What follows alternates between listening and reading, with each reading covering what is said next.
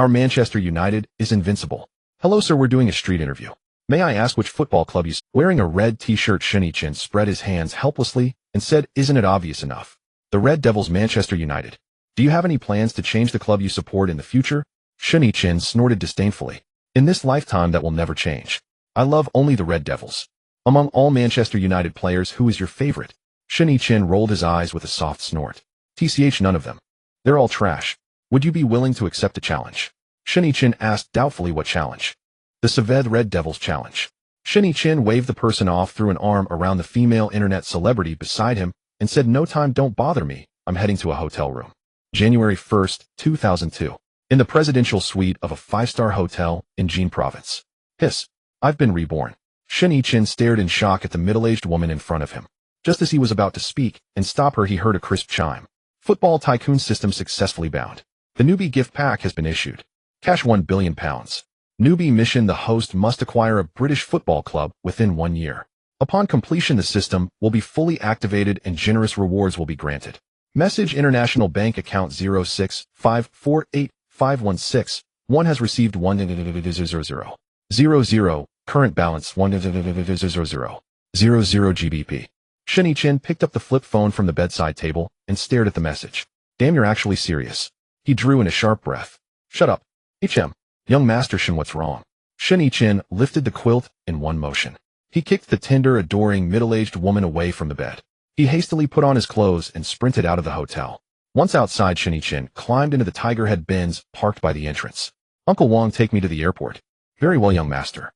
Sitting in the car, Shen Yichen finally felt as if he was waking from a dream. In his previous life, he had been a rich second-generation heir. His father had been just an ordinary coal boss. Even so, he remembered that back in 2002, he was when had it turned into a Tigerhead Benz. Ding. The host may regard this as a parallel timeline. In this world, the host is the son of the richest man in Daxia. Uncle Wong stopped the car. Hearing Shen Yichen's shout, the driver, Uncle Wong, steered the vehicle to the roadside. Shen Yichen rolled down the window and savored the fresh air outside. His own father had become the richest man. Why bother with football at all? With that money, wouldn't going home to lie flat be far more comfortable? Note: this identity is for system operations only. The host should not think about inheriting the family fortune and must rely on his own efforts. The £1 billion is restricted to football club transactions. Any remaining balance will be automatically reclaimed by the system. After that, the system played a scene for Shen Yichen. It showed his father sometime in the future making a full donation of his wealth to a charity organization. Shen Yichen could only feel figurative black lines filling his mind. This system really knew how to toy with people. At that moment, the driver, Uncle Wong, turned back and asked, young master, is something wrong? Shen Yichen did not answer. Instead, he took out his phone and dialed his father. Hello. Dad, I'm out of money. Transfer me some pocket money. A harsh curse came from the other end. Shen Yichen set the phone aside, and only 5 minutes later did he pick it up again. Message: Daxia bank account 06698853556 has received 500. Current balance 1363513. 00 Daxia currency. Instant response from frame 0. He muttered. He really is my father. Uncle Wong, you can drive on. Sitting in the car, Shen Yichen carefully recalled everything. He made a summary of his previous life. He had gone into business, lost several $100 million, and afterward never started another venture. Day after day, he did nothing but eat, drink, gamble, and whore around. He drifted through life in a muddle, never having married, even in his 40s. As for why he never took a wife, he blamed it entirely on his excessive desires. He fell for every woman he met. All in all, apart from having a strong kidney, he was utterly useless in every other respect. Fortunately, after his rebirth, he had a system at his side. Otherwise, he might as well have died. After arriving at the airport, Shen Yichen boarded a flight to London. By the time he reached London, more than 10 hours had passed. In his previous life, Shen Yichen was an avid football fan, a diehard Manchester United supporter, and because of Cristiano Ronaldo, he had also grown fond of Real Madrid.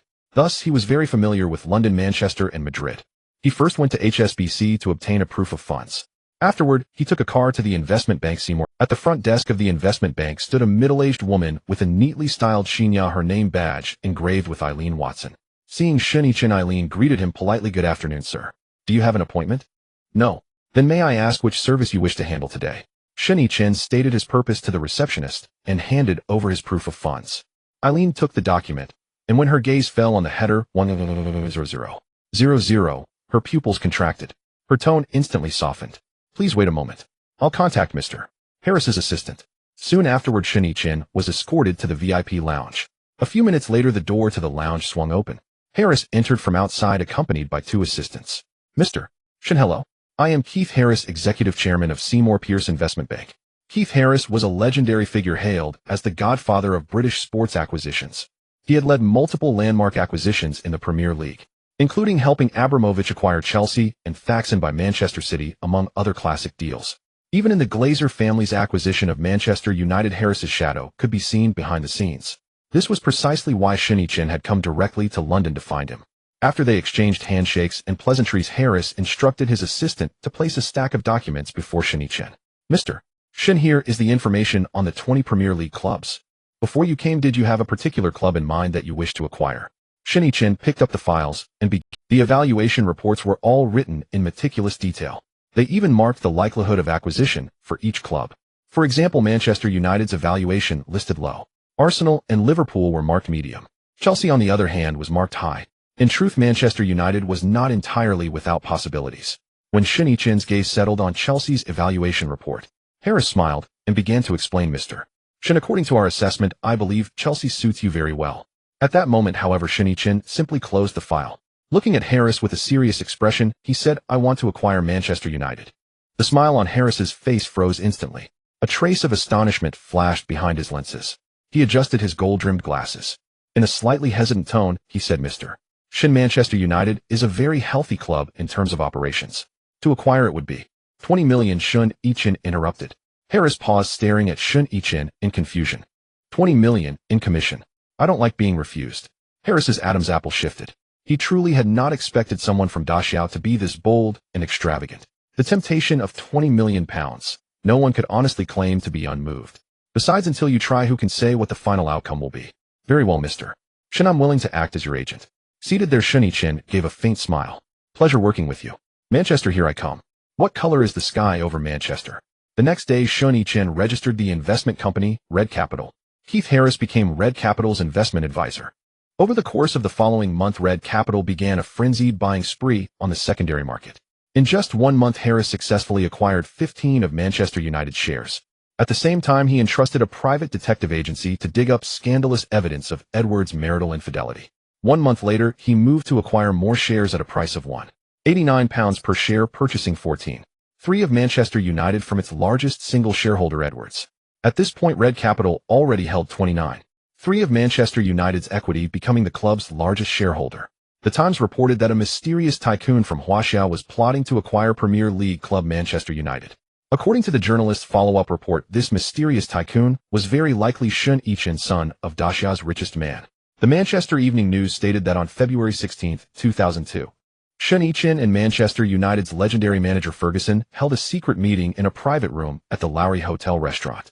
Their conversation during the meal was never disclosed to the public. Yet according to widespread speculation, this meeting was meant to reach a crucial consensus on Red Capital's subsequent acquisition moves and the team's future planning, injecting a powerful shot of confidence into the takeover process. The Sun reported that on March 18, under Ferguson's strong backing, Red Capital struck again, offering a 33 premium from £1 to £2.8 per share, successfully acquiring the 28.7 stake held by Magner, and this move further consolidated Red Capital's position in Manchester United, leaving them just one step away from absolute control. The Guardian reported that at the end of March, Red Capital signed a share custody agreement with Allianz Insurance, obtaining voting rights over its 9.3 stake. This meant that Red Capital had completely seized the decisive voice within Manchester United's decision-making hierarchy. In early April, Red Capital submitted a mandatory offer document to the UK takeover panel, setting the offer price at £2.5 per share and 19 premium over market price. On April 15, with Red Capital already holding 90 of Manchester United's shares, it launched a mandatory acquisition of the remaining 10 at £2.5 per share. The Manchester Evening News reported that on April 29, Manchester United submitted documents to the UK Companies Registry to change its shareholder register. Once the review is approved, Red Capital will officially become Manchester United's new owner. In this acquisition, Red Capital spent a total of £790 million. The Times reported that on May 1, Red Capital submitted a delisting application to the London Stock Exchange. This signified that Manchester United was about to fully enter an era of privatization. Inside a suite at the Midland Hotel, all kinds of clothing lay strewn messily across the room. Whiskey bottles and discarded emergency protection packages were scattered over the floor. Shen Yichen lay on his back upon the rumpled sheets. His right arm was wrapped around a blonde girl who curled at his side, her long golden hair fanned out across the pillows. Her left leg rested casually across Shen Yichen's body, faint reddish marks still lingering on her fair skin. Shen Yichen stirred, a low hoarse murmur escaping his throat, his arm tightening instinctively to pull the girl closer. The girl let out a soft whimper and burrowed further into his arms. At that moment, a mobile phone ringtone suddenly cut through the quiet. The girl opened her eyes and reached out to push Shen Yichen away. Still half asleep, Shen Yichen frowned, picked up the phone impatiently, and said in a displeased tone, "Who is it?" On the other end of the line came Harris's voice. "President Shun, the change to the shareholder register has been approved. You are now the new owner of Manchester United." A crisp chime sounded. "Congratulations, host, for successfully acquiring Premier League club Manchester United. The novice mission is now complete. The system is officially activated. Mission rewards are being issued." In an instant, Shen Yichen shot upright. After half a year, this novice mission was finally done. Beside him, the blonde girl was startled awake by Shen Yichen's movement. She cast him a sleepy glance, then rolled over and slipped back into slumber. After ending the call, Shen Yichen saw the system notification appear. Reward 100 equity in CAA Agency Company. Reward 100 equity in Aston Martin. Reward a £200 million transfer budget for the team. Note, the transfer budget will be injected directly into Manchester United under the name of Red Capital. The Football Tycoon System rules were displayed. For each UEFA Champions League victory achieved by the host club, the system rewards £3 million. For each Premier League victory, the system rewards £2 million. For each win in the League Cup or FA Cup, the system rewards £1 million. For winning any cup competition, the system rewards £50 million. For winning the Club World Cup, the system rewards £70 million. For winning the Premier League title, the system rewards £80 million. For winning the UEFA Champions League title, the system rewards £100 million. The revenue cashback function has been activated. Current cashback multiplier 1x. The host will receive cashback equal to Manchester United's annual net revenue. Each UEFA Champions League title adds 1 to the multiplier. Every 3 Premier League titles add 1 to the multiplier. Settlement date is the day the summer transfer window closes each year. All of the above rewards will be transferred into the host's private account. Shen Yichen read the system notifications intently. The earlier rewards were easy enough to understand. What exactly did this final revenue cashback mean? Ding. The cashback is based on the club's actual annual net profit. For example, in the 0102 season, Manchester United's total income was 117 million, total expenditure 97 million, net profit 20 million. Each year on the day the summer transfer window closes, the system will rebate an additional 20 million into the host's private account. The cashback multiplier depends on how many Champions League and Premier League titles the host leads the team to win. After hearing the system's explanation, Shen Yichen could not help blurting out an expletive. So if Manchester United earns 100 million in a year, he can receive an extra 100 million. And if they manage a Champions League three-peat, he could earn an extra 300 million. The system corrected him. Incorrect. Each Champions League title adds 1 to the multiplier. After a Champions League three-peat, the multiplier would be 4, and the rebate would be 400 million. Host, was your math taught by your P.E. teacher? Hearing this, Shen Yichen exclaimed excitedly. Now that you put it that way, I'm not sleepy at all. Compared to this cashback mechanism, the previous rewards were nothing more than minor trinkets. As a longtime Manchester United fan, he understood the club's commercial value very well. Even 20 years later, after being drained like a mummy by the Glazers, Manchester United's revenues would still rank among the top 3 in the world, apart from Real Madrid and Barcelona, who can out-earn Manchester United, as long as he improves the team's results and elevates its commercial value. With that thought, Shen Yichen couldn't help but smile. At that moment, a pair of fair and warm arms wrapped around his chest. What is the big boss laughing at? Could it be that you dreamt of some vixen? A warm breath brushed against the back of Shen Yichen's neck, golden strands of hair sweeping past his ear. The girl deliberately bit his earlobe with her lips, and then playfully licked it with her tongue. Shen Yichen grasped her restless hand from behind. He drew her fingers into his mouth and gently sucked on them, eliciting a series of delicate laughs from the girl. Suddenly, he turned around and pinned her against the bed. The golden-haired little wildcat in front of him was the one he had met at the celebration banquet yesterday. It was none other than the Suntoba popular punk princess Avril. I dreamt of a little wildcat gnawing me all over, leaving me scarred. As he spoke, he bit down on her neck, branding her fair skin with ambiguous red marks. Avril hooked her arms around his neck, deliberately twisting her body in his embrace. Then this little wildcat isn't full yet. She tilted her head back, her brows and eyes playfully staring at Shen Yichen. Her tone stretched as she said, "Come on, Shen." As she spoke, her small hands had already started to fidget restlessly. Just as Shen Yichen was about to respond, he was interrupted by the ringing of his phone. Avril immediately pouted, grabbing a pillow and throwing it at the bedside table. "This damn phone is really annoying." Shen Yichen sighed with a smile, pretending to get up. However, Avril tightened her grip around his neck and "Don't answer, let them wait." The little sprite looked at Shen Yichen with a spoiled expression. Shen Yichen pinched her delicate and elastic face, saying, "Stop messing around, it should be about the club." Avril scrunched her nose at him, letting out a soft hum. After answering the phone, Shen Yichen heard the voice of David Gill, the former chief financial officer of Manchester United.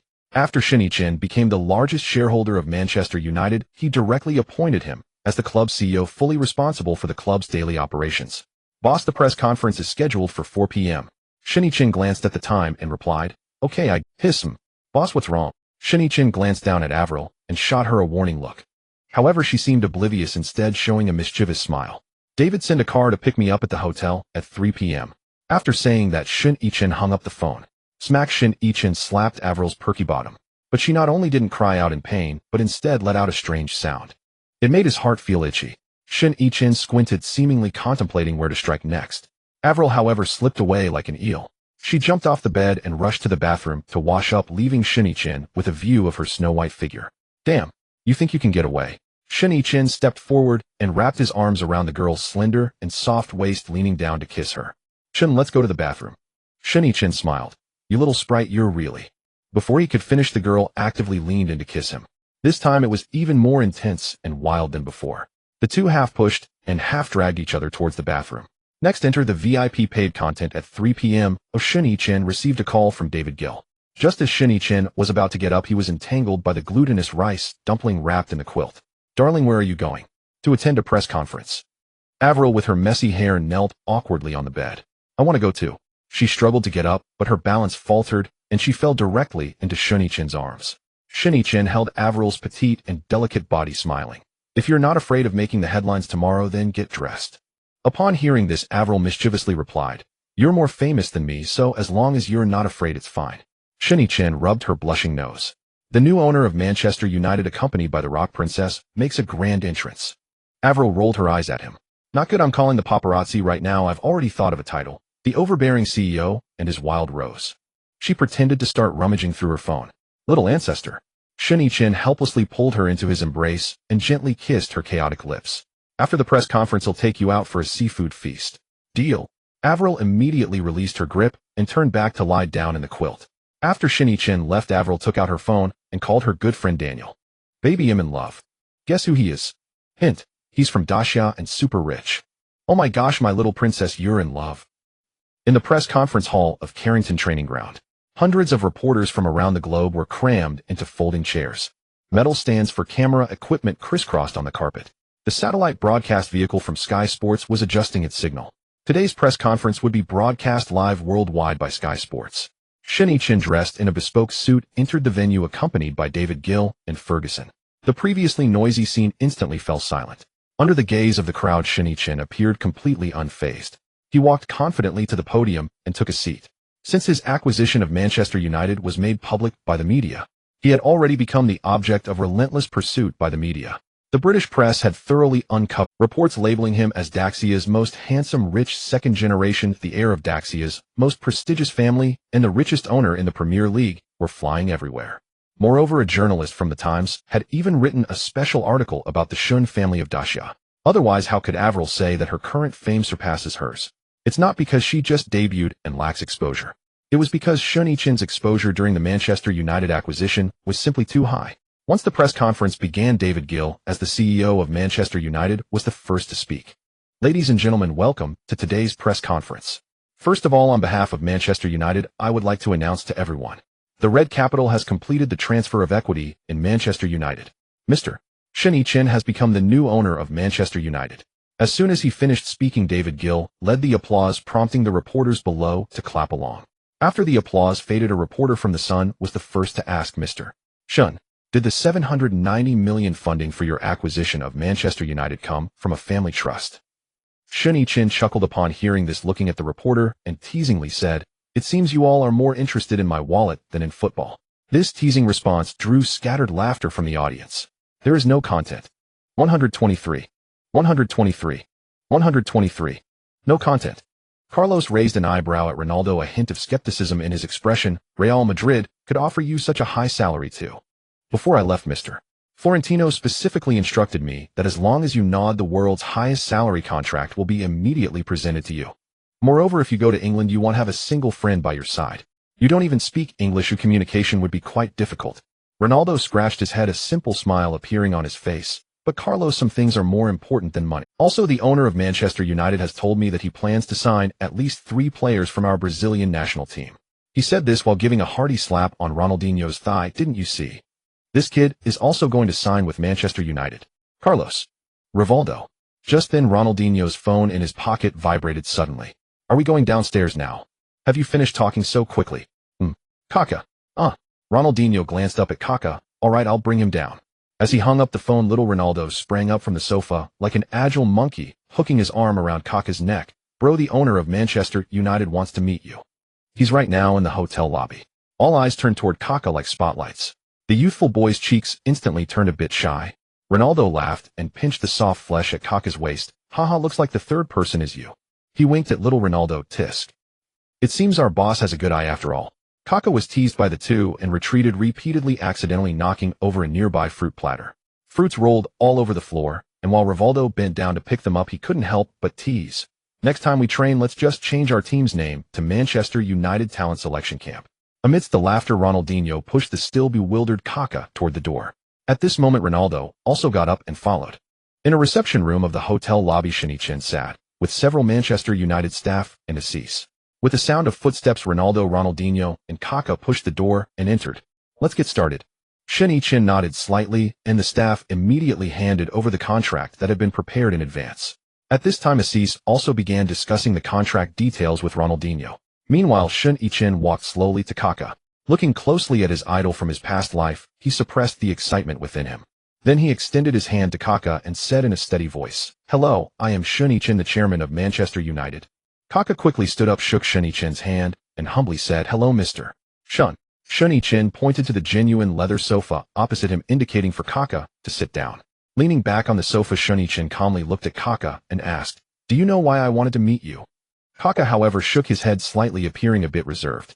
"Kaká, I have reviewed all your data reports and watched your match footage. In my opinion, simply praising your skills or calling you a genius is too superficial. Come to Manchester United.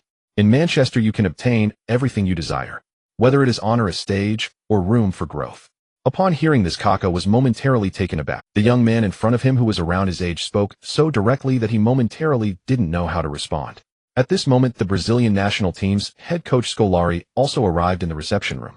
He was dressed in dark sportswear with sharp eyes and a commanding presence. Upon seeing Scolari, the expressions of Ronaldo and the others turned to surprise, not expecting the head coach to appear suddenly. Shen Yichen immediately stood up, smiling as he approached, shaking hands with Scolari. "Coach Scolari, hello." Scolari nodded, exchanged simple pleasantries, and they all sat down again. The atmosphere in the room became even more delicate. Kaká fidgeted a little uncomfortably and secretly glanced at Scolari. Currently, there are 2 major issues Kaká faces in wanting to join Manchester United. One is Kaká's own desire. The second is the work permit for the Premier League. Thus, the purpose of him inviting Scolari was to help Kaká resolve this issue. "Are you the boss of CAA?" After Scolari sat down, he was the first to speak. Shen Yichen did not deny it, smiling and nodding in acknowledgement. He. "It seems European football is about to become more lively." Saying this, Scolari glanced at Ronaldinho, who was inking the contract. Then he looked at Ronaldo and Kaká. "Mr. Shen, it appears you intend to implement tactical reforms at Manchester United." Shen Yichen replied with a calm smile, "That's right. This is the result of lengthy discussions with Coach Ferguson. Although Manchester United just recently achieved a treble 2 years ago, this is not a reason for us to become complacent.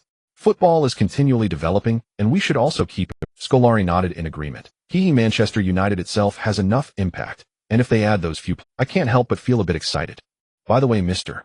Shen, did you ask CAA's people to invite me down for? Shen Yichen smiled and nodded, pointing at Kaká. "It's because of him. You know there's a work permit restriction in the Premier League."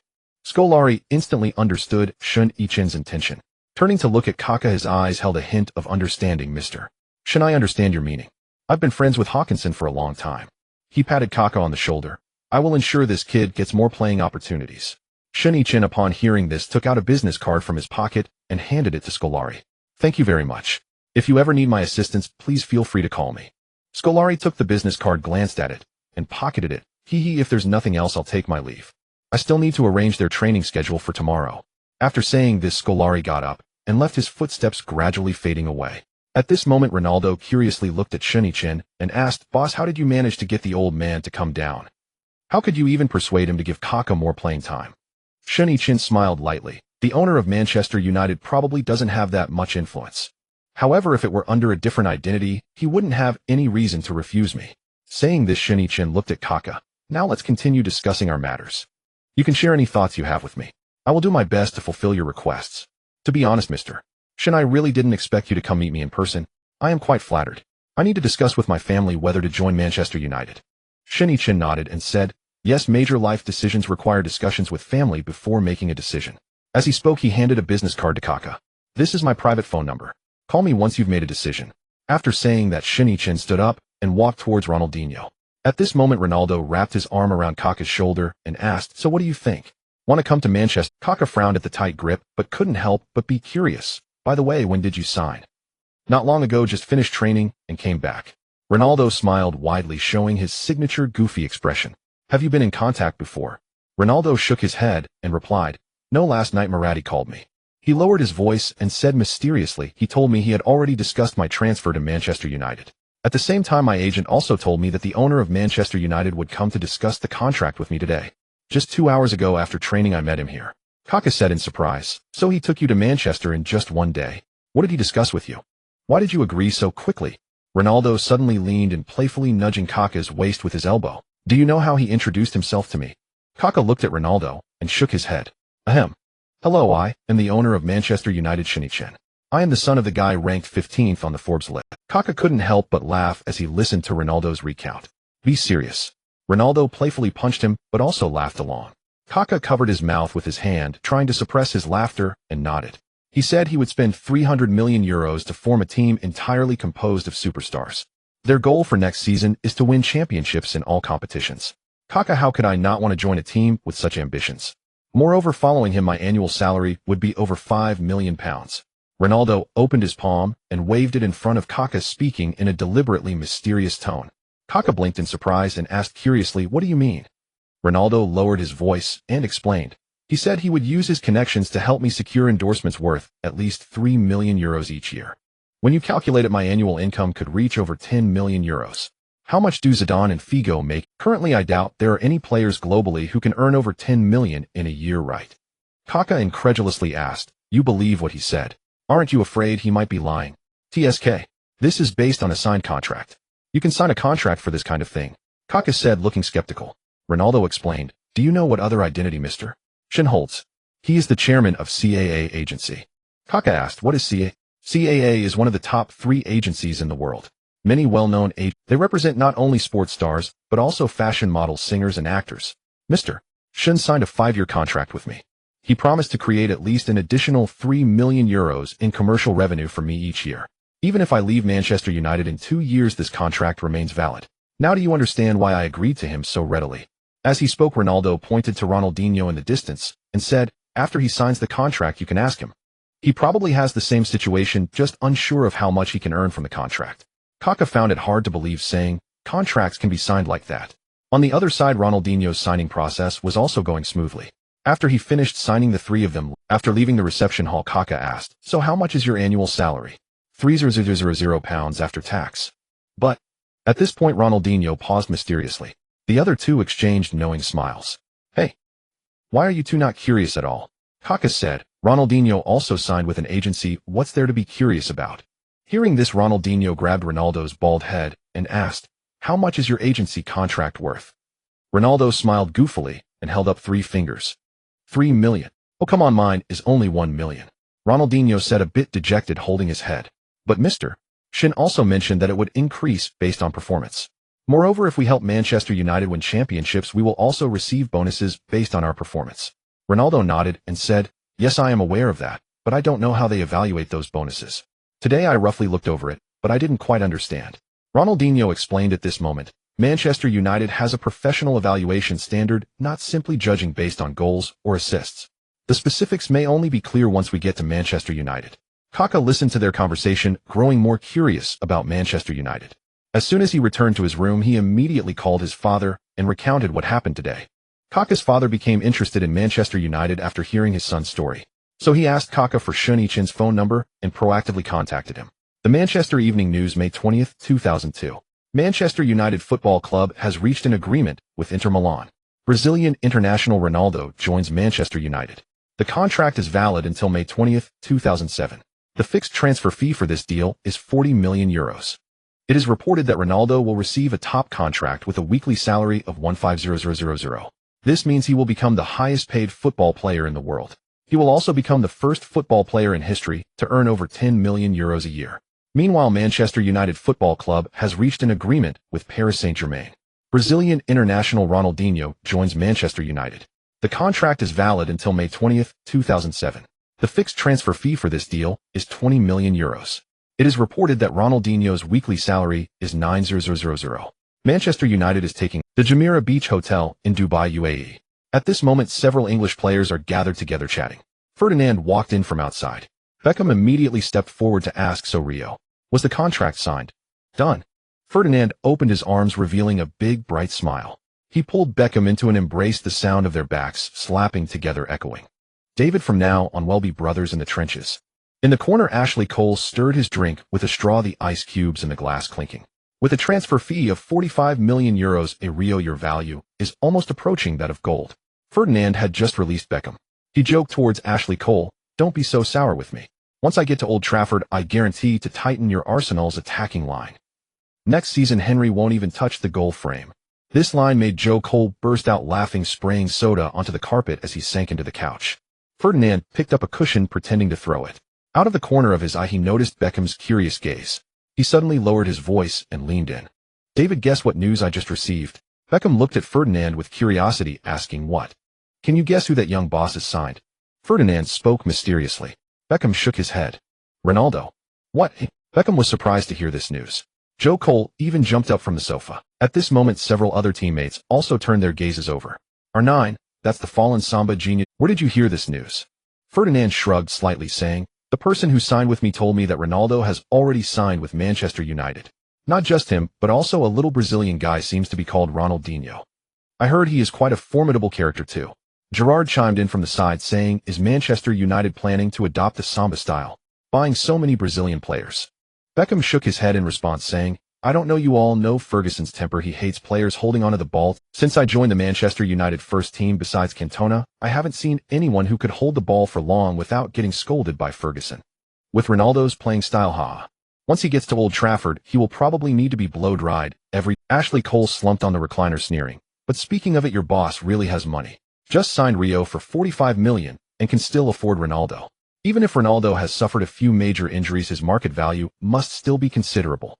Ferdinand suddenly leaned in with his signature mischievous grin, elbowing Ashley. "What's the matter? Are you envious?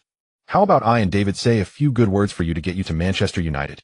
When the time comes, we can partner together, and that defense line will be as stable as a mountain." "Forget it." Ashley leaned back, resting his hands behind his head. "Even if your boss offers more money, the professor would never let me go to Manchester United. With the current competitive relationship between our two clubs, unless the sun rises from the west." Just as he finished speaking, his phone suddenly vibrated wildly on the coffee table. Ashley glanced at the caller ID, his expression instantly turning strange. It was a call from his agent. He grabbed his phone and quickly walked to the balcony. After answering the phone, Ashley Cole listened to the other party's words with a look of astonishment. "What did you say?" Ashley's voice suddenly rose, startling the seagulls resting on the railing. He turned abruptly, staring through the glass at Ferdinand with a fixed gaze, his throat moving. "Did you just say that Arsenal has agreed to my transfer to Manchester United? Did the professor tell you this, or is it some fake news spread by that newspaper?" No, Cole. I just had lunch with Manchester United's executive chairman, Mr. David Gill. They are willing to pay €40 million for your transfer.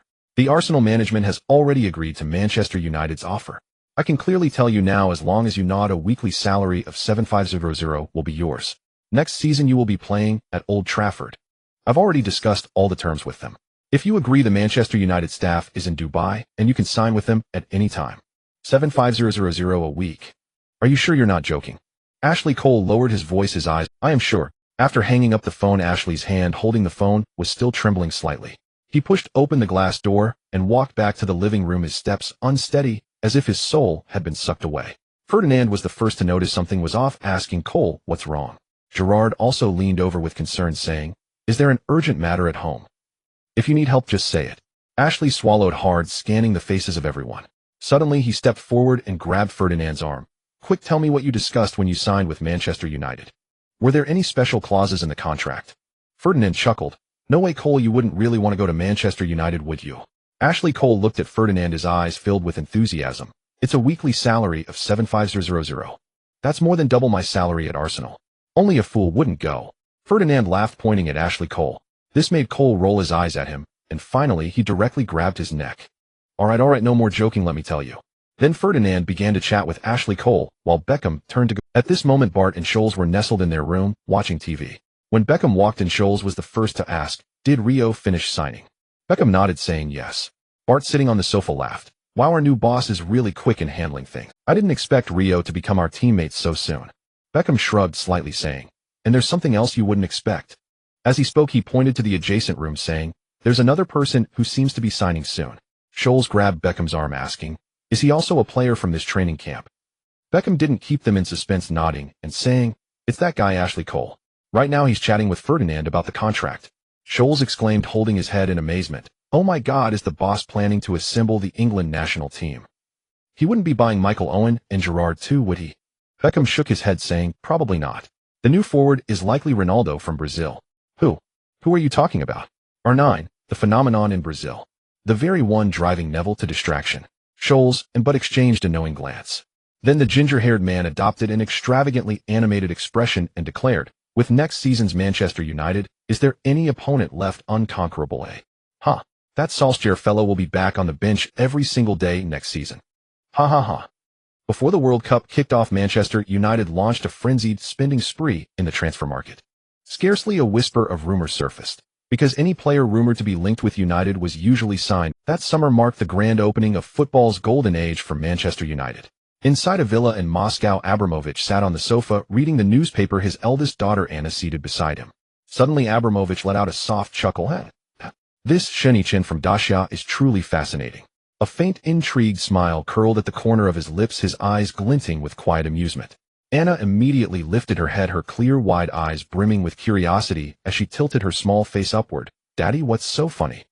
Abramovich set the newspaper aside and leaned forward, gently ruffling Anna's hair with his hand. Do you remember, darling, when I told you all about wanting to own a football club? Anna's eyes instantly lit up. She bounced with excitement and leapt into Abramovich's arms, wrapping her small hands tightly around his neck. Yes. Of course I remember. And you promised me, and my brother and sisters, that you'd take us to matches every week. Smiling warmly, Abramovich drew his daughter closer, resting his chin lightly against the top of her head, his gaze tender and full of affection. That's right, sweetheart. It should happen very soon. Really? Absolutely true. As he spoke, he glanced down once more at the newspaper and murmured softly, let's see just how far he can go. Money. I have more than enough. With that, he lifted his beloved daughter and carried her off to the May 31st, 2002. The Korea-Japan World Cup officially began, and on that very day Shen Yichen returned to Dacia.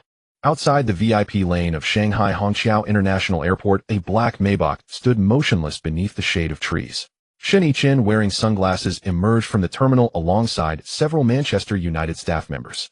Young master. Driver Lao Wang hurriedly stepped out, swiftly opened the rear door.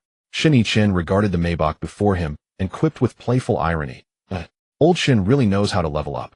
Status changes, and so do the perks. Now he's even driving a Maybach. With that, he slid smoothly into the back seat. Lao Wang settled into the driver's seat. His kind, unassuming smile appeared in the rearview mirror. Young master, where shall we go first? Home, of course. Shen Yichen reclined against the headrest, eyes closed, quietly resting. Yet his mind still churned with thoughts of the transfer window. Young master. Lao Wang's voice suddenly faltered, his Adam's apple bobbed nervously. The master specifically instructed me today. He said he's swamped with company affairs and won't have time to see you. Shen Yichen snapped, his eyes open, the sunglasses slipping down to his nose, revealing stunned disbelief. What the hell? Has he found himself a mistress? Lao Wang nearly slammed on the brakes in shock, his face flushing crimson. No, young master. He's genuinely overwhelmed. The group is negotiating several major projects. I heard, the chairman hasn't slept in days. He's been working non-stop. Shen Yichen rubbed his temples. Then all the more reason to visit him first. Fine, let's head to the headquarters. Lao Wang hesitated no further, started the engine, and steered the car toward the towering headquarters of Starlight Group. Shen Yichen pulled out his phone. No sooner had it powered on than David Gill called. Mr. Shin Kleinati has already phoned me over a dozen times.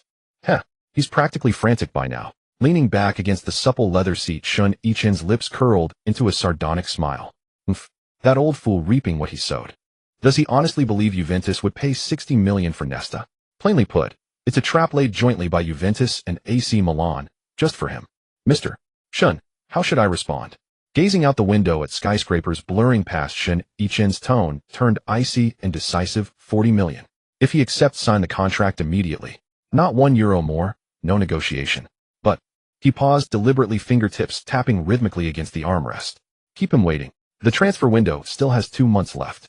Aside from us and AC Milan, no one else will play the fool. Mr. Shen, I'm concerned Real Madrid might intervene unexpectedly. David Gill lowered his voice slightly. Shen Yichen gave a faint dismissive snort, his eyes flashing sharp and calculating. Don't worry. Florentino is currently obsessed with securing a world-class striker. He won't spend such a fortune on a defender. He pulled out a cigarette, lit it with a flick of his lighter, the pale blue smoke curling lazily through the cabin air. Moreover, if I'm not mistaken, Real Madrid will most likely bid for Owen. At this he broke into a quiet, wry smile, laced with cunning. David, keep your ear to the ground on all transfer news. Once Real Madrid submits their offer to Liverpool, we move instantly. Mr. Shen, we already have more than enough forwards. David Gill's voice held genuine bewilderment. You're still planning to buy?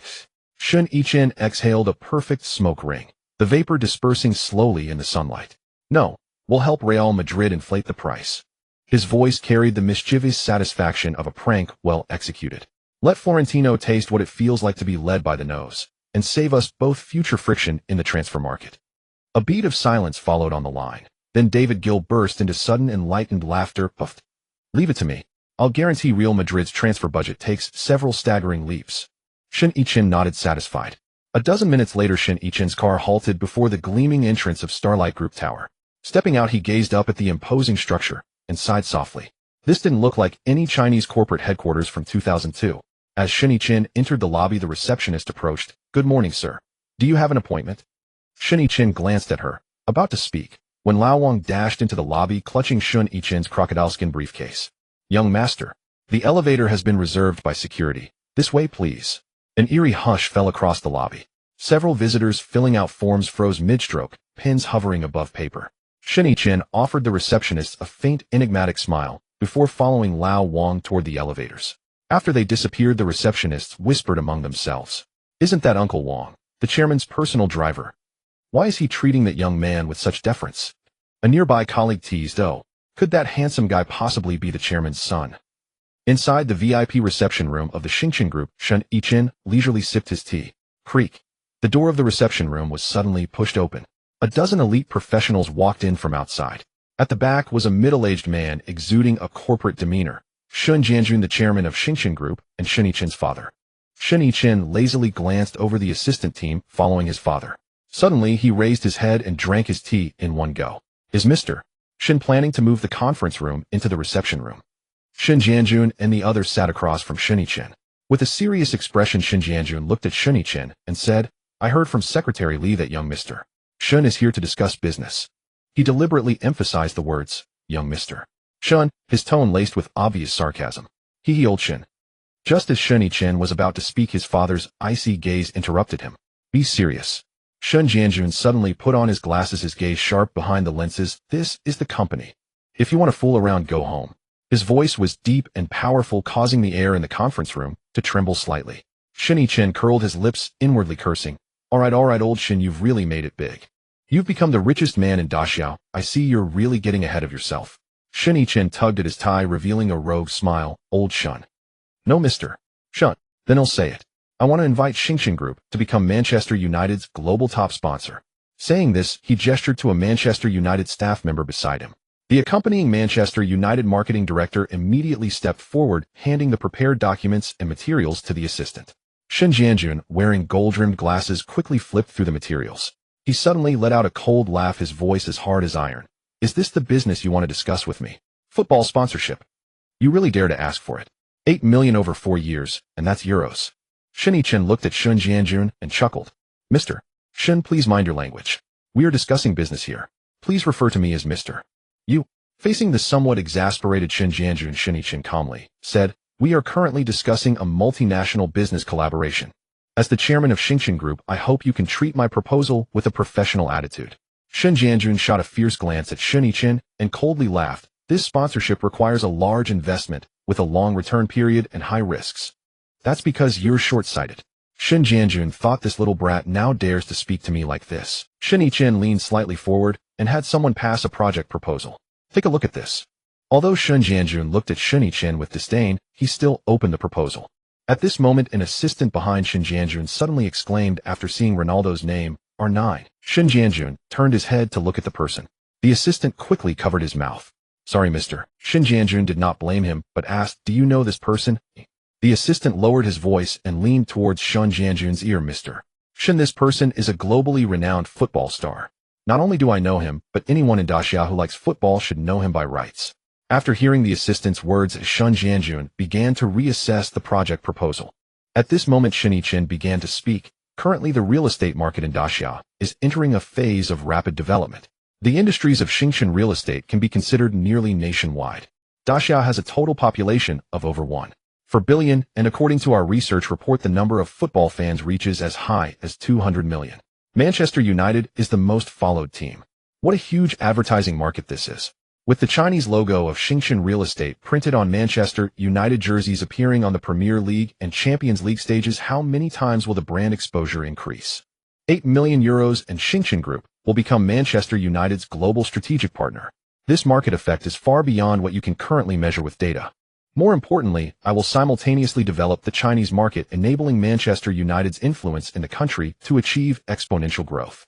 Shen Yichen, listening to Shen Yichen's words, still seemed somewhat skeptical. Is it really that exaggerated? At this moment, the same assistant stepped forward and said, Mr. Shen, this year is the World Cup year, and for the first time in history, the Daxia football team has entered the World Cup. Now the topic of football has become a hot discussion on the streets and alleys. I think we should really consider this cooperation proposal. This may be an opportunity for Xingchen real estate to achieve internationalization. After hearing this, Shen Yichen began to seriously contemplate.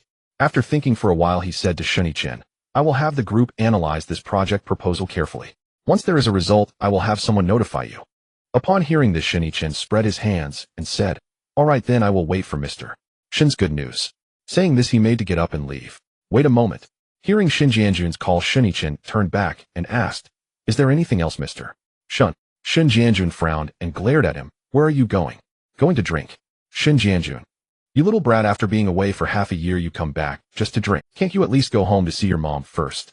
Shen Yichen impatiently waved his hand. All right, I'm just going out to have dinner with friends. They'll be back home before 10. Having said that, Shen Yichen left without looking back. Shen Yichen looked at Shen Yichen's back and huffed heavily. This little brat. Then Shen Yichen took out his phone and called Old Wang. Old Wang, make sure the young master comes home early today. If he dares to go out and fool around, he'll break his legs. A few hours later, Shen Yichen received a call from his wife. Old Shen, are you still busy at the company? Oh, I just finished and was about to go home. I'm at home waiting for you with our son. Hurry up. The food is already prepared. Shen Yichen.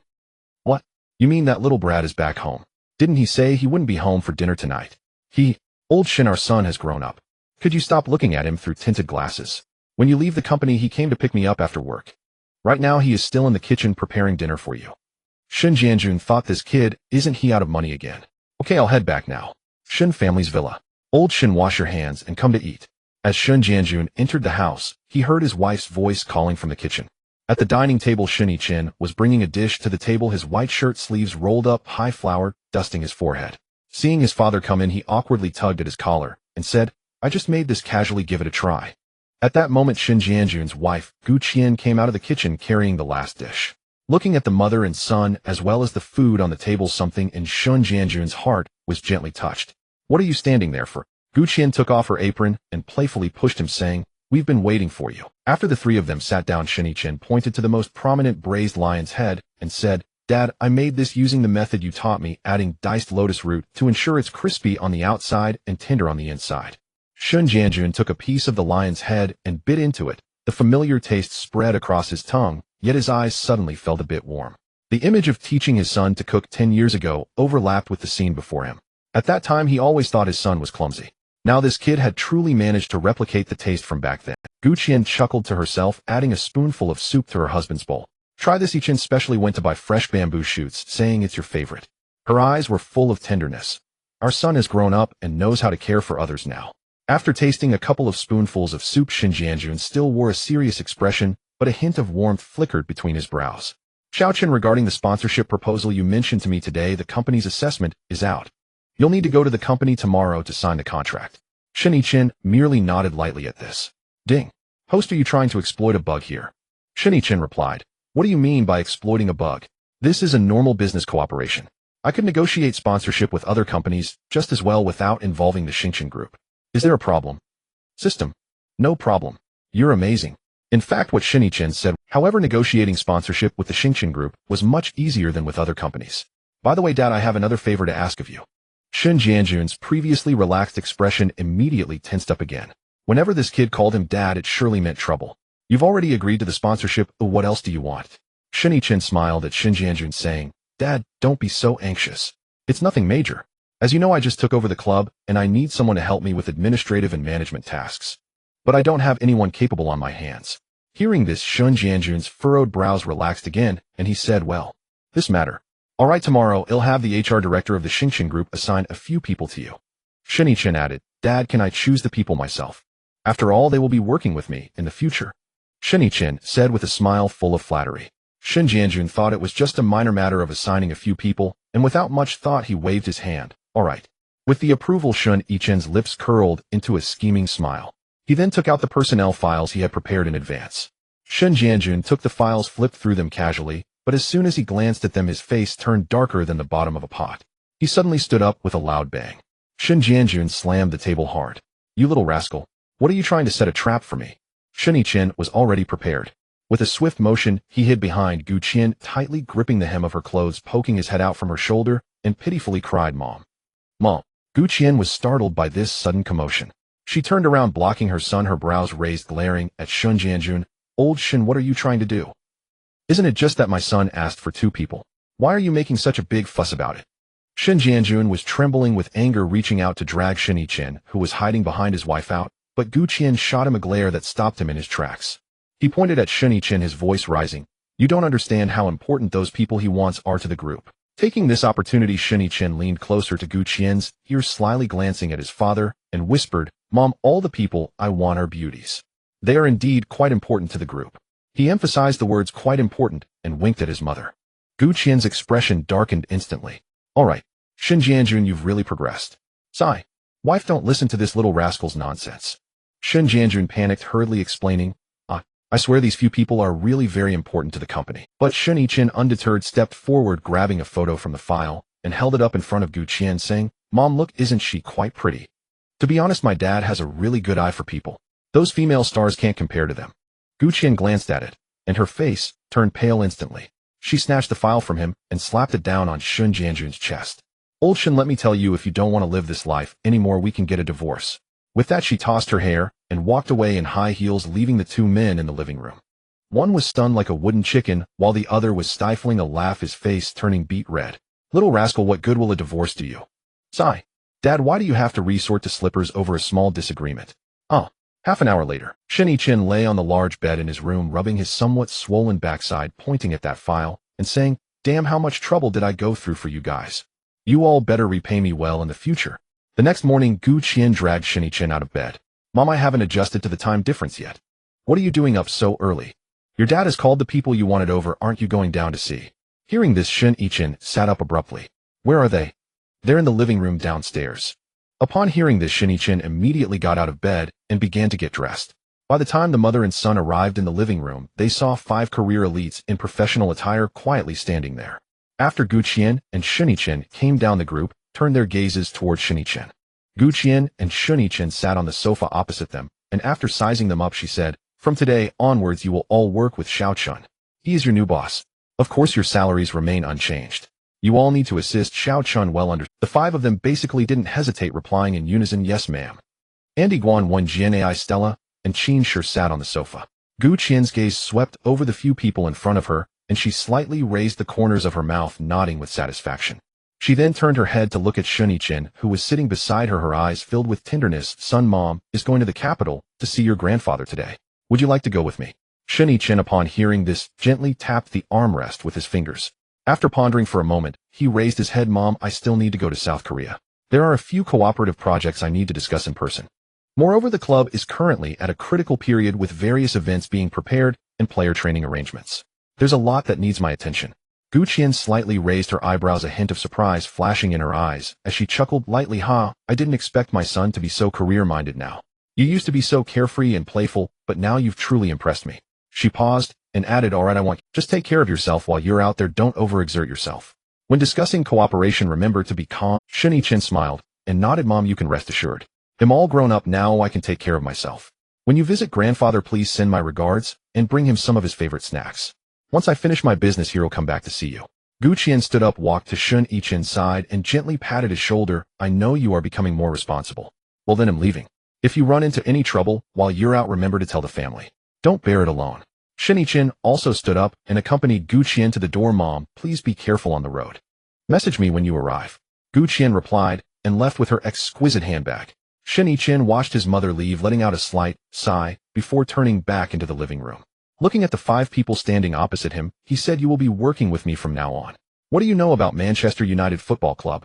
The 5 exchanged glances and a subtle silence filled the air. Andy was the first to break the silence. She adjusted her gold-rimmed glasses, a professional smile on her lips. Mister Shen, I studied finance, and I don't really understand football clubs. Shen Yichen nodded at her words, turning his gaze to the others. Jian Ai clasped her hands in front of her, her slender figure straight in her black suit. Mr. Shen, I work in human resources and don't know much about the operation of football clubs either. Stella lightly bit her lip. Mr.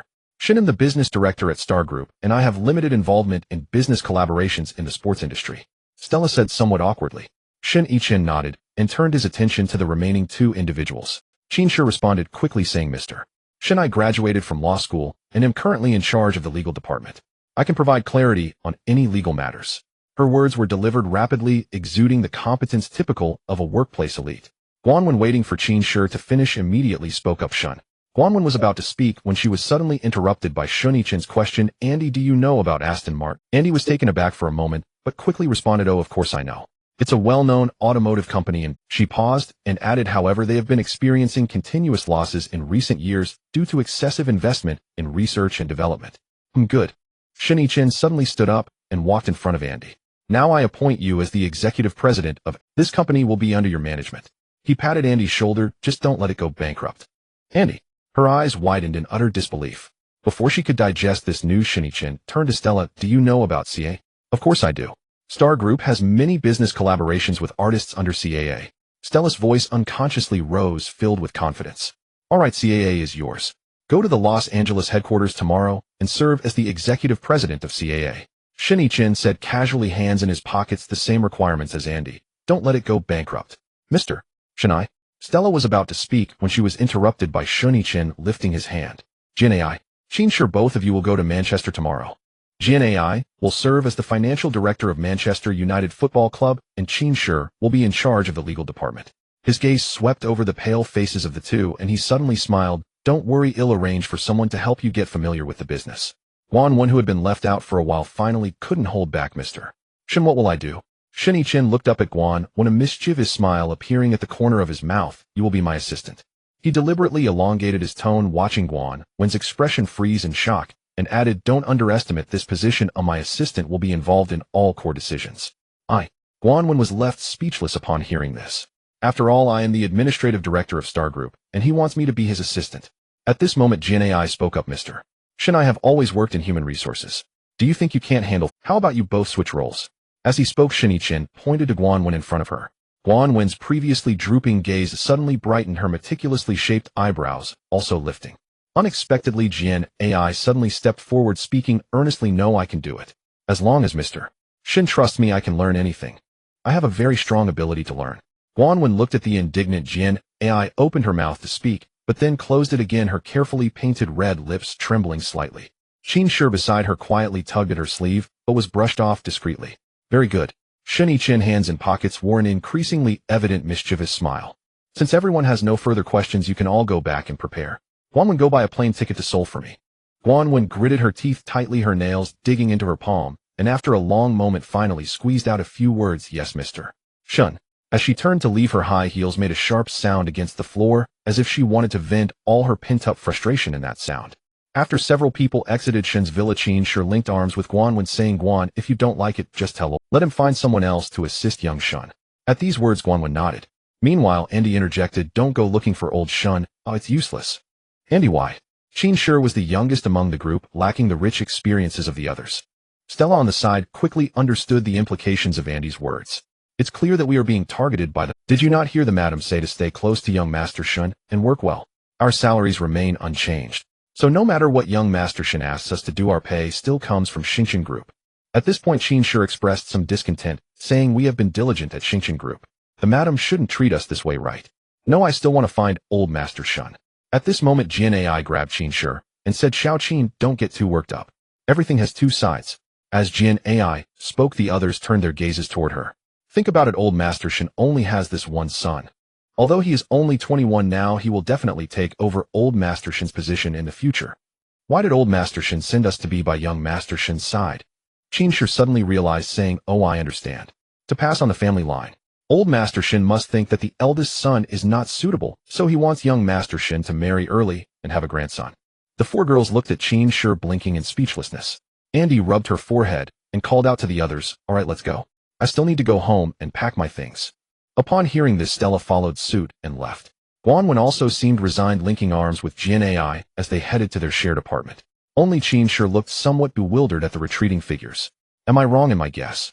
On the afternoon of June 2nd, in Ulsan, South Korea, Shen Yichen met with Guanwen, Qin Shi, and two staff members from Manchester United in a cafe to discuss with Kaká's father. After a discussion, Shen Yichen reached an agreement with Kaká's father. Subsequently, Shen Yichen signed a contract with Kaká at the Ulsan Hyundai Hotel. The contract was signed until June 2, 2008. Meanwhile, Manchester United paid Sao Paulo FC a transfer fee of €8 million. This transaction seemed rather inconspicuous that summer. Compared to the transfers of Ronaldo and Ferdinand, €8 million really didn't seem much. However, in Lisbon, Portugal, another equally inconspicuous transfer was taking place. Manchester United signed a 17-year-old Portuguese talent for €5 million. At the same time, Manchester United loaned the young Portuguese player to Sporting Lisbon for 1 year. This also meant that the young player would have to wait a year before he could play for Manchester United. On June 11th, at the Lotte Hotel in Jeju Island. Mr. Shen, why are you still buying forwards? With so many people being bought, the club's expenses for this year will be too high. Are you not planning to buy Nesta? Ferguson said urgently over the phone. Shen Yichen sat in the reception area of the Lotte Hotel. Watching Ita sign the contract beside him, after giving a brief instruction to the others, he found a quiet corner. Calm down, old man. You see, I'm not buying players haphazardly. We agreed that starting next season we would change tactics, right? Van Nistelrooy as a target striker. Ronaldo as a versatile striker. Adriano, although young, is physically strong. Solskjaer is a forward with great positional sense. But we still need a striker with exceptional speed. Ferguson held his head, saying, but Mr. Shen, if you buy Owen, who will I start? Owen. I never said I would buy Owen. Ferguson immediately became agitated, saying, today David Gill offered Liverpool €65 million. Without your permission, would he do that? Oh, this matter. I made him do it. But don't worry, Owen won't be coming. I've already signed a speedy striker. Who did you sign? Shen Yichen glanced at Ita not far away and smiled, saying, don't worry, it's definitely worth it. Coach Ferguson, you must trust a businessman's vision. Ferguson chuckled and said, sure, as long as it's your money, you won't mind. After finishing, Ferguson hung up the phone with a slap. That old bastard. Dare to hang up on me. Just as Shen Yichen put down the phone, Guanwen and the others came over. Mr. Shen, the contract has been signed. Shen Yichen nodded and then looked at Ita, saying, once you pass the medical examination, you'll be part of Manchester United. Mr. Shen, I will definitely do my best. Shen Yichen shook his head at Ita, saying, just being diligent isn't enough. Do you know who you will be competing against for the starting position? Ita thought for a moment and said, I know. So you have to fight for it. At Manchester United, no one will hand over the starting position to you. Every minute on the pitch must be earned by yourself. Do you understand? Itu's eyes lit up as he nodded vigorously. I understand. If you have questions or ideas, you must communicate more with Coach Ferguson. That old man, although he has a bit of a temper, has a very pure love for football. As long as you have the ability, he will make you the brightest star. Itu listened earnestly, his eyes filled with anticipation. Mr. Shen, I understand. Shen Yichen nodded with satisfaction and then left with Guan and the others. Before they could leave the hotel, Guan received a phone call. She quickly stepped forward and said to Shen Yichen, "Mr. Shen, it's a call from Lee Mingyi, the chairman of CJ Group in South Korea. He said he would like to invite you to Seoul for a discussion on cooperation." Hearing this, Shen Yichen couldn't help but feel a bit curious. How did CJ Group know Guan's number? And why invite him to Seoul? Shen Yichen took the phone from Guan's hand. "Hello, this is Shen Yichen. This is Lee Mingyi. I apologize for the intrusion. I wanted to discuss a cross-industry cooperation between football and the food industry with you, Mr. Shen." Shen Yichen raised an eyebrow and chuckled, saying, "Chairman Lee seems quite informed. I just wonder how you intend to discuss it." "Haha, Mr. Shen, we are here to discuss a business cooperation after all. If you are not busy, why not come to Seoul? My private jet is already waiting at the airport." The Lotte Hotel in Seoul. After getting out of the car, Shen Yichen immediately understood what was happening upon seeing the name of the hotel. Upon entering the hotel's private room, the chairman of CJ Group Lee Mingyi and the chairman of Lotte Group Xine Dongbin immediately stood up to shake his hand. Lee Mingyi wore a warm smile, grasping Shen Yichen's hand. "Mr. Shen, your presence truly brightens this private room. Hope your journey was smooth." Xine Dongbin appeared much more refined, nodding slightly with a smile. Such a grand occasion for the two chairmen. "So tell me, what is it that you wish to discuss bringing me from Jeju Island to Seoul?"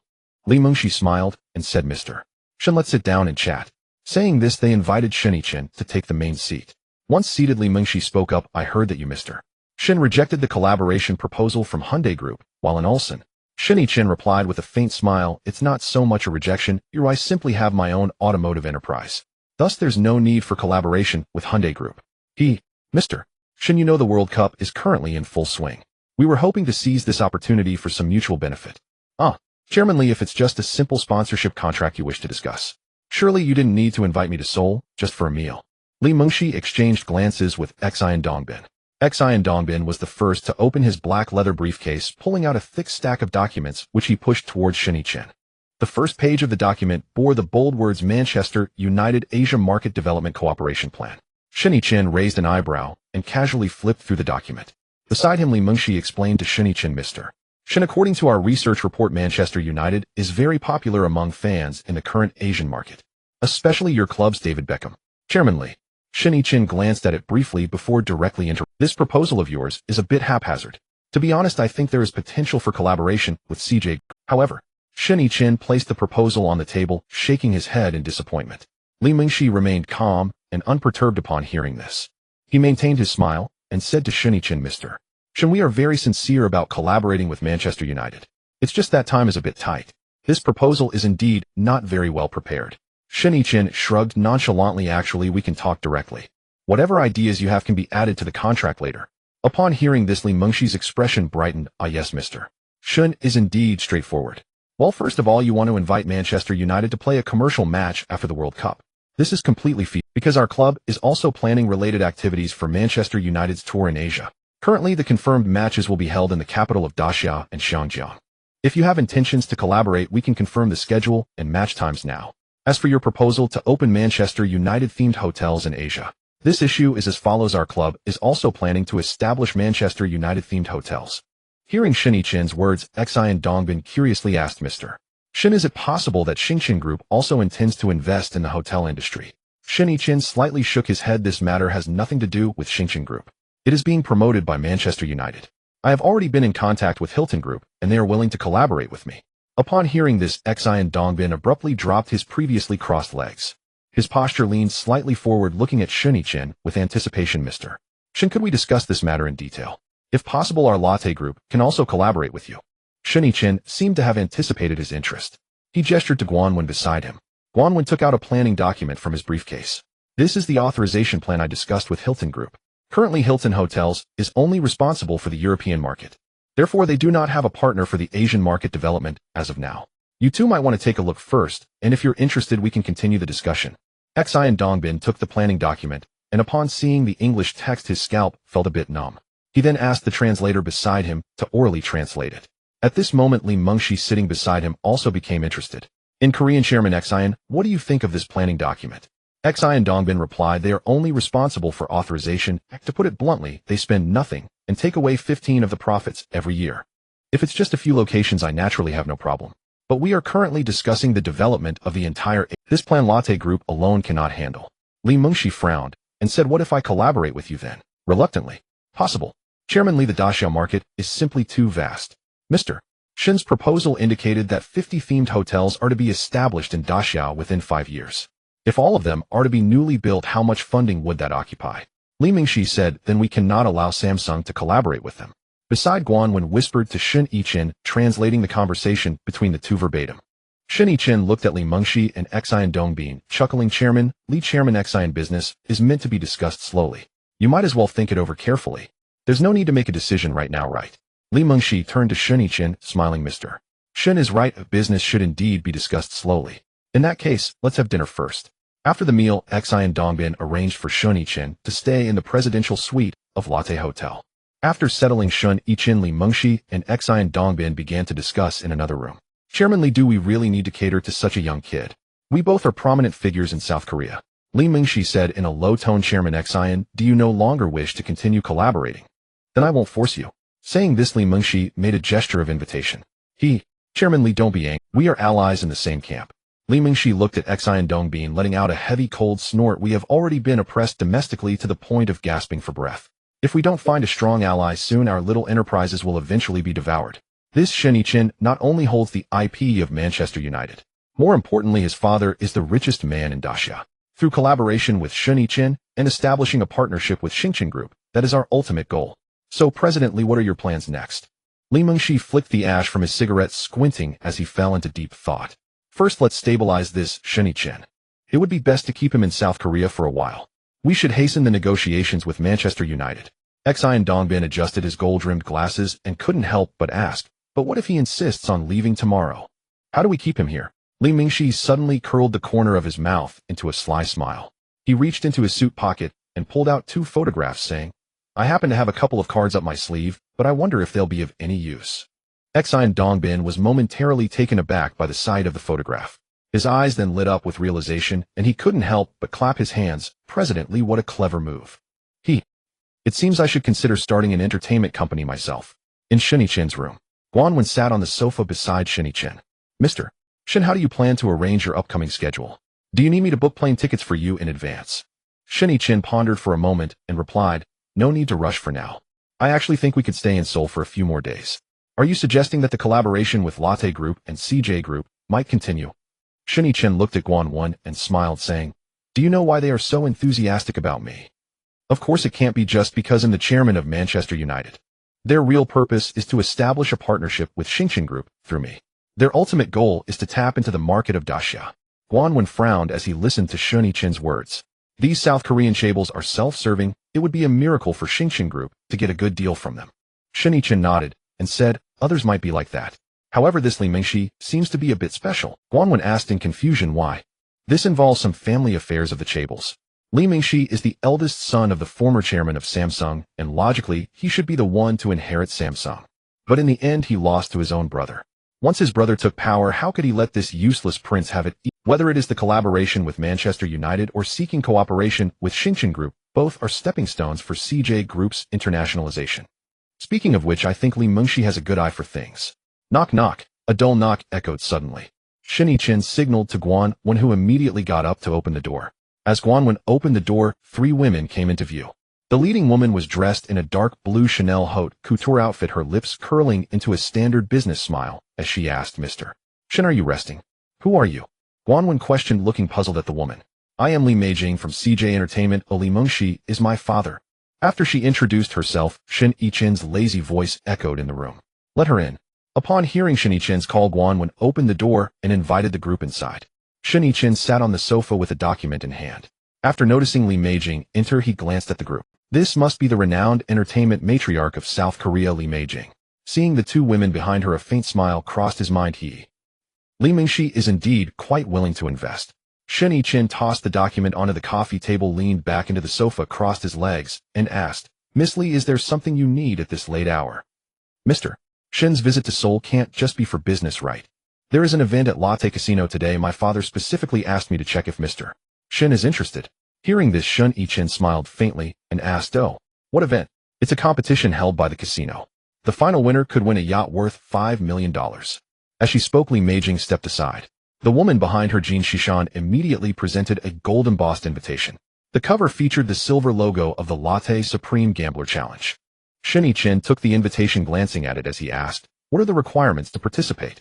"You only need a stake of $500 to enter. My father has already prepared the stakes for Mr. Shen." The woman behind, Li Zhenxian, stepped forward, holding a black box. Shen Yichen stared at the poker chips and suddenly chuckled softly. President Li has indeed thought this through. "All right, let's go have some fun then." Li Meijing's eyes flashed with a hint of barely perceptible pride as she quickly introduced Mr. Shen. "These two are my employees. One is an actress and the other is a singer. However, they are quite familiar with the rules of the casino games. If Mr.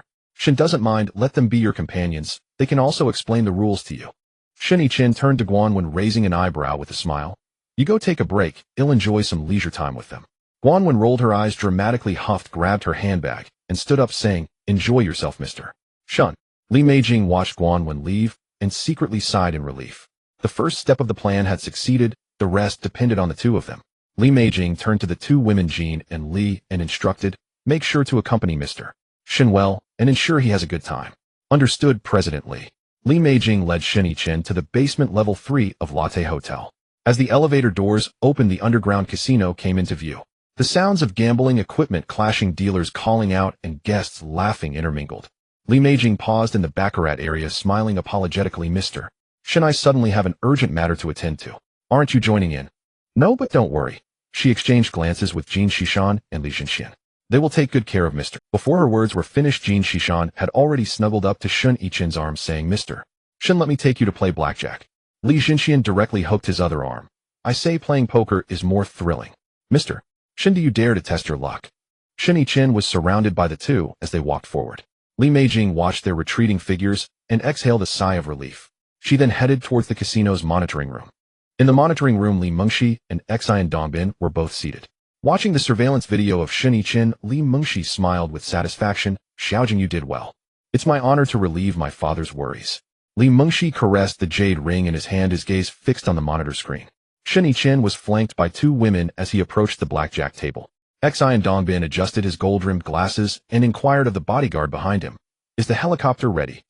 "It's ready." Xian Dongbin nodded in satisfaction, looking at the screen. "Now we will see if this gentle paradise is effective." Inside the casino, Shen Yichen and his companions sat at a baccarat table. "Mr. Shen, the rules for today's event are quite simple. The time limit is 2 hours, and whoever has the most chips at the end will be the winner of the day." Li Zhenxian explained to Shen Yichen beside him. Shen Yichen lazily raised an eyebrow and suddenly reached out to hook his arm around Li Zhenxian's shoulder. She unexpectedly fell into his embrace.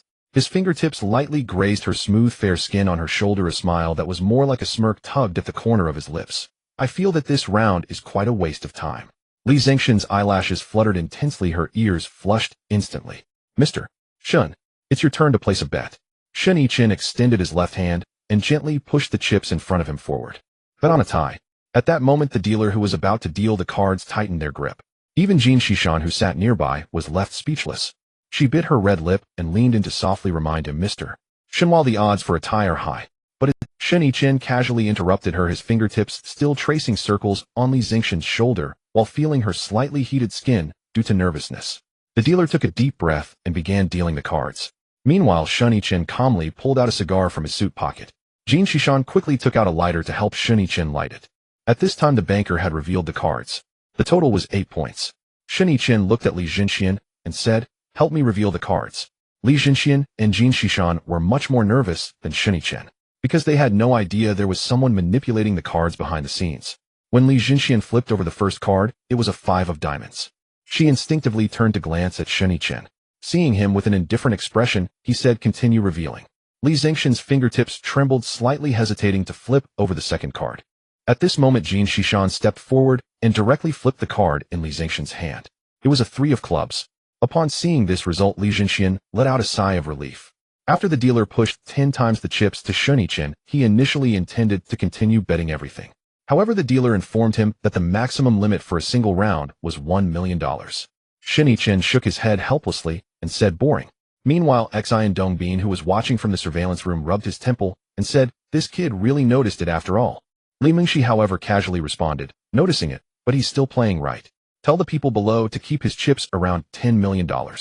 2 hours later, Shen Yichen looked at the $10 million in chips on the table and said somewhat speechlessly, It seems this 10 million is already the limit.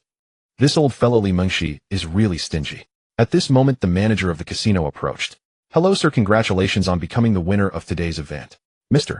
Shen, here are the keys to a yacht worth $5 million. We've already prepared a helicopter. Shen Yichen looked at the two beauties beside him and asked, would you two like to join me for a little sea adventure? Jin Shishan and Li Jinxian exchanged glances and nodded in unison. Would love to. 3 days later, under the arrangement of the Letian group, Guan Wen arrived at the yacht where Shen Yichen was. She walked into the yacht and knocked on the door. Seeing no response from inside, she directly pushed the door open. She saw Shen Yichen and the two beauties lying on the bed fast asleep. Ahem. Guan Wen cleared her throat. Seeing Shen Yichen showing no reaction, she knocked on the door panel with her hand. Shen Yichen suddenly jolted awake from his beautiful dream. As he opened his eyes, he saw Guan Wen standing in front of him, and he immediately became alert. Oh, you scared me. What's wrong? Guan Wen glanced at the two, still looking dazed beside him. Shen Yichen immediately understood her implication and stood up from the bed. At that moment, Guan Wen suddenly covered her eyes in panic. Ah! She screamed and turned to run. Shen Yichen had just chased a few steps when he heard Guan Wen shouting, don't just run around naked while getting dressed. After her voice faded, her footsteps disappeared around the corner of the stairs. Shen Yichen stood there in a daze, coming back to his senses after a moment, and looked down at his legs. He couldn't help but chuckle. After all, he wasn't embarrassed. The one who should be embarrassed was her. He turned around, got dressed, and said to the two women, you two can continue sleeping. I'm going to discuss some matters. Shen Yichen went to the lounge on the top deck of the yacht. Why are you in such a hurry to find me? What's the matter? Guan Wen looked at Shen Yichen, the earlier scene still lingering in her mind. She shook her head vigorously to dispel the embarrassing thoughts. Mr. David Gill called this morning. Lazio Club has agreed to sell Nesta for 45 million. He asked me to inquire if we should continue following up on Lucio's transfer. Continue to follow up. What is Leverkusen's asking price at the moment? Shen Yichen asked. 40 million. Hearing this, Shen Yichen thought for a moment and said, 30 million euros, at most 35 million. If it exceeds this price, let David withdraw from the negotiations. Guan Wen nodded and said, okay, I understand. Andy reported on Aston Martin's situation last night. As she spoke, Guan Wen handed a document to Shen Yichen. This is the fax Andy sent yesterday. Shen Yichen took the document and glanced through it.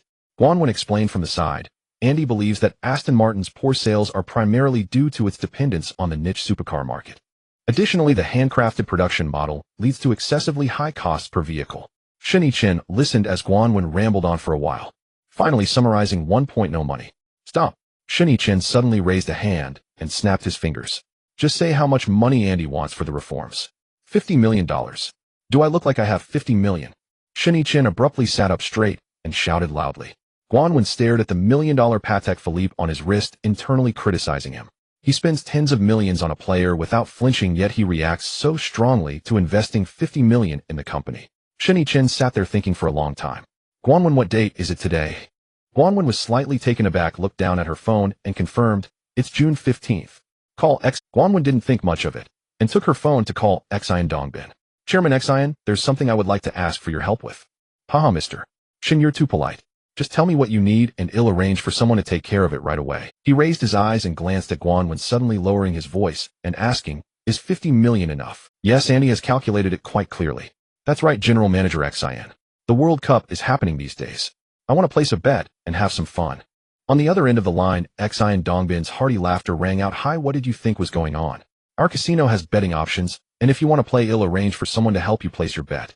General Manager Xian, am playing big. If fortune favors me, and I win, your wallet might bleed profusely. Xian Dongbin. General Manager Shen, how much do you want to buy? $30 million. Bet on England to win tonight. I know all casinos or betting agencies have, so I thought of asking General Manager Xian for help. Of course, I won't let you do it for free. I will give you a 5% handling fee. Hearing this, Xian Dongbin was momentarily taken aback. This young man was indeed playing big. All right, I'll think of a way for you. Good, I'll have my assistant transfer the money to you shortly. Beside them, Guan Wen, upon hearing the conversation between Shen Yichen and Xian Dongbin, felt a wave of despair. Andy was asking him for a 50 million investment, and he was in shock. Spending 30 million on a match, yet he casually threw the money away with just a few words. This young master was truly remarkable. After hanging up the phone, Shen Yichen casually tossed his phone onto the sofa and turned to see Guan Wen's face full of despair. He raised an eyebrow and smirked. What's wrong with you? Is someone in your family sick? If you have something, feel free to tell me at any time. am a very open-minded boss. Guanwen glared at Shen Yichen with disdain and said, General Manager Shen Andy is working himself to the bone for that 50 million. And you on the other hand just tossed away 30 million on a bet. Shen Yichen slowly stood up casually pulling out a bottle of 1982 Lafite from the wine cabinet and popping the cork. Aren't I trying to help Andy? Investing in Andy with my own money. I feel pained. Guanwen speechless covered his forehead and sighed. Fine, it's your money, I'll spend it however you want. Alright, you go transfer the money to Xi and Dongbin later and confirm the matters regarding the tourney. Guanwen rolled his eyes at Shen Yichen and said, oh. After that she got up and left. After Guanwen left, Shen Yichen stretched lazily. Having stayed on this yacht for 3 days, if I stay any longer my kidneys will be ruined. Looking at the scorching sun in the sky, Shen Yichen muttered to himself, how about going for a stroll on the street?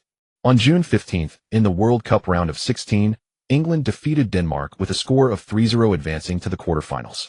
In this match, Shen Yichen bet $30 million. According to the odds of 1-0. Shen Yichen won 24 million. The next noon, Shen Yichen called Xi and Dongbin again. This time he planned to bet 50 million on a draw between Spain and Ireland. That night Spain drew 1-1 with Ireland after regular time. The odds for this draw were 1-3. Shen Yichen received back a total of 1.5 billion, including both his capital and profit. In the office of the chairman of CJ Group, he, as expected of a professional in football betting, in 2 days he made $120 million. What a genius. President Xian, what is he planning to buy today? We might as well follow suit and buy a little less. On the other end of the line, Xi and Dongbin replied regretfully, hey, don't mention it. He said he wasn't feeling it today and won't be buying. Otherwise I would definitely have bought something along with him today. Li Mengshi sighed and said, alas. If I had known he was so accurate with his bets, we should have bet alongside him from the very first day. In another office, that of the chairman of Samsung Group. Have you found out yet? Who is secretly manipulating things? Sitting across from Li Jiang, Li Gunhee remained silent.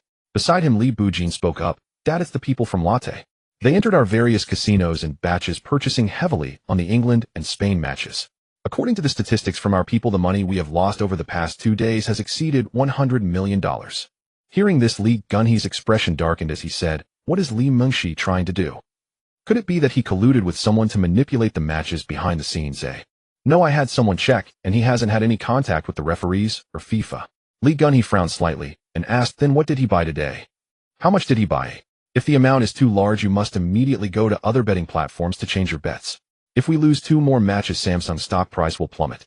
Li Bujin replied, there were no large bets today. I've already arranged for our people to keep an eye on it. Li Gunhee chuckled lightly and said, hee hee. So he won over 100 million and stopped. A lowly character will always engage in small tricks behind the scenes. Oomph. At the headquarters of Aston Martin in London. Are you saying that this 100 million was won back for me by young Master Shen? Andy holding the phone setting. On the other end of the line, Guanwen replied very seriously. Yes, that day, I briefly explained your plan to young Master Shen. Young Master Shen was quite agitated at the time. After finishing the call with Xi and Dongbin, he mentioned he dislikes using his own money to invest in others. Andy, using his own money? She suddenly giggled, her voice tinged with understanding. It seems this second-generation heir has become used to spending the family's money. Old Shen suddenly signed a property division agreement before the new year, transferring all the overseas business of Xingchen Group under his name. This second-generation heir probably hasn't adjusted to the shift from ATM to money keeper. Indeed, Guanwen exaggeratedly sighed on the phone. After hanging up with Xi and Dongbin, he was still mumbling, saying he disliked using his own money to invest in others. However, he asked me to tell you that Aston Martin will provide Manchester United with a 3-year, 50 million sponsorship contract. Hearing this, Andy was speechless. Couldn't he just directly inject capital into Manchester United? What does he mean by going around in circles with me? Guanwen's voice carried a sly smile. Sister Andy, think about it. With Aston Martin's logo printed on Manchester United Stadium, isn't that more effective than running 10 advertisements? Don't underestimate young Master Shen. Just because he's young, he's quite shrewd. Not only does he pull in sponsorship for the club, but he can also make your company's name popular. Andy thought about it and felt that there was some truth to it. All right, then I'll send someone to sign the contract right away. Guanwen replied, no need to rush. Young Master Shen said that as long as the contract is signed before May next year, it's fine for the money to be transferred afterward. Andy asked in confusion, what does he mean by that? Oh, Sister Andy, don't you understand? It means that you can use this money for a year temporarily. June 30th. The green fields are the chessboard of the gods. Toddy's red card falls into the rain-soaked night in Xuanzhou, and Zhengwan's header breaks open the gates of Apennine. Taekwondo ultimately triumphed over football. Ronaldinho's arc sails over Schmeichel's head. Batistusta's tears drown the Sendai Sports Hall. Zinedine Zidane's figure sank earlier than the group stage points. This is the twilight of the gods. It is also the dawn of mortals. As the Lion King sits inside the goal, sighing in regret. Crushing the tank tracks with the rhythm of samba. As the Hercules Cup plunges into the waves of Rio de Janeiro for the 5th time. This World Cup also reaches a not-so-perfect conclusion. With the conclusion of the World Cup, Manchester United's tour officially begins. The first stop is the imperial capital of Dacia. Manchester United versus Dacia team. In mid-July, the weather in the imperial capital is sweltering. Outside the Imperial Capital Stadium, the red Manchester United jerseys surge like a tide with countless fans waving scarves blocking the roads. Inside the stadium, players from both sides are sitting on the field warming up. The freshly crowned World Cup champions Ronaldo, Ronaldinho, Lucio, and Kaká are chatting and laughing. Beckham steps on the ball, stylishly flipping his wet hair, causing female fans in the stands to scream in excitement. Each player shines like a star. The red jerseys on their bodies gleam under the lights, contrasting beautifully with the giant banner at the sidelines that reads "The Red Devils never rest." In the players' rest area, Ferguson and the newly hired assistant coach Queiroz are discussing tactics. Shen Yichen is nestled beside the two, listening to the serious discussion of the two old-timers. Ferguson suggested, "I think we should start with 442 in the first half, trying out the previous tactics of Manchester United." Queiroz shook his head. "If that's the case, we can't have both Ronaldinho and Ronaldo start at the same time. I think having them come off the bench in the second half is also fine." Ferguson, being quite open-minded, directly adopted Queiroz's suggestion. In the first half, he sent out Manchester United's original lineup as starters. Then he began to consider how to substitute players and change formations for the second half. Ferguson circled Ronaldinho's position on the tactical board. Queiroz did not raise any objections. However, Shen Yichen could not help but remark, "Why do we need to?" He pointed to the audience and said, "How many people are here to see him?" Ferguson shot a glance at Shen Yichen, saying, "Mr. Shen, we are only using this match to experiment with tactical changes." "No, you are experimenting with tactics, I don't object. However, shouldn't you consider the possibilities of the players more? Old man, do you remember what I told you before? Open your mind, and your vision must also broaden." Upon hearing this, Ferguson inquired, "Mr. Shen, what do you mean?"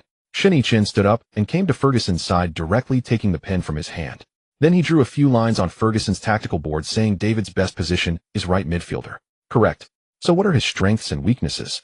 "Strengths are crossing and running. Weaknesses are relatively poor dribbling ability and creativity."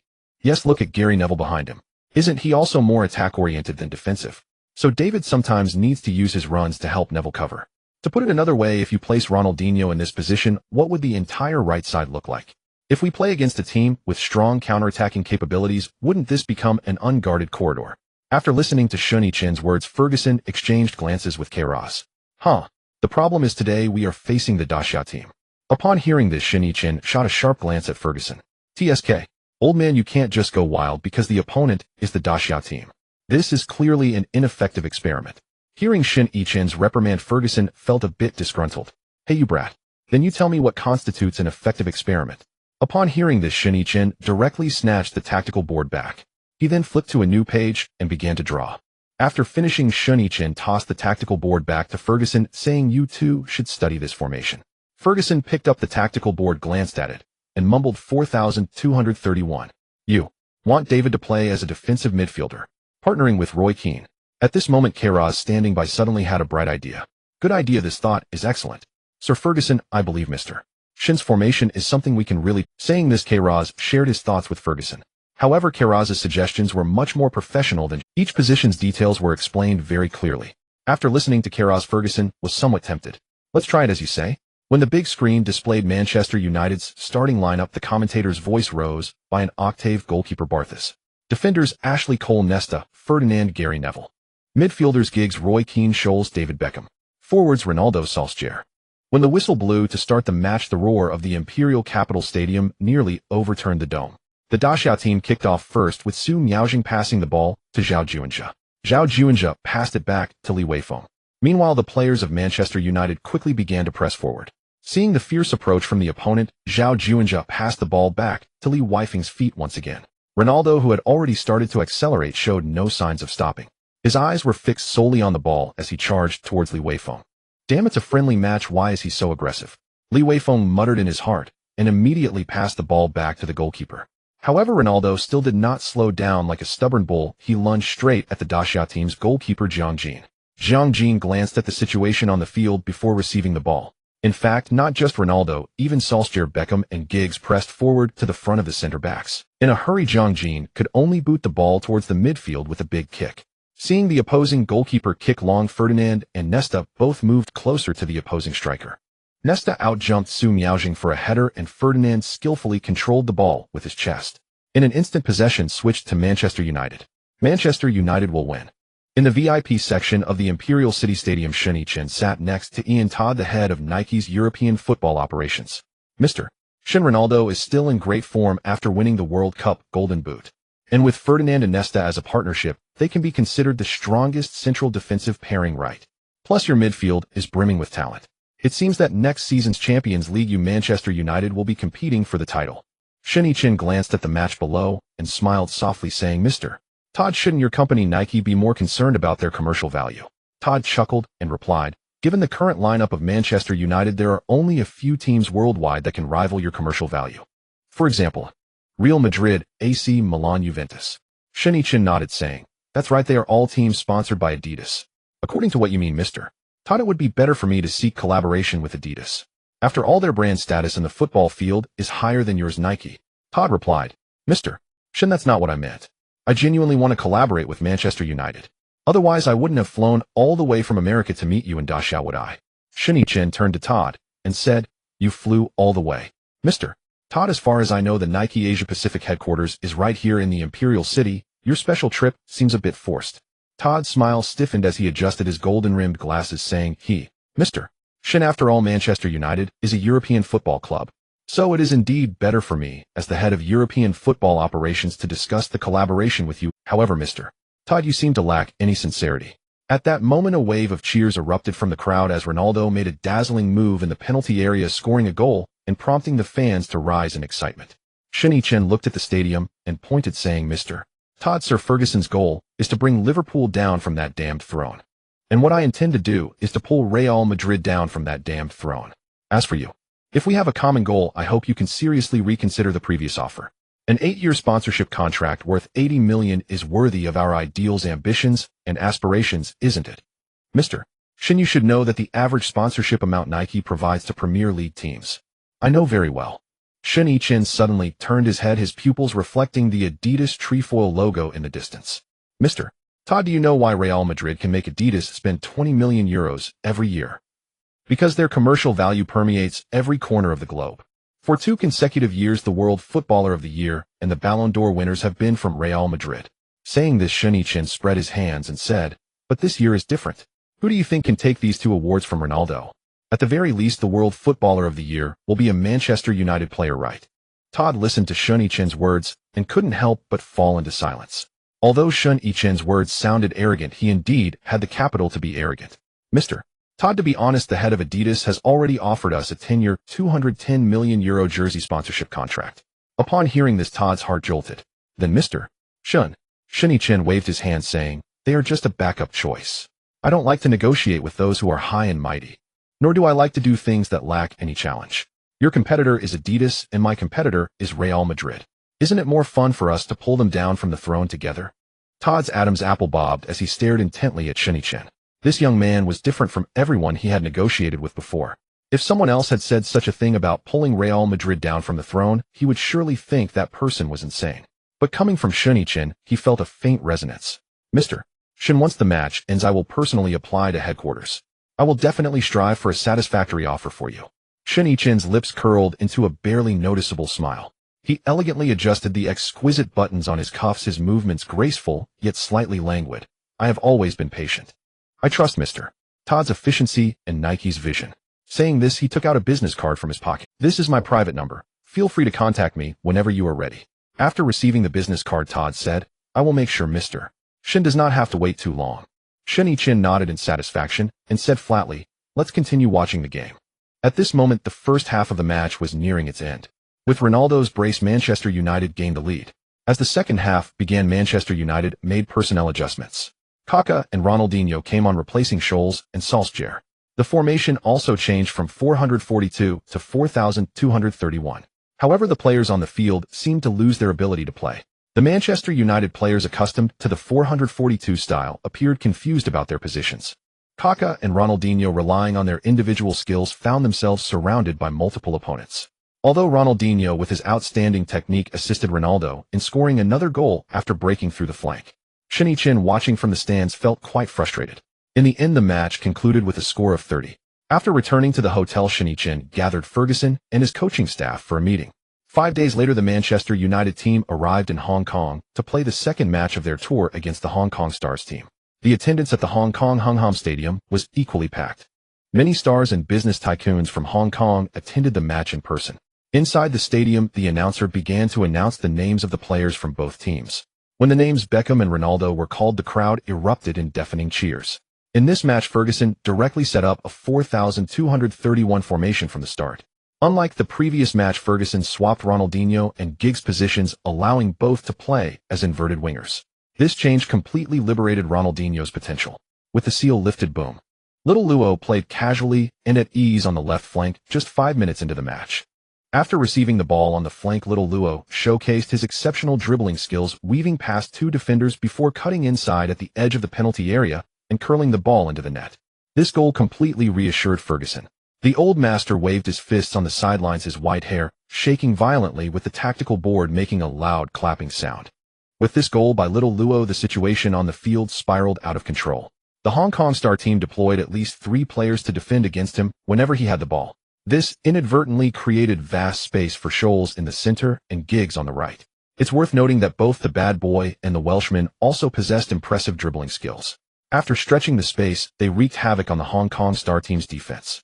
In the 12th minute, Roy Keane intercepted a pass from the Hong Kong team in midfield. A precise long pass found Giggs, who was making a speedy run down the right flank. The Welshman took a touch, effortlessly shaking off a defender, and sped down the sideline. At that moment, the opposing defense, wary of Little Luo, piled up heavy numbers on the left flank, leaving a large open area on the right. Giggs suddenly stopped near the goal line, feigning a cross, tricking the center back into a hasty challenge. At that moment, he nimbly backheeled the ball with the inside of his foot. Beckham had already advanced from a deeper position to the edge of the penalty area without anyone noticing. He met the ball and deftly chipped it into the penalty area. A beautifully arched shot landed precisely on Ronaldo's head. The extraterrestrial did not jump. He simply relied on his instinct and judgment of the ball's landing point appearing at the right place at the right time. Meeting Beckham's pass, he directed a header. The ball flew towards the corner of the goal, and despite the Hong Kong goalkeeper's desperate dive, he could only watch helplessly. Manchester United scored again, and the Hong Kong stadium was instantly drowned in cheers. After the goal, Ronaldo gently shook his right index finger, a joyful smile on his face. Beckham was the first to rush over, wrapping his arms around Ronaldo's neck. Great header, R9. Ronaldo laughed broadly, revealing his signature rabbit teeth. David, that pass was beautiful. You made that goal too easy, Little Luo teased as he also ran to Ronaldo's side. Ronaldo raised an eyebrow, teasing back with a Brazilian accent. Remember, a true killer doesn't need unnecessary movements. Little Luo laughed as he playfully rubbed Ronaldo's bald head. You sure know how to brag. But honestly, my previous goal was even more stylish. In the 28th minute, Manchester United launched a high press, and after Scholes made a crucial interception in midfield, he delivered a precision through ball that sliced through the Hong Kong team's defense. Ronaldo displayed terrifying explosiveness as he began his sprint, utilizing his incredible speed and stride to make a vertical advance, facing a double team from 2 defenders at the edge of the penalty area. The opposing center back was forced into a tactical foul, pulling him back to disrupt the attacking rhythm. The referee decisively blew the whistle, signaling for a penalty. Giggs rushed forward, grabbing the extraterrestrial's arm. Are you okay? I'm fine. Ronaldo replied with a grin, bits of grass still clinging to his face. Then Giggs picked up the ball and from a few meters away tossed it to Beckham. The free kick was about 25 meters from the goal, perfectly aligned with the net. This was Beckham's preferred free kick area. The Hong Kong Star team set up a 6-man wall, and the goalkeeper was on high alert. Beckham placed the ball on the penalty spot, while Little Luo leaned down and whispered something in his ear, occasionally gesturing with his hands. After a lengthy discussion, it seemed they reached some kind of agreement. Subsequently, Beckham started to step back, his eyes fixed intently on the goal. But just as the referee's whistle blew, Little Luo suddenly darted out from the side, lightly flicking the ball with his toe. Everyone was dumbfounded. Beckham, who was supposed to take the free kick, remained still and even stepped back a half step, looking like a spectator. The ball leisurely floated over the wall, tracing an unusual arc. By the time the goalkeeper reacted, it was already too late. The ball grazed the underside of the crossbar and found its way into the net, and the Hong Kong stadium erupted once more. With this goal by Little Luo, this commercial match turned entirely into a showcase for the Manchester United players. Ultimately, Manchester United concluded the match with a perfect score of 80. A few days later, Manchester United arrived in Seoul for their final friendly match against the South Korean Taekwondo team. To prevent injuries, Ferguson and the Manchester United players adhered to a more casual style of play. They won the match with a score of 20. After concluding their Asian tour, it was already August. Ferguson aimed to help the 42-31 formation proposed by Shen Yichen become more refined. After every training session, he would study it carefully with his coaching staff. Meanwhile, Shen Yichen was tasked with finalizing the last two players for Manchester United. One was the former Fulham goalkeeper Van der Sar. The transfer progress for Van der Sar was relatively smooth as Manchester United signed the Dutch goalkeeper for €5 million. However, there were considerable obstacles regarding Makelele from Real Madrid. Due to their financial strength and the inflated price Manchester United set for Owen, they were reluctant to let him go. What should have been a €30 million deal for Owen was raised to €50 million by Manchester United. This infuriated Florentino. Even when Manchester United offered €30 million for Makelele, Real Madrid refused to release him. Meanwhile, Manchester United sent representatives to negotiate with Makelele's agent several times. Makelele himself was very willing to join Manchester United. However, Real Madrid still chose not to release him. In the end, Makelele directly demonstrated his stance by refusing to train. Real Madrid's higher-ups had no choice but to compromise, ultimately agreeing to let Makelele go to Manchester United for €30 million. The Times reported Makelele's move to Manchester United may make the Premier League the new world's #1 league. This transfer not only changes the trajectory of the player's career, but could also reshape the power dynamics in European football.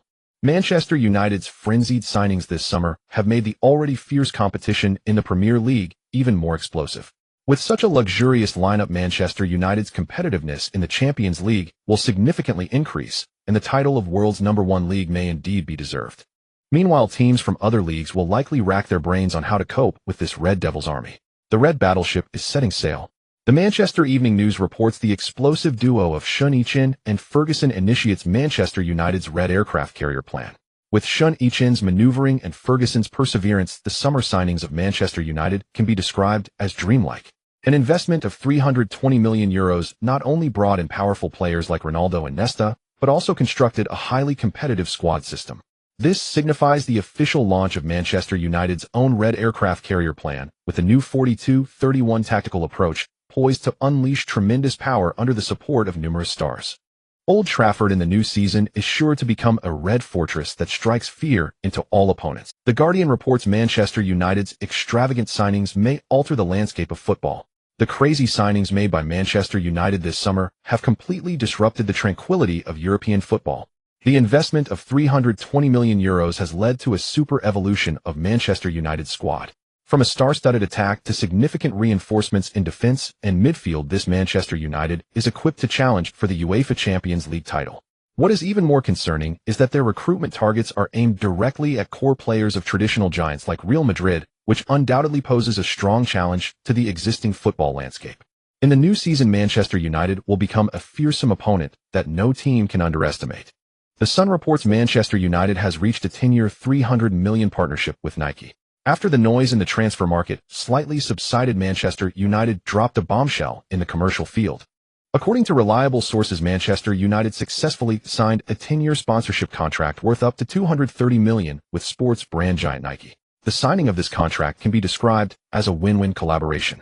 For Manchester United, the massive sponsorship fee of $230 million will undoubtedly inject a strong dose of financial support into the club. Just after spending €320 million on player signings, the arrival of these funds will greatly alleviate the club's financial pressure, providing a solid economic guarantee for the team's future sustainable development. Moreover, collaborating with a globally recognized brand like Nike will further enhance Manchester United's brand influence worldwide. With Nike's powerful marketing network and promotional capabilities, Manchester United's jerseys and related merchandise are expected to usher in a new wave of sales in the global market. As this contract officially takes effect, the new season's kit for Manchester United is also highly anticipated. On August 11th, the English Community Shield final will be held at Wembley Stadium. The two teams facing off are last season's double champions Arsenal and the globally spotlighted Red Devils Manchester United. As the players enter, the stadium erupts with deafening cheers. Arsenal captain Adams leads stars like Henry and Vieira onto the field. On the Manchester United side, Roy Keane, dressed in the new red kit, leads a host of fresh blood from Manchester United for their official debut. With the referee's whistle, the match officially begins. From the outset, both sides launch into fierce Vieira blocks Scholl's pass with his chest, turning away to flick the ball towards the wing. The French winger accelerates with the ball. Ashley Cole nearly dives in to intercept. A precise sliding tackle sends the ball out of play. Arsenal takes advantage of the throw-in to continue pressuring Manchester United's defense. Nesta, positioned at the heart of defense, shouts loudly, "Stay tight, don't retreat, press up." The moment the throw-in is executed, Roy Keane immediately steps forward using his shoulder to block Bergkamp's back-to-goal reception. Ferdinand timely supports to create a double team, and the ball rolls toward David Beckham amidst the entanglement of three players. Beckham makes a long pass, and Ronaldo instantly takes off. Campbell fiercely pulls his shirt, saying, "If you're brave, don't rely on the referee." Ronaldo suddenly accelerates, stretching his shirt. However, the shirt shows no signs of ripping. At this moment, the referee's whistle signals a free kick opportunity for Manchester United in the attacking field.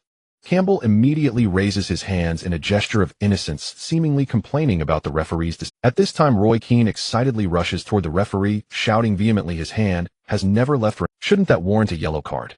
If it weren't for the quality of our shirts, our nine would be playing naked right now. The referee expressionlessly steps back, half a step, making a play on gesture. At this moment, Arsenal's vice-captain Vieira approaches. Referee, don't listen to his exaggerations, it's just normal physical confrontation. These South American softies are too weak. FKU, who are you calling a softie? Your whole family is softies. Vieira innocently looks at the referee and says, "Referee, he is insulting me." The referee leaves expressionlessly, entirely ignoring these two foes. Vieira raises his hands and retreats.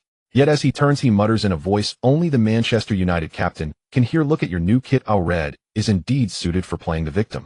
Keane's pupils dilate, suddenly lifting his foot to chase. Beckham rushes over and grabs his arm, saying, "Roy, free kick." Meanwhile, the two players that sparked this conflict, Ronaldo and Campbell, stand at the edge of Arsenal's penalty area, looking on innocently at the bickering pair. Campbell seems to be accustomed to such scenarios. However, Ronaldo appears somewhat bewildered and doesn't quite understand what is going on. Plus, he struggles to comprehend what the two are cursing about. Thus, his expression appears somewhat clueless and ignorant. At this moment, Beckham stands over the ball at the top of the center circle, scanning Arsenal's defensive line. The Arsenal defense drops back, tightly, closely guarding the penalty area. As the referee's whistle blows, Beckham does not launch a direct long pass towards the edge of Arsenal's penalty area. Instead, he plays the ball laterally to Nesta. Seeing this, the returning Arsenal defenders immediately start to push up. Before receiving the ball, Nesta has already observed Ronaldinho's position on the left flank. At this moment, Ronaldinho has moved very close to the sideline. After receiving the ball, Nesta decisively makes a long pass, accurately finding Ronaldinho, who has created space on the left. Ronaldinho takes a slight step back, skillfully cushioning the ball with his chest, his movements smooth as if dancing the samba. At the moment he gains control, he catches a glimpse of Ronaldo darting in from the side. Faced with the approaching defense from Henry, he feints with his shoulder to trick Henry into missing, lightly nudging the ball inward with his right foot, his body pivoting sharply as he dribbles towards the center. Henry stumbles as he turns to chase, barely grazing Ronaldinho's shoulder with his fingertips, but Ronaldinho skillfully twists away. Then, facing the supporting Vieira, Ronaldinho suddenly plays the ball through Vieira's legs, utilizing his deft skills and ball sense to break into Arsenal's territory from a 45-degree angle on the left. Manchester United will surely win. Vieira's interception missed its target, forcing him to turn around with gritted teeth. As soon as Ronaldinho approached the opponent's penalty area, Arsenal's new summer signing and Ronaldinho's teammate in the Brazilian national team, Gilberto, swiftly closed in to defend. Gilberto seemed to know Ronaldinho well and was cautious of him. He pressed closely but dared not commit too easily.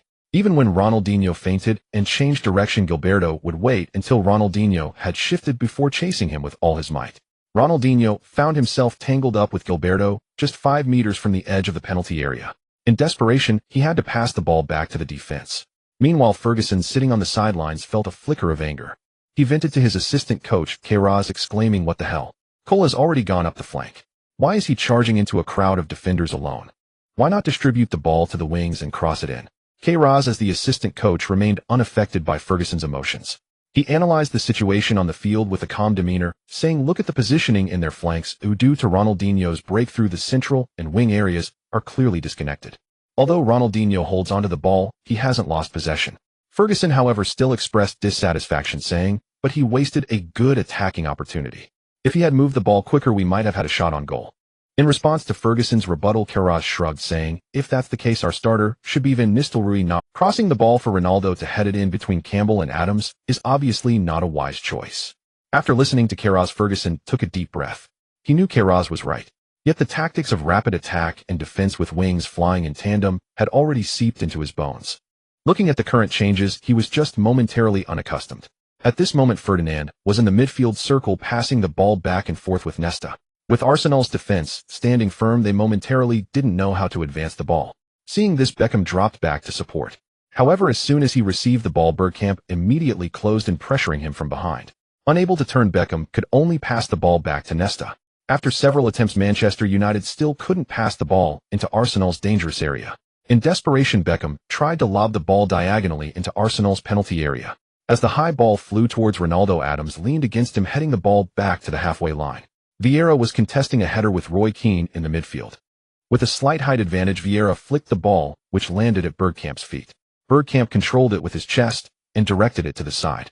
Then, with a quick movement of his right foot's outside instep, he began to accelerate. Meanwhile, Henry, lying in wait behind Manchester United's defense, resembled a hungry wolf catching a whiff of blood.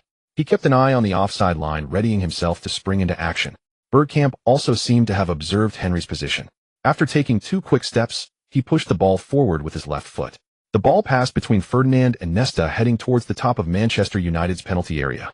Henry launched forward the moment Bergkamp played the ball. Nesta continually monitored Henry's position. As Bergkamp received the ball, he turned his body and began to retreat. The moment he played the ball, he almost matched Henry's pace. Although he didn't intercept Bergkamp's pass, he closed in on Henry the instant he received the ball. Seeing this, Henry had no intention of stopping the ball. He struck directly on the edge of the penalty area. Nesta instinctively went for a sliding tackle, successfully blocking Henry's shot and sending it out for a corner. Nesta slid past Henry due to the powerful inertia blocking the ball without making contact with Henry at all. Arsenal earned a corner. At that moment, Henry stepped forward, helping Nesta, who was on the ground, to his feet, a hint of a wry smile playing at the corner of his mouth. That smile seemed to say, "Come on, brother, is it really worth going all out for this?" After getting up, Nesta smiled back at Henry, as if to respond, "You're still too young, my friend." Although this defense was quite impressive, Ferguson on the sidelines erupted in anger. He started shouting at the player. Ferguson's scolding only made things worse. The original Manchester United players had probably gotten used to Ferguson's infamous tirades. However, the new players were clearly struggling to adapt. They played more cautiously and more rigidly. After several unsuccessful attempts to break through, Ronaldinho hesitated to take further risks. Meanwhile, Beckham, seeing his teammates unable to create openings, instinctively moved forward. Fortunately, Manchester United's current center-back pairing was strong enough. Coupled with the new signing Van der Sar's solid performance, they kept Manchester United's goal intact. Otherwise, by the end of the first half, Arsenal could have popped the champagne early. Sitting in the stands, Shen Yichen watched the chaotic players on the field, nearly infuriated. Next to Shen Yichen, Guanwen looked at his extremely gloomy face and worriedly said, "Shen Xiao, are you okay?" Shen Yichen turned to glance at Guanwen, snorted, and shook his head, saying, "I'm fine." He then looked up at the time. Currently, the match had progressed to the 40th minute with 5 minutes remaining until halftime. Shen Yichen stood up and said to Guanwen, "You stay here for a bit, I'm going out. Shen Xiao, if you need anything, just tell me, and he'll take care of it." Guanwen was about to get up when Shen Yichen pressed a hand on his shoulder. "I'm going to the players' locker room. With the way this game is going, we're definitely going to lose." Guanwen replied, "Still getting up, will go with you." Seeing this, Shen Yichen said no more and led Guanwen towards Manchester United's players' locker room. The first half of the match concluded. Manchester United and Arsenal were temporarily tied at 0-0. In the players' tunnel, Roy Keane walked while complaining, "What are we playing? When have we ever played such an ugly match?" Beckham, feeling helpless and sighing, sacrificed his position for the team without complaint. Yet with the match playing out this way, he felt immensely frustrated.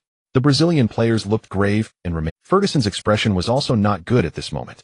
All the players knew that they would likely face another round of his fury in the locker room.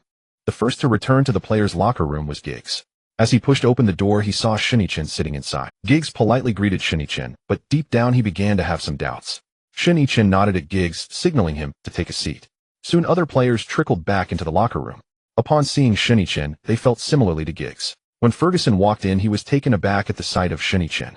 His brows furrowed involuntarily. "Mr. Shen, what are you doing here?" Ferguson approached Shen Yichen to inquire. Shen Yichen had someone beside him make space for Ferguson. Then he pulled Ferguson down to sit next to him. Looking at the furious Ferguson, Shen Yichen chuckled lightly. "Did you think they played well in the first half?" "Absolutely terrible. So do you plan to change tactics in the second half?" Shen Yichen leaned in to whisper to Ferguson. Without hesitation, Ferguson nodded and replied yes. Before Ferguson could finish his sentence, Shen Yichen interrupted. A match is a match. If you lose, you lose. Ferguson was momentarily stunned, and before he could ask, Shen Yichen had already stood up. He first scanned everyone in the locker room. Then he shouted loudly, "This is the worst half of football Manchester United has played in recent years." After speaking, Shen Yichen looked at Ronaldo and Ronaldinho, his expression darkening. "You two are proving that my eyes are blind." As he spoke, he gave a thumbs up to the two of them, saying the stature of World Cup champions is truly grand. The translator beside Shen Yichen translated his words verbatim. The all-time top scorer in World Cup history couldn't even touch the ball in the first half. In a training match, the one who toyed with teammates couldn't even break through once in the first half. You two should at least give an explanation, right? If the game can't continue, then let Coach Ferguson replace you. Both Ronaldinho and Ronaldo were dumbfounded by Shen Yichen's scolding. Ferguson, listening to Shen Yichen's words, was also secretly astonished. This kid is even harsher at scolding people than I am. After hesitating, Ronaldinho spoke up to explain, "Mr. Shen, I can play." At this moment, the simple-minded Ronaldo felt a bit uncomfortable. He looked up at Shen Yichen, saying, "Mr. Shen, the team didn't perform well in the first half, but we can't bear all the blame, can we?" Shen Yichen chuckled softly and walked toward Ronaldo. Ronaldo looked at Shen Yichen, who was a few years younger than him. For some reason, he felt a strange unease. "You're the team owner. You wouldn't hit me just because I spoke up, would you?" Shen Yichen stood in front of Ronaldo, slightly lowering his head to look at him, pointing to the others in the locker room. "Do you know who they are?" Ronaldo was slightly taken aback, then looked at his Manchester United teammates sitting around, stuttering. "Teammates? Since you know they are your teammates, what were you doing while they were fighting hard on the field? Are you lacking stamina and can't?" Upon hearing this, Ronaldo's face fell slightly, as he felt wronged. "My dear Mr. Shen, I can't even touch the ball. How can I run for it?" Seeing Ronaldo's aggrieved expression, Shen Yichen scoffed. "Don't hold back. Just say what you want. Mr. Shen, it's not that I'm not running, but I can't even touch the ball. So why don't you go for the ball?" Ronaldo was speechless and simply sighed. "If you weren't the boss, I'd argue with you." Seeing Ronaldo's defiant expression, Shen Yichen chose not to say more. He turned and shouted in another direction. Itu, initially sitting in a corner watching the show, Itu was a bit confused when the boss called him. Adriano beside him nudged him with his shoulder. Only then did Itu come to his senses, quickly getting up. "Boss, can you run?" Itu, though he didn't quite understand Shen Yichen's words yet, he still hurriedly responded, "I can run." "Can you steal the ball?" "Yes." "Can you shoot?" "Yes." "All right, that's enough." After saying that, Shen Yichen announced, "In the second half, you will replace Ronaldo." "Huh?" Ferguson immediately stood up, wanting to stop Shen Yichen's reckless actions. However, Kairaz suddenly grabbed his arm from the side. Then he subtly shook his head at Ferguson. Shen Yichen, meanwhile, ignored the somewhat frantic Ferguson and directly pulled over the tactical board. "It'll add a few points to your existing tactics." As he spoke, Shen Yichen pointed to the positions of a few forwards on the tactical board. "The forwards aren't pressing without the ball, while putting immense pressure on our defenders. Arsenal's midfielders can toy with us like monkeys. This is the fundamental reason why you were passive in the first half. Thus, in the second half, I need everyone on the field to have a defensive awareness. Even when the opposing goalkeeper has the ball at his feet, you must go up and steal it from him. The field is a battlefield. You can't just sit there watching the enemy's artillery getting loaded. If not, in the end, the only ones who will be blown up are you." At this point, Shen Yichen looked at Ronaldinho and asked, "Can you run and steal?" Upon hearing this, Ronaldinho quickly nodded, "Yes, boss. He'll work hard to steal in the second half. Just stealing the ball isn't enough. What I want is your explosive play on the wing." Ronaldinho, feeling a bit guilty, said, "Boss, I'm worried about making mistakes and causing losses." Before Ronaldinho could finish his sentence, Shen Yichen interrupted again, "If you lose the ball, go steal it back. And your teammates behind you will help you." Shen Yichen looked at Scholes and asked, "Right?" Gingerhead immediately nodded yes. Shen Yichen then turned to Ashley Cole and asked, "Is that right?" Cole quickly nodded with a smile, "That's right. They'll take care of your back. I'm strong. Not only can I help you defend, but I can also support you in attacks." Hearing Ashley Cole's words, Ronaldinho grinned at him. However, Shen Yichen shouted, "Stop laughing. You only have 15 minutes in the second half. If you play like that again, you'll be substituted." Ronaldinho shrank his neck in fear at Shen Yichen's words, quickly closing his mouth. At that moment, Shen Yichen pointed at Roy Keane and said, "The best performer in the first half is definitely Keane. You all need to learn from him. Of course, I'm not asking you to learn how he fights with Vieira. What I want you to learn is his spirit and determination. This is a match. As players, when standing on the field, you should think about how to win this game. There are only tough guys in Manchester United, no weaklings. Manchester United fans are very picky, and as the owner, I'm even pickier. All right, I've said enough for now. I'll leave the rest of the time to Coach Ferguson." As he spoke, Shen Yichen waved to Ferguson, who came over to his side. Shen Yichen leaned closer to Ferguson's ear and said, "A 45-minute match is not enough to define failure. I believe in you, and you should believe in them too. If the second half doesn't open up, consider bringing in some young players to make a push. At this point Shen Yichen gave a meaningful glance at Kaká and Adriano before leaving with Guan.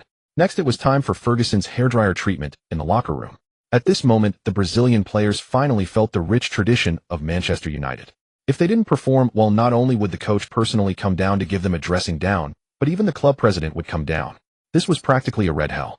The pressure was immense. After Shen Yichen and Guan exited the locker room, Guan walked beside him looking worried and said, "Mr. Shen, you just said that about Ronaldo. Aren't you worried he won't play well in the future?" Shen Yichen chuckled, He can't even handle this little. Then he doesn't deserve to stay at Manchester United. Guan's expression changed. Looking at Shen Yichen's profile, she said, "So our 40 million euros would just go to waste. Adding on the future wages we have to pay him, wouldn't this deal be a huge loss?" At this moment Shen Yichen suddenly stopped in his tracks. He turned around looking at Guan with great interest and said, "You're right. If that's the case, this transfer would indeed incur a significant loss. This is the cost of running a football club. For a player of Ronaldo's caliber, once he decides to slack off, we really have no good way to handle it." In fact, Shen Yichen had considered this when planning to bring in the Brazilian contingent. It was simply impossible for South American players to integrate into Manchester United immediately, unless these players learn how to make sacrifices for the team. Why could the originally signed Verón excel in Serie A but falter upon arriving at Manchester United? The excuse of not adapting to the intensity of the Premier League is merely a pretext for not wanting to step out of their comfort zones. Being carefree, unruly, and self-righteous is the root of South American players' problems. If this trend isn't curbed immediately, these Brazilian players will only bring disaster to Manchester United. Guan listened to Shen Yichen and helplessly shook her head, saying, "This kind of business. It's truly troublesome. Not only do we need to consider the player's value and commercial worth, but more importantly, we also need to consider human nature." Guan paused as she spoke, seemingly worried for Shen Yichen. However, Shen Yichen simply smiled dismissively and said, "Yes, it is troublesome, which is why I bought so many players. If one person isn't enough, there will always be others eager for that position. Do you think it's that easy to secure a starting position at Manchester United? And do you really think I don't have other backup plans?" Shen Yichen looked at Guan, a sly smile playing on his lip. Guan looked at Shen Yichen's mischievous grin, feeling that he had some ulterior motive. Yet she couldn't quite guess what Shen Yichen was plotting. As the second half of the match began, Manchester United substituted the newcomer E2 for Ronaldo. At this moment, Sky Sports broadcast camera even gave Ronaldo a close-up shot. The Sky Sports commentator took the opportunity to mock. Sure enough, Samba football isn't quite suited for the intensity of the Premier League. It seems this World Cup Golden Boot needs some time to adapt. Just as several commentators were chatting away. After the second half kicked off, Manchester United began to implement high-pressure tactics, instantly raising the game's intensity. After Arsenal kicked off, E2 charged forward like a wild horse towards the player holding the ball. On the other side, Vieira received a back pass from Henry, and before he could regain his composure, he saw a wild donkey charging at him. Not daring to hesitate, Vieira immediately passed the ball back to Campbell. It was unclear whether the ball was too slow or E2 was just too fast. Just as the ball was about to roll to Campbell's feet, E2 was already upon him. Seeing this, Campbell didn't even dare to stop the ball and directly passed it back to the goalkeeper Schmeichel. Meanwhile, E2 had no intention of slowing down and charged straight toward Schmeichel. After passing the ball, Campbell looked at the rushing E2 and shouted loudly to Schmeichel, "Watch out for that guy, big." In a panic, Schmeichel greeted Campbell's back pass with a long kick, sending the ball forward. Near the center circle, Roy Keane was tightly marking Henry. Beckham was also closely following Bergkamp. Both players watched the ball fly over their heads and couldn't even be bothered to jump. Ferdinand effortlessly controlled the ball with his chest. In just a few seconds from the start, both teams had exchanged possession. This was also thanks to E2's aggressive pressing. Subsequently, Ferdinand passed the ball to Nesta beside him. As Nesta received the ball, he briefly scanned the situation in the front and then passed it to Neville on the right flank. Neville lightly touched the ball with the back of his right foot as he led it towards the sideline, while Pires had already. Neville caught a glimpse of Giggs moving in the channel. After a simple exchange of glances, Giggs prepared to sprint towards the flank. At the same time, Neville sent a curling through ball along the sideline.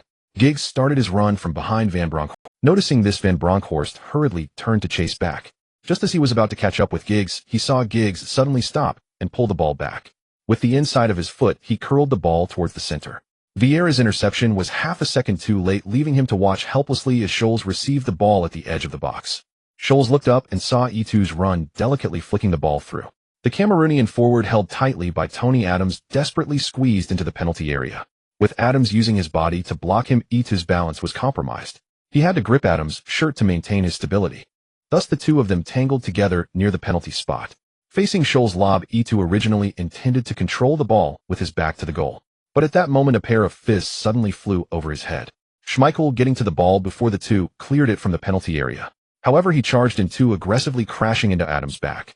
The ball struck by Schmeichel flew towards the penalty area, heading in the direction of Henry and Ronaldinho.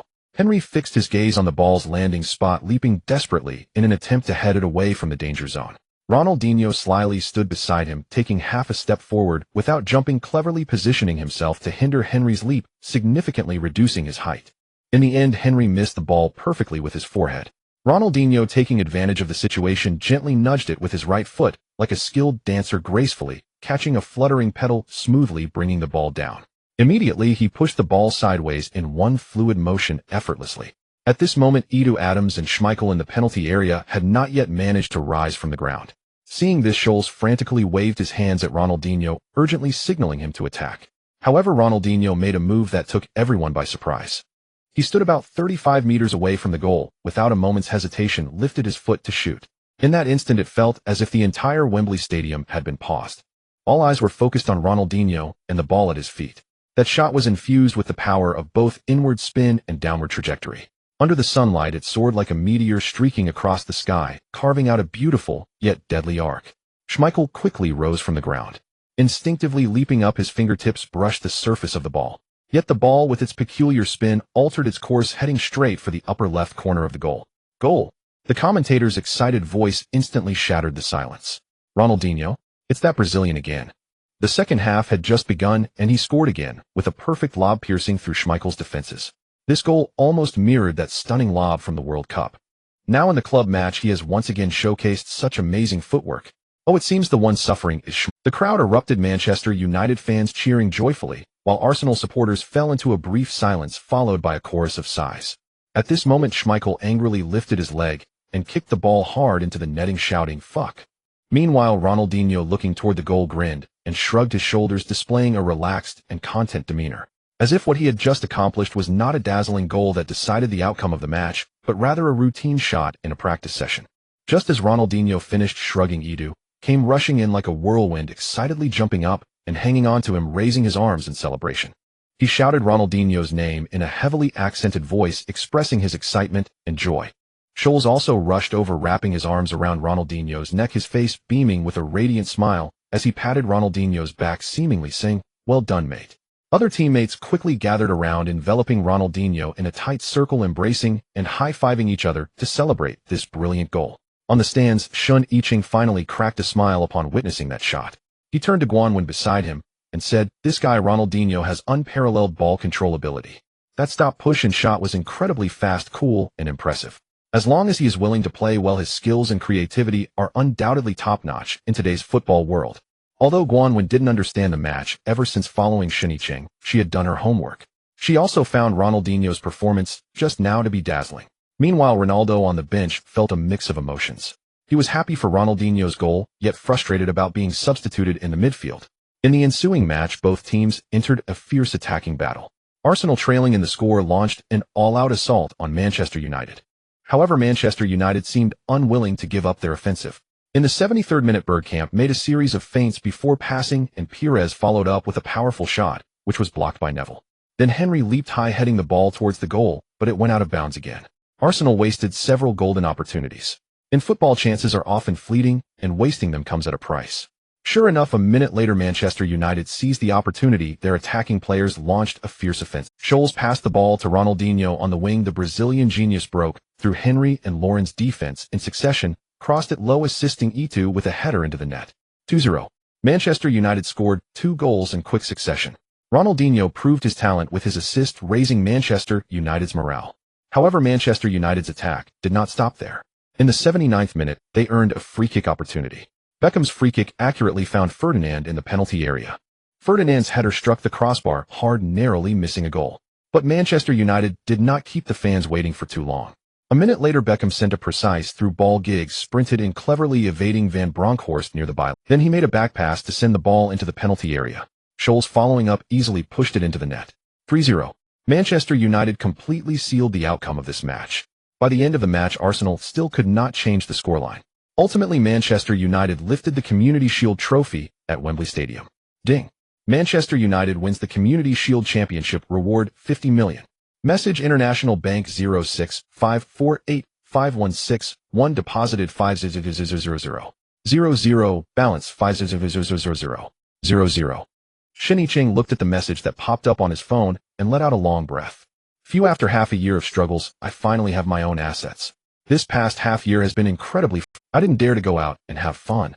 Thinking of this, Shen Yichen turned to Guanwen beside him and said, make sure to return to the hotel early to rest. Guanwen looked at Shen Yichen with confusion and asked, Mr. Shen, aren't you going back to the hotel? Shen Yichen glanced at the players celebrating below and smiled. It's not every day we win a championship, so of course I'm going out to celebrate. Guanwen, After Shen Yichen left Wembley, he vanished without a trace. The Manchester United players celebrated the night away in London before returning to Manchester the next day. Inside Ronaldo's villa. Are you saying there is a requirement for playing time in the contract? Ronaldo's agent Simon sat across from him and explained, that's right. You must guarantee over 2,000 minutes of playing time in a season for the 3 million contract to be activated. This is the most basic condition. After hearing this, Ronaldo, feeling somewhat frustrated, covered his head and said, why didn't I know about this clause before? Indeed, merchants are all cunning. A rare glint of anger appeared in Ronaldo's expression. Simon shrugged helplessly and said, your previous agent was not me. Therefore, to avoid complications, I came to Manchester as soon as I learned about your situation. At this moment, Ronaldo looked up at Simon and asked, are you from Mr. Shen's team? Did he send you? Simon looked at Ronaldo and smiled faintly, saying, sir, I need to correct you. I am just an ordinary employee of Mr. Shen's company. I don't even have the qualifications to meet Mr. Shen. You are the artist assigned to me by the company, and I have the obligation to be responsible for your future career. As for what happened in the locker room, I am already aware. Upon hearing this, Ronaldo sat up straight. In fact, this matter had made him somewhat anxious these past few days. Simon looked at Ronaldo and couldn't help but, after the incident, I learned some specific details from my colleagues at the company. To be frank, Mr. Shen still has high hopes for you.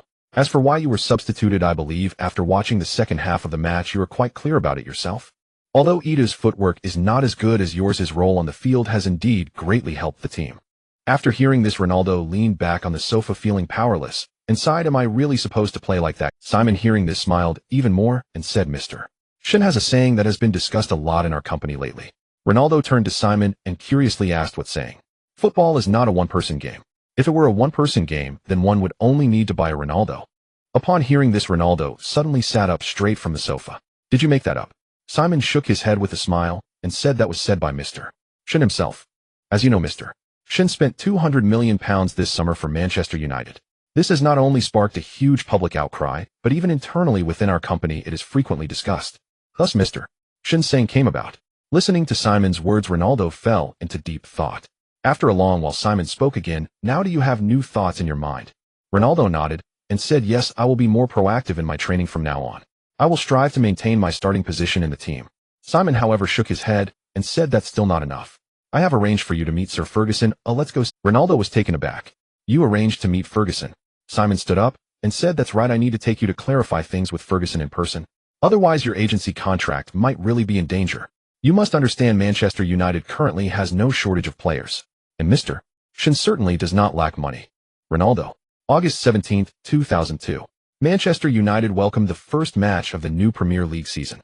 The Hawthorn Stadium of West Bromwich was shrouded in the thin mist of early autumn.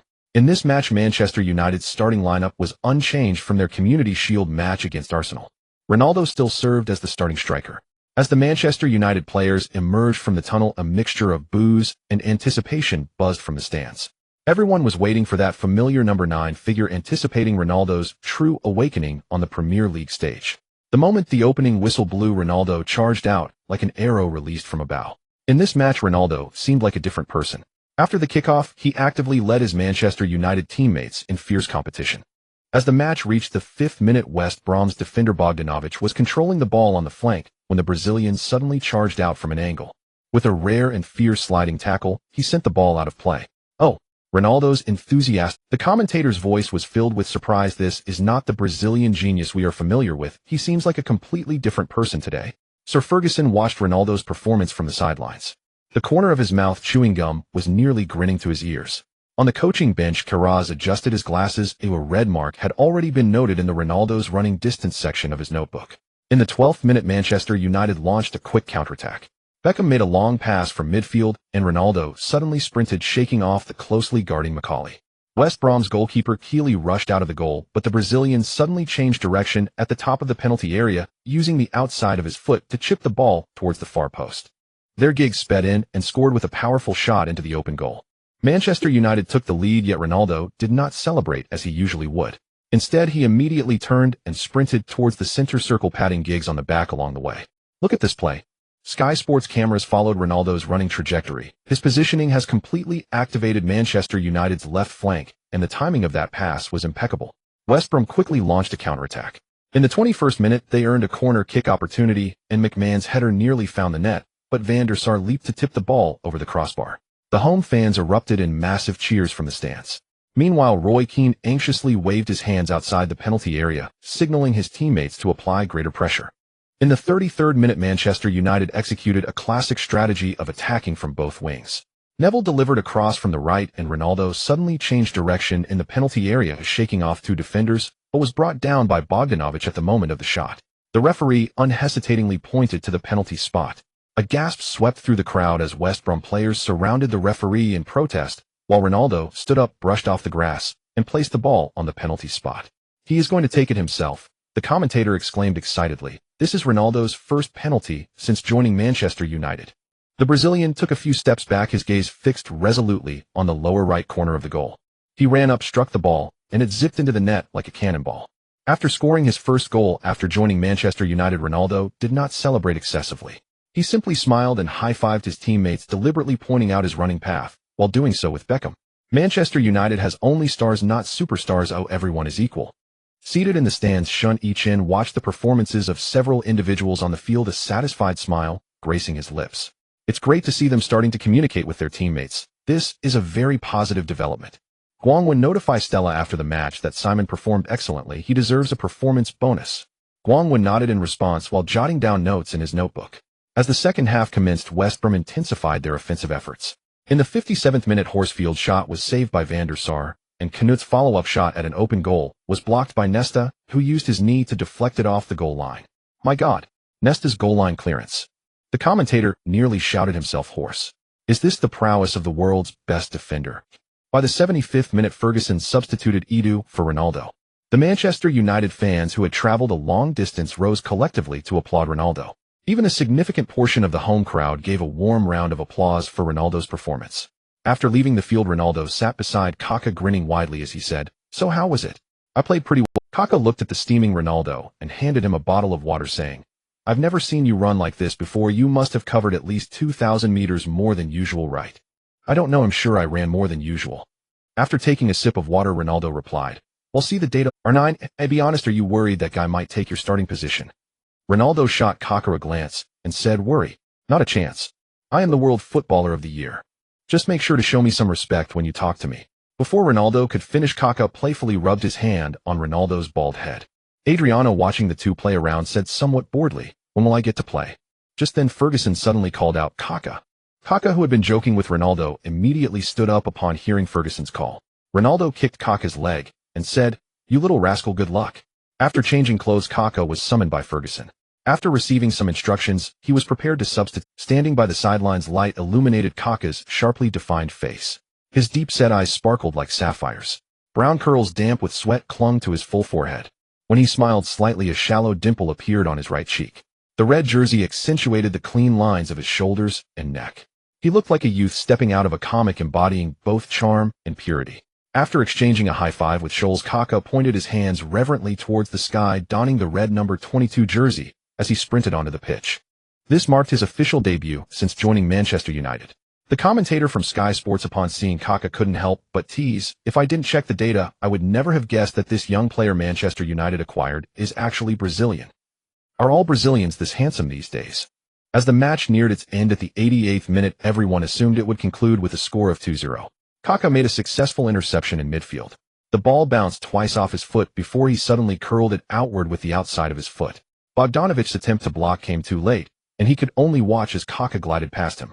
At that moment, the Sky Sports commentator's voice was filled with astonishment. What skill! Wait, is he going to solve this himself? The Brazilian ignored Giggs, who had made a run down the flank. Instead, he surged forward, effortlessly evading Clement's flying tackle while maintaining possession of the ball. Kaká. Oh my god, Kaká has reached the edge of the opponent's penalty area. Look at his speed. It's simply incredible. Two West Brom players closed in on him like a fortress, but Kaká suddenly changed direction to the left. Using his physical advantage and absolute speed, Kaká swiftly evaded the two defenders, penetrating deep into West Brom's penalty area.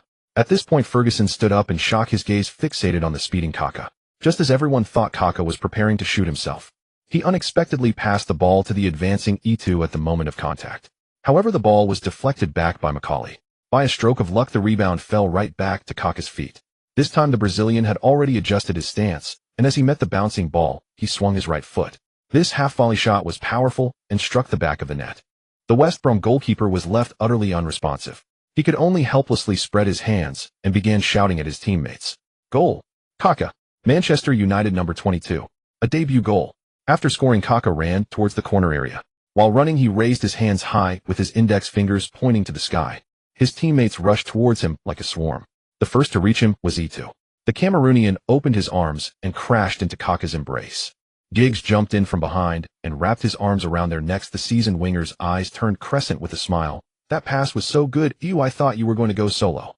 On the bench, Ronaldo saw Kaká score and sprinted towards him, more excited than if he had scored himself. He squeezed through the crowd and slapped Kaká on the back of the head, shouting, "Not bad, kid. You've got the same flair I had back in the day." Surrounded by his teammates, Kaká's right cheek dimple was filled with joy. He felt that everything was so beautiful.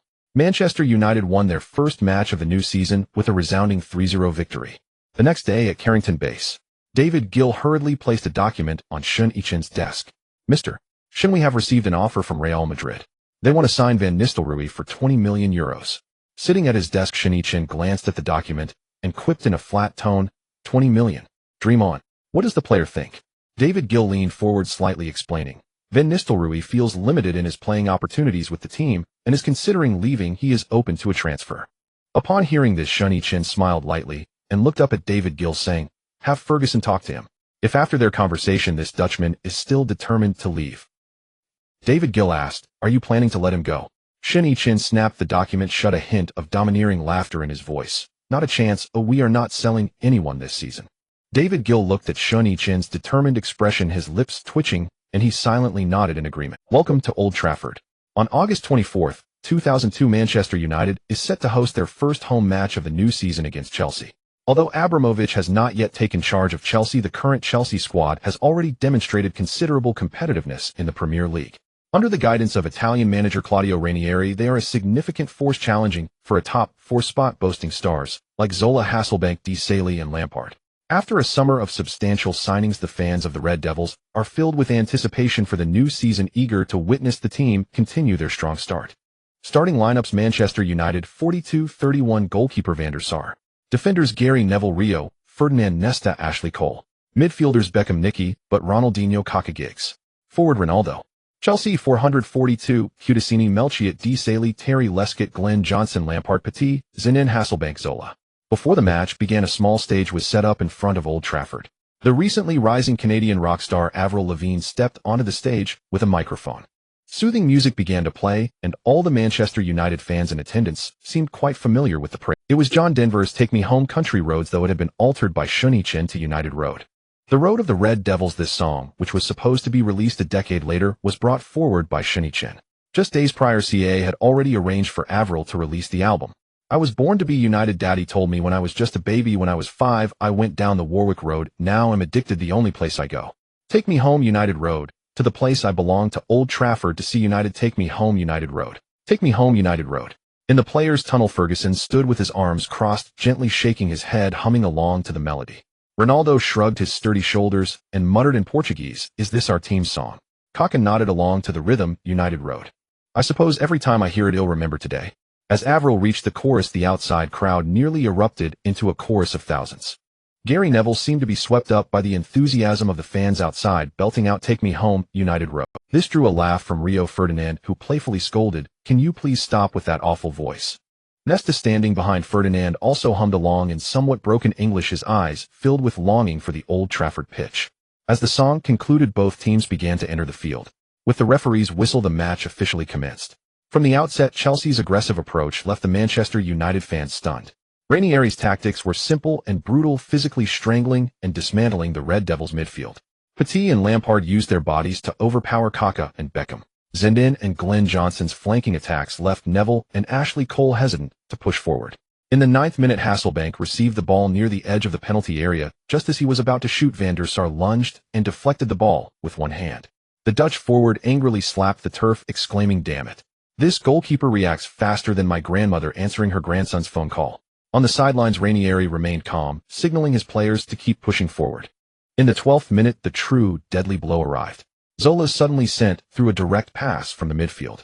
The ball seemed to have eyes piercing through Manchester United's entire defense. As Zidane made his run down the left flank, the linesman's flag trembled in the wind. Offside. No, just onside. The Dutch winger surged into the penalty area. As Van der Sar rushed out, Zidane suddenly squared the ball to the center, and Hasselbank arrived just in time, slotting it into the empty net. It's a goal. Chelsea leads 10. Amid the commentators' roaring voice, Hasselbank gestured for silence to the Old Trafford stands, taunting, "This is the Red Devils' home. It's nothing special."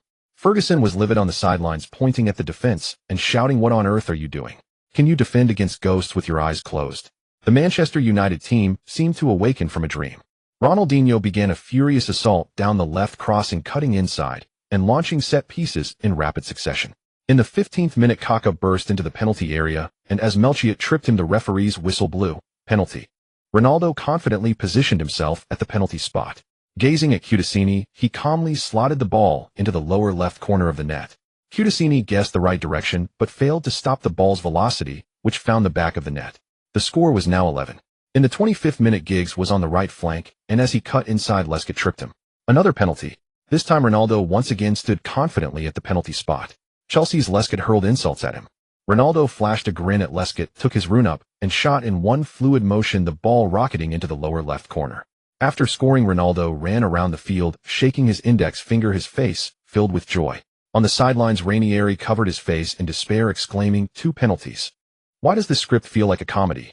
It's truly hilarious." The second half began anew. Ranieri sent Gudjohnsen to warm up, while angrily shouting, "Press forward. We didn't come to be mere background characters." Chelsea's midfield began to regroup, with Zola and Hasselbank frequently dropping back to receive the ball, as Lampard and Petit surged forward. In the 59th minute, Chelsea won a free kick on the left. Zola gently stroked the ball, while the Manchester United defenders complained about the placement of the set piece. Suddenly, the Italian took a shot and crossed it. The ball descended like a rainbow toward the back post, and Terry leaped like an iron tower, overpowering the Manchester United defender to head the ball into the net. Van der Sar could only watch as the ball went in. Chelsea is fierce. Terry, header into the net. Chelsea equalizes 22. As the commentator's voice broke, Terry ran to the corner flag, waving his fists at the Manchester United fans. "Come on." Ferguson smashed the tactical board at the sidelines, cursing, "These young fools can't even defend a set piece." However, neither side seemed willing to accept this score. Ferguson substituted Van Nistelrooy for Ronaldo. The Dutchman had just entered the field when he found himself in an excellent position in the penalty area. Unfortunately, Van Nistelrooy's powerful shot was miraculously saved by Cudicini. The scene shifted to Chelsea's attacking phase. Gudjonsen's unknown was interrupted by Ferdinand's sliding tackle. Immediately after, Kaká's long-range shot grazed the post. Lampard's powerful shot was tipped onto the crossbar by Van der Sar. In the last 30 minutes, both sides were fiercely engaged. In the 89th minute, Manchester United earned a corner from the right. Beckham stood at the corner flag, his gaze like an eagle locking onto the penalty area. He took a deep breath as the curling ball soared like a drawn sword through the night sky of Old Trafford. Inside the penalty area, Ferdinand, Van Nistelrooy, and Giggs leaped simultaneously, while Chelsea's defenders were tense, as if facing a great threat. Amidst the chaos, the ball struck Terry's back and bounced towards the left side of the penalty area. At that moment, Kaká ghosted in from the back post, and just as the ball was about to land, he volleyed it with his left foot. Bang! The ball pierced the net like a rocket. The goal is in. Kaká's last-minute winner. 32. As the commentator's voice stirred the crowd, Kaká dashed towards the corner flag, excitedly pumping his fists in celebration. Manchester United players surrounded him in a frenzy. Beckham jumped onto Kaká's back, and Giggs yelled while tugging at his jersey as Ferguson jumped up and down on the sidelines like a child. Chelsea players collapsed on the ground, Terry holding his head in despair, while Zola silently walked towards the center circle. In the tide of red at Old Trafford, Kaká raised his arms high, pointing towards the sky. After this night, it seemed Old Trafford welcomed their new darling. As the final whistle blew, the score of 32 was set in stone. After the match, the familiar tune of Glory, Glory, Man United echoed over Old Trafford. The Red Devils illustrated the magic of Old Trafford with their last-minute goal, while the Blues left with regrets. The upcoming Red Devils seemed unstoppable. They defeated Sunderland, Middlesbrough, and Bolton, consecutively achieving 5 straight wins at the start of the Premier League. They also broke the club's record for the longest winning streak at the start of a season. If Manchester United can defeat Tottenham Hotspur at home in the next match, then Manchester United would equal the 6 consecutive wins record set by Newcastle United in the 1994-95 season. On September 17th, in the first match of the Champions League group stage, Manchester United won 70 against Maccabi Haifa. Ronaldo scored 4 goals in that match. Meanwhile, Kaká delivered a hat-trick of assists and scored 2 goals, becoming the best player of the match. On September 21st, in the 6th round of the Premier League, Manchester United faced Tottenham at home. The match saw all 7,600 seats at Old Trafford filled. Even outside the stadium stood many Manchester United fans. Tottenham's coach Glenn Hoddle smiled wryly at the pre-match press conference, saying, "We're not facing a team, but a red beast creating history." Before the match began, Manchester United invited Britney to sing United Road. Britney, dressed in a Manchester United jersey, caused the fans to erupt in a tsunami of cheers. It must be said that at this time Britney's influence worldwide was at its peak. The singer, hailed as the pop princess with her iconic long golden hair swirling to the rhythm, donned a fitted red Manchester United jersey, instantly elevating the atmosphere to its zenith. After her performance, as Britney exited, both teams' players began to enter the field. With the referee's whistle, this highly anticipated showdown officially began. Against Tottenham, Manchester United continued their aggressive attacking style. In the 3rd minute of the match, Kaká skillfully evaded a defender in midfield, making a precise through ball to the advancing Ronaldo, who found himself unknown, but his final shot went just wide of the post. In the 8th minute, Ronaldinho received a long pass from Beckham on the left flank, and facing Darren Anderton's close defense, the Brazilian executed a magnificent Cruyff turn to bypass his opponent. The crowd erupted in astonishment, and before the applause could settle, Ronaldinho sped down the flank like a cheetah. Just as he was about to reach the goal line, he suddenly came to a halt, firmly planting the ball at his feet. At this moment, Tottenham's right back Stephen Carr came in from the side, creating a 2-on situation with Anderton, who was returning. Faced with the 2 defenders, Ronaldinho suddenly used the inside of his left foot to gently nudge the ball outward, feigning a cross, causing both to stretch their legs in an attempt to block. At the moment the defenders shifted their weight, he swiftly pulled the ball back with the outside of his right foot, followed by a feint, his body swaying dramatically to deceive both defenders. Then, like a ghost, he slipped through the gap between the 2. Beautiful! A thunderous applause and cheers erupted from the stands at Old Trafford. Having evaded the defense, Ronaldinho did not rush to cross. Instead, he looked up to observe the positioning of his teammates in the penalty area. At this moment, Ronaldo was surrounded by defenders.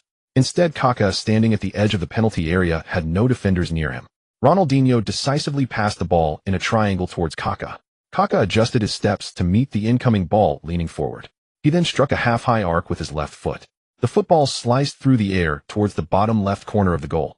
Tottenham's goalkeeper Kasey Keller flew into action, but his fingertips could only barely graze the edge of the ball, helplessly watching as it crashed into the net like a sharp arrow.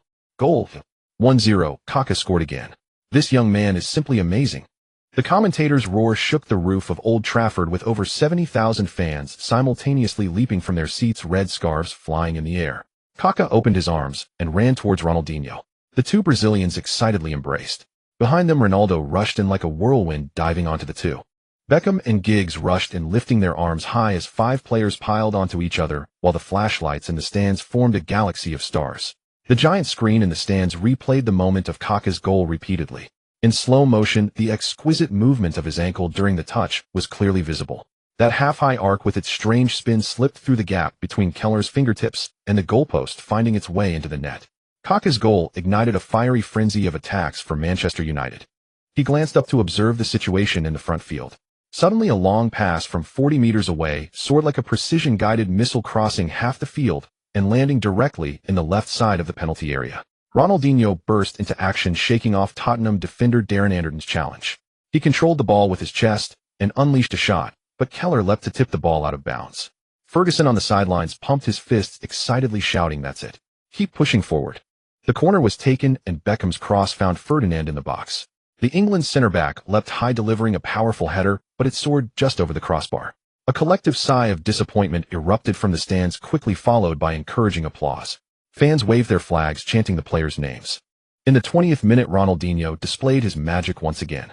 Receiving a pass from Kaká in midfield, he faced a double team from two Tottenham players, suddenly threading the ball between them and accelerating past from the side. He then sent a diagonal pass to the advancing Ashley Cole. Cole delivered a cross, but Ronaldo's shot from inside the small box was blocked by Tottenham defender Ledley King. The ball bounced outside the penalty area, and Kaká surged forward. Without waiting for the ball to touch the ground, he executed a powerful volley. The shot had great strength and an awkward angle, but Keller made another brilliant save, tipping the ball over the bar. What a pity. The commentator's voice was filled with regret, and the fans at Old Trafford sighed in disappointment. However, Manchester United's attacks showed no sign of weakening. In the 28th minute, Giggs executed a magnificent 1-2 with Neville on the left flank. He then dribbled towards the edge of the penalty area, suddenly stopping and passing the ball to the advancing Beckham. The heartthrob didn't hesitate, unleashing a long-range shot that flew towards the top right corner of the goal like a cannonball. Keller leapt with all his might, just managing to touch the ball and tip it over the bar. The relentless attacks had the Tottenham defense struggling to keep up.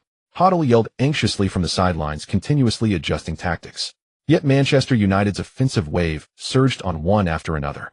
In the 35th minute, Kaká received the ball in midfield and embarked on his signature long run. He effortlessly dribbled past three Tottenham players, penetrating deep into the penalty area. The Tottenham defense hurriedly contracted, but at the critical moment, Kaká passed the ball to the unmarked Ronaldinho. Little Ronaldinho made a slight adjustment and pushed the ball towards the goal, only for Keller to block it with his foot. In stoppage time, Manchester United still sought to extend their lead. Beckham took a corner from the right side, and chaos ensued in the penalty area. Ferdinand rose high at the back post to head the ball, but it skimmed past the post. As the referee blew the whistle for halftime, Manchester United had already taken 12 shots, maintaining a staggering 70 possession. Yet they only led 10 as they headed into the locker room. Ferguson in the locker room waved his tactics board, passionately shouting to the players, "Well done, lads. Keep up this pressing attack in the second half. Their defense is on the brink. Let's push harder and crush them." The second half resumed with Manchester United still controlling the play. In the 48th minute, Manchester United earned a free kick in the attacking half. Beckham stood over the ball, his gaze fixed on the penalty area. He gestured for Nesta and Ferdinand to press into the opposing box. Kaká and Ronaldinho hovered near the edge of the penalty area. Beckham took a run-up and struck the ball, though a beautiful curve arced through the sky. Nesta leapt high in the middle, but unfortunately his header was too straightforward and caught securely by Casey Keller. As the match reached the 60th minute, Kaká received the ball in midfield and commenced his signature long run. He smoothly dribbled past three Tottenham players as if no one were there. Tim Sherwood chased desperately from behind, reaching out to tug at Kaká's shirt, but the Brazilian deftly dodged him. "Fall back, quickly," Hoddle shouted anxiously from the sidelines. Kaká entered the penalty area, drawing the attention of the entire Tottenham defense. Just when everyone thought he would shoot, he suddenly passed the ball to the unmarked Ronaldo. Ronaldo effortlessly slotted it home. After the goal, Ronaldo joyfully ran to lift Kaká high. Gal. 20. The Samba connection between R9 and Kaká has helped Manchester United extend their lead. The commentator thumped the commentary table, while the loyal fans in the north stand ignited red smoke flare. With a 2-goal lead, Manchester United's players seemed to relax. Little Ronaldinho toyed with the opposing fullback on the wing. In the end, as he broke down the wing, he was tackled hard by an enraged Stephen Carr, sending him tumbling to the ground. Little Ronaldinho lay on the ground, clutching his ankle and rolling in pain. "Get up. Stop faking it." Stephen Carr kicked at the grass, but Kaká suddenly sprang up and pushed him, causing him to stumble. Roy Keane erupted, charging at Carr. The iron-blooded captain of the Red Devils nearly poked his finger into Carr's throat, saying, "Do you want to ruin him?" Carr turned red, struggling and shouting it was just normal defending. "Let go of me." Kaká's usually gentle gaze was now ablaze with anger. "His ankle is bleeding. Is that what you call normal?" Tim Sherwood, the Tottenham captain, rushed in from the back, shoving Keane, but Keane easily shrugged him off, saying, "Get lost, you accomplice." Ronaldo held Keane back from lunging at Carr, shouting, "Roy, calm down. The referee is watching." In the chaos, Sheringham tried to separate the two sides, but Giggs shoved him aside, saying, "Don't you dare touch our players." The shove had enough force to make Sheringham stagger back 2 steps. Sheringham clutched his chest, which was subtly paining him, feeling somewhat aggrieved. After all, he had served Manchester United for 4 years and was once a core member of the treble-winning team. Yet at this moment, not a single former teammate could spare him even a glance. After all, time has passed and relationships have faded. And this conflict was far from over. The situation was on the verge of spiraling out of control. Ferguson and Hoddle almost simultaneously rushed out from the coaching benches. The two veteran managers dived into the crowd, sternly reprimanding their players while physically separating the confronting sides. Members of the coaching staff followed closely behind, pulling apart the entangled players, barely managing to ease the tense atmosphere. Referee Atkinson's face darkened as he strode toward the center of the conflict. He first brandished a yellow card at the reluctant Carr, then turned to Warren Keane and finally glanced at Sherwood, who was trying to mediate but also got caught in the fray. 3 consecutive yellow cards failed to quell the lingering tension on the field. Manchester United's victory seemed inevitable.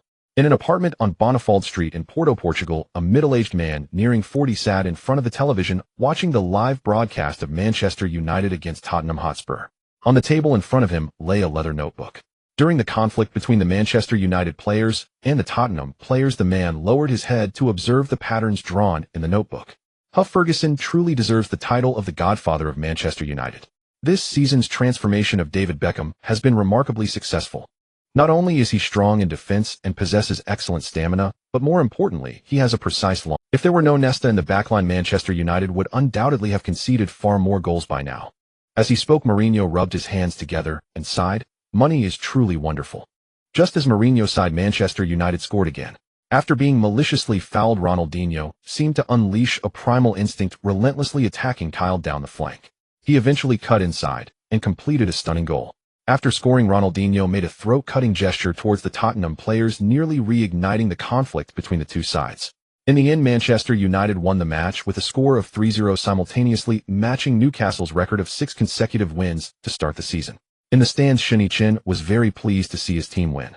He stood up and turned to Brittany, extending his right hand, elegantly palm up. "May I have the honor of inviting Miss Brittany to dinner with me?" Brittany looked up at the sunny and handsome man before her, who radiated calmness and confidence typical of someone in a high position. As the hottest pop diva in the world at the moment, she had seen too many covetous gazes. But the pure admiration in Shen Yichen's eyes stirred something in her heart. She bit her lower lip, revealing her signature sweet smile, and gently placed her delicate fair hand on his. "Of course I cannot refuse Mr. Shen's invitation," she said playfully, her voice carrying that unique American laziness. After all, the man before her was not only the mysterious benefactor of Manchester United, but also a significant partner for her upcoming global tour. Building a good relationship with him would be beneficial. The two left Old Trafford and drove to a high-end restaurant. Shen Yichen had already reserved a private room in advance. Shortly after they were seated, the dishes began to arrive. "Brittany, there's something I would like to ask for your help with." Brittany smiled with interest and said, "Oh, what could Mr. Shen possibly need my assistance with that he cannot handle himself? How is your relationship with Mike?" Brittany paused slightly, asking in confusion, "Are you referring to Michael Jackson, Mr. Shen?" Shen Yichen nodded slightly in response. Seeing his nod, she instinctively straightened up. "My relationship with Mike is indeed quite good." She paused, tentatively asking, "Are you hoping to get his contact information?" Shen Yichen chuckled lightly and shook his head, his gaze deep as a chasm. As the owner of CA, contacting him is naturally not a difficult task. Brittany then realized, awkwardly covering her mouth. She burst into laughter, her golden curls swaying with the movement. "Look at my mind. I really asked a silly question." At this moment, Shen Yichen did not keep her guessing and directly expressed his thought. "Miss Brittany, actually, I would like you to help me invite Mike to Old Trafford to perform a song called United Road." Brittany asked in confusion. "With Mr. Shen's status, Mike surely wouldn't refuse your invitation, would he? However, I also hope to befriend Mike. Not in a business sense, but simply as friends in a personal capacity." After hearing Shen Yichen's words, Brittany couldn't help but laugh out loud. "Mr. Shen, you went through all this trouble just to make a friend with Mike?" Shen Yichen smiled slightly and said yes. At this moment, Brittany felt speechless at Shen Yichen's words. Shouldn't young wealthy men like them be making friends with female celebrities privately? What a strange guy. "All right, since Mr. Shen has asked, I am more than willing to help. But I cannot guarantee that Mike will give me this." Shen Yichen smiled lightly. "Of course. You only need to convey my intention to Mike. As for the appearance fee, I will pay the highest market price. Additionally, if Mike comes to Old Trafford to perform a song, I will donate an extra $10 million to." After hearing Shen Yichen's words, even Brittany felt a bit surprised. $10 million for a song? Are you really that extravagant? Brittany couldn't help but scoff inwardly. However, she still nodded in agreement on the surface. She really wanted to see if Mike would actually cough up that $10 million if he came to Manchester. After dinner, Shen Yichen left after dropping Brittany off at her hotel. 2 days later, Shen Yichen suddenly received a call from Brittany. "Dear Mr. Shen, have you missed me?" "I have." How dismissive. "I spent the last 2 days pushing all my work aside to help you invite someone." "So what did Mike say?" Brittany said somewhat gloomily. "Are you still not a man? Why is your mind filled with—" "No, actually, I also have football on my mind." "You?"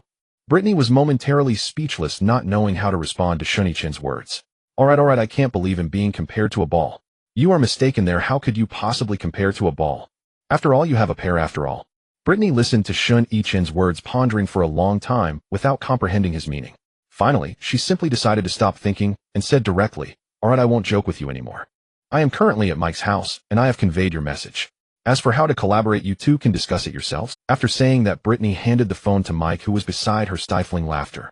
Looking at Mike's expression, Brittany muttered in confusion, What are you laughing at?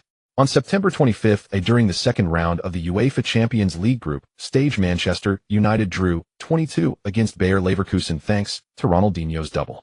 As the UEFA runner-up from last season, Bayer Leverkusen displayed a strong fighting spirit at home.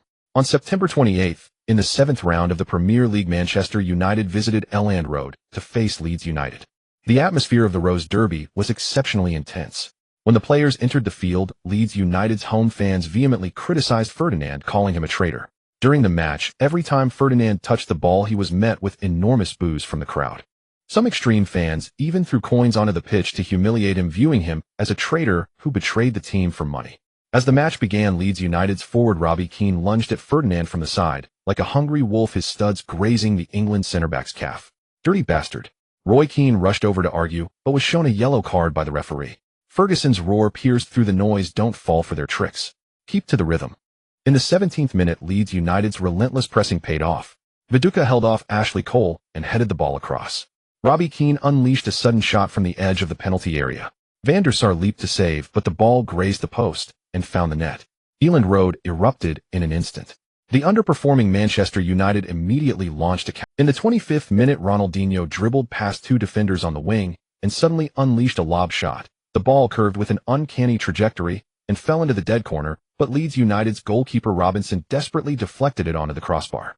The corner was taken and Ronaldo leaped high above the crowd, heading the ball towards the goal, only to be denied by the crossbar. The boos from the stands grew increasingly piercing, and every time Ferdinand touched the ball, the South Stand would chant in unison, trash.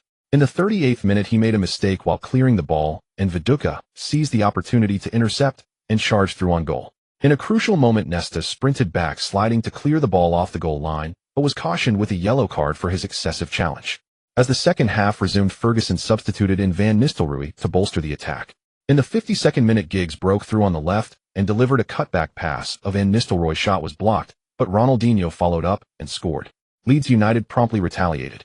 In the 67th minute, Bowyer delivered a surgical through ball from midfield, and Viduka successfully evaded the offside trap, calmly slotting the ball past the onrushing Van der Sar to score. The white ocean in the stands surged wildly as the Leeds United fans began their mocking dance towards the visiting team's bench. In the face of despair, Manchester United launched their final offensive. In the 88th minute, Kaká delivered a long pass from midfield to Van Nistelrooy in the penalty area. The Dutchman cleverly maneuvered past the defender with a deft touch, evading the advancing Robinson to push the ball into the open net. The final whistle blew and the players from both sides shook hands amidst a cacophony of boos. Manchester United's winning streak came to an abrupt halt. Although failing to break the record was somewhat regrettable, such is the nature of football. With a record of 6 wins and 1 draw, they maintained a significant lead on the points table. As Ferdinand walked towards the player tunnel, a coin struck the back of his head. He did not turn around, but merely clinched the Manchester United badge on his chest. At that moment, he finally understood that loyalty was never a two-way fairy tale, but a faith etched into one's very blood.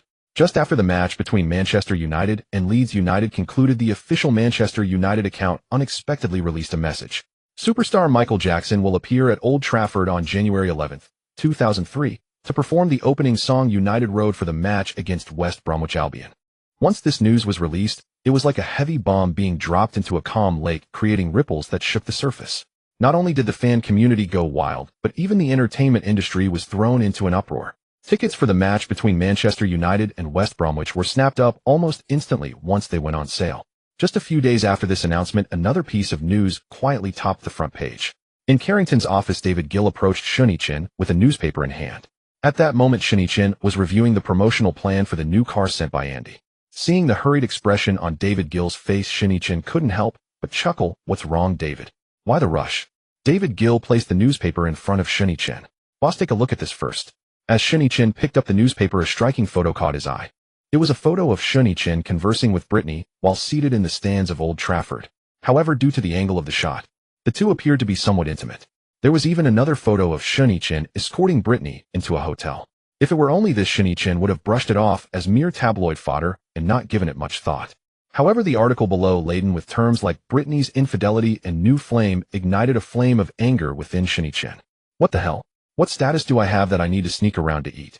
Shen Yichen set the newspaper down and asked David Gill which company owns this publication. David Gill quickly explained it's under Time Warner. Upon hearing this, Shen Yichen fell silent for a moment. Suddenly, he broke into a sly smile. He then picked up the phone and dialed Qin Shi's number. Shortly after, Qin Shi arrived at Shen Yichen's office with several staff members from the legal department. At this moment, Qin Shi was still unaware of what had happened, only noticing that Shen Yichen appeared somewhat gloomy. Mr. Shen. Qin Shi approached Shen Yichen respectfully. Shen Yichen pushed the Entertainment Weekly towards Qin Shi.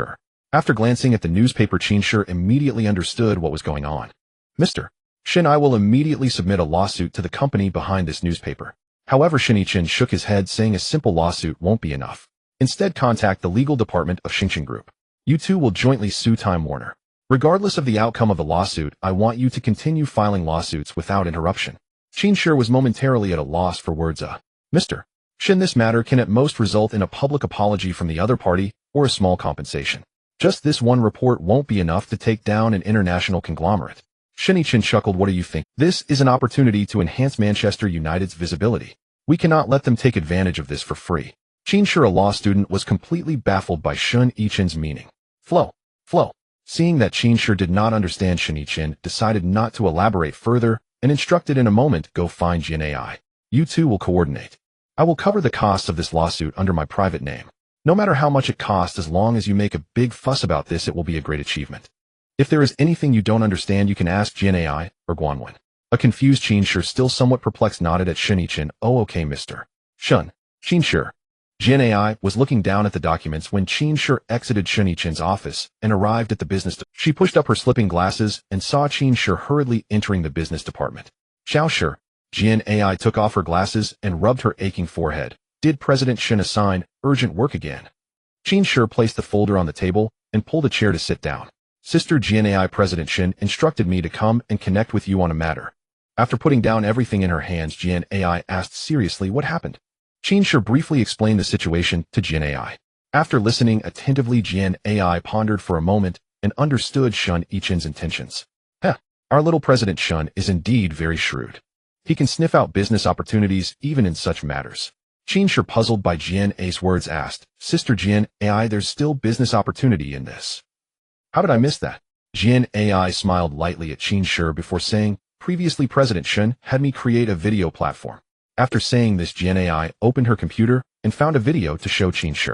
Qin Shi's mouth slightly dropped open after watching the video. Wait, why does President Shen have such a hobby? Recording his love pursuits. Jian AI. Be careful or President Shen might hear and deal with you. Hearing this, Qin Shi quickly closed her mouth. Jian AI then began explaining to Qin Shi, President Shen wants me to create a large documentary to be the first video released after the video platform launches. This documentary mainly narrates President Shen's takeover of Manchester United along with the renovations and plans for the club. What you just saw was just the raw, unedited footage. Guanwen sends me a segment of this footage every day. However, this project can be expedited. At this point, Jian AI smiled mysteriously. Qin Shi looked at Jian Ai's smile and pouted. Why does Jian AI seem to be more like Shen Yichen now? Sister Jian AI, why do I feel like you're becoming more and more? Qin Shi started, but didn't finish her sentence. Jian AI closed the video and leaned back in her chair, chuckling. It's just a business strategy. The greater the uproar in public opinion, the higher the platform's attention will be when the documentary goes live. In the following month, reports about Manchester United's new owner Shen Yichen flooded the entertainment circles of Europe and America. It became a topic of great interest among many onlookers. After all, this incident not only involved the pop star Britney and her ex-boyfriend Justin Timberlake, it also involved the mysterious son of the richest man in the Great Xia. After Entertainment Weekly just released that front-page headline, Justin soon discussed his breakup with Britney in a talk show, stating that he had suspected multiple times that Britney had a new lover, but had no evidence until now when everything seemed clear. Justin's words undoubtedly pushed Britney into the spotlight. Many of Justin's fans scolded Britney. Yesterday, she was showing off her love with Justin, and today, she's cheating. Gross. No wonder her resources are so good, it turns out she slept her way up. My poor Justin. A total cuck. Aren't these photos enough proof? A man and a woman alone in a hotel at night. Does Justin think he's a fool? I'm unfollowing. Backlash. Britney, get out of the entertainment industry. Boycott artists with bad reputations. Justin, run. This kind of woman isn't worth it. However, shortly after this program aired, Justin received a lawyer's letter. At the same time, the broadcasting network also received a lawyer's letter. On December 20th, the eve of Christmas, the Los Angeles Superior Court heard the case of Manchester United Club suing Entertainment Weekly. Ultimately, the Manchester United legal department won the lawsuit with a solid chain of evidence.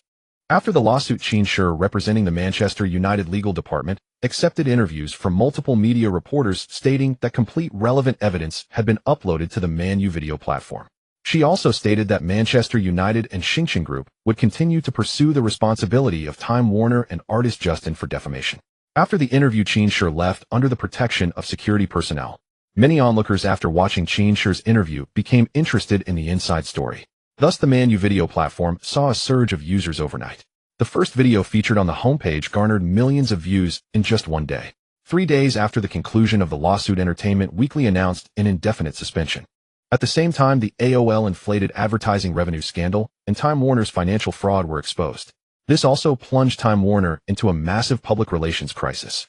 A few days later, Justin held a press conference expressing his apologies and regrets for the accusations against Britney. The Premier League season is currently halfway through, with Manchester United leading the league table with a terrifying record of 17 wins and 3 draws. About 25 kilometers south of Manchester lies Alderley Edge. This area belongs to Cheshire's prime location, known for its affluent communities, top private schools, and low crime rates. Many Manchester United players reside here, and fans jokingly refer to it as the Red Devils Player Village. Among them, David Beckham's villa is hosting a New Year's party. Since it is currently the winter break, the club has given the players a short holiday. Thus, almost all Manchester United players have come to this party. At the same time, Victoria also invited many celebrities and supermodels to attend. Among them, Ronaldinho was undoubtedly the one having the most fun. He danced the samba wildly among the flowers, while Ronaldo and Adriano followed closely, downing beer. Only Kaká sat quietly in a secluded corner with his girlfriend Caroline. Shen Yichen approached Kaká and Caroline holding a drink. Upon seeing Shen Yichen, Kaká immediately prepared to stand up, but Shen Yichen gestured for him to sit down. Shen Yichen looked at the sweet couple and joked, "When are you two planning to get married?" The shy Kaká felt a bit embarrassed after hearing Shen Yichen's words. Caroline, sitting beside Kaká, did not understand what Shen Yichen was saying. After Kaká explained, Caroline shyly buried her head in Kaka's arms. Shen Yichen looked at their expressions, feeling a bit bewildered. Are these two a bit too innocent? On the other side of the party, Victoria and her friend Cheryl were chatting. That must be Manchester United's owner Shen Yichen. He looks even more handsome in person than in the newspapers, Cheryl said, linking her arm with Victoria's, her tone slightly tipsy. Victoria smiled lightly and replied, "Can we trust those paparazzi shots in the newspapers? You of all people should know what it's like to be photographed by them. However, Shen is indeed more handsome in reality, though I'm not really into that type of man," Victoria said, pouting and shaking her head. Meanwhile, Cheryl's gaze was fixed intently on Shen Yichen, her lips curving upward. Victoria noticed and gently elbowed her, saying, "Little girl, you aren't actually falling for him, are you?" Cheryl did not hide her desire at all, nodding towards Victoria. "I just wonder if Shen would be into someone like me." Sigh. "What do you think his relationship with Britney is, eh?" Victoria shrugged and said, "I don't know, David never mentioned it to me. But if I had to guess, he must have some involvement with Britney. Otherwise, he wouldn't be so publicly protective. Even if there's no relationship, he must have some thoughts." After hearing Victoria's words, Cheryl felt a bit disappointed, exclaiming, "Ah, does that mean I have no chance?" Victoria chuckled and wrapped her arm around Cheryl's shoulders, saying, "Your figure is no worse than Britney's. Men, who doesn't like a little infidelity? It all depends on whether you have the ability to get into his bed. Look at all the beautiful women here today. If you don't seize the opportunity, someone else will." Cheryl, instead of being embarrassed by Victoria's words, felt a surge of excitement. Just then, Beckham arrived with Ashley Cole beside them. Ashley Cole looked at Cheryl, feeling a bit shy and awkward, completely at a loss for what to say. "Hey, dude, weren't you supposed to come over and get to know her? How can you attract a girl's attention looking like that?" Reluctantly, Beckham introduced Cheryl, saying, "This is my good friend Ashley Cole. He wants to get to know you, Cheryl." Victoria couldn't help but chuckle at Beckham's words. Beckham shot a helpless glance at his wife, while Cheryl smiled graciously at Ashley Cole, saying, "Hello, nice to..." Hearing Cheryl's response, Ashley Cole excitedly asked, "May I ask you to dance?" Cheryl glanced at the others and politely said, "Sorry, I have some matters to attend to. You all continue chatting. I'll come back later." With that, Cheryl left with her drink in hand. Watching her retreating figure, Ashley Cole appeared somewhat forlorn. Beckham looked down at Victoria and asked, "Where did Cheryl go?" Victoria replied with a light laugh, "Hee hee.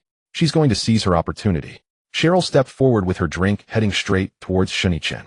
At that moment, Shen Yichen, who was still chatting with Kaká, looked at Cheryl with some confusion. Isn't that woman Ashley Cole's wife?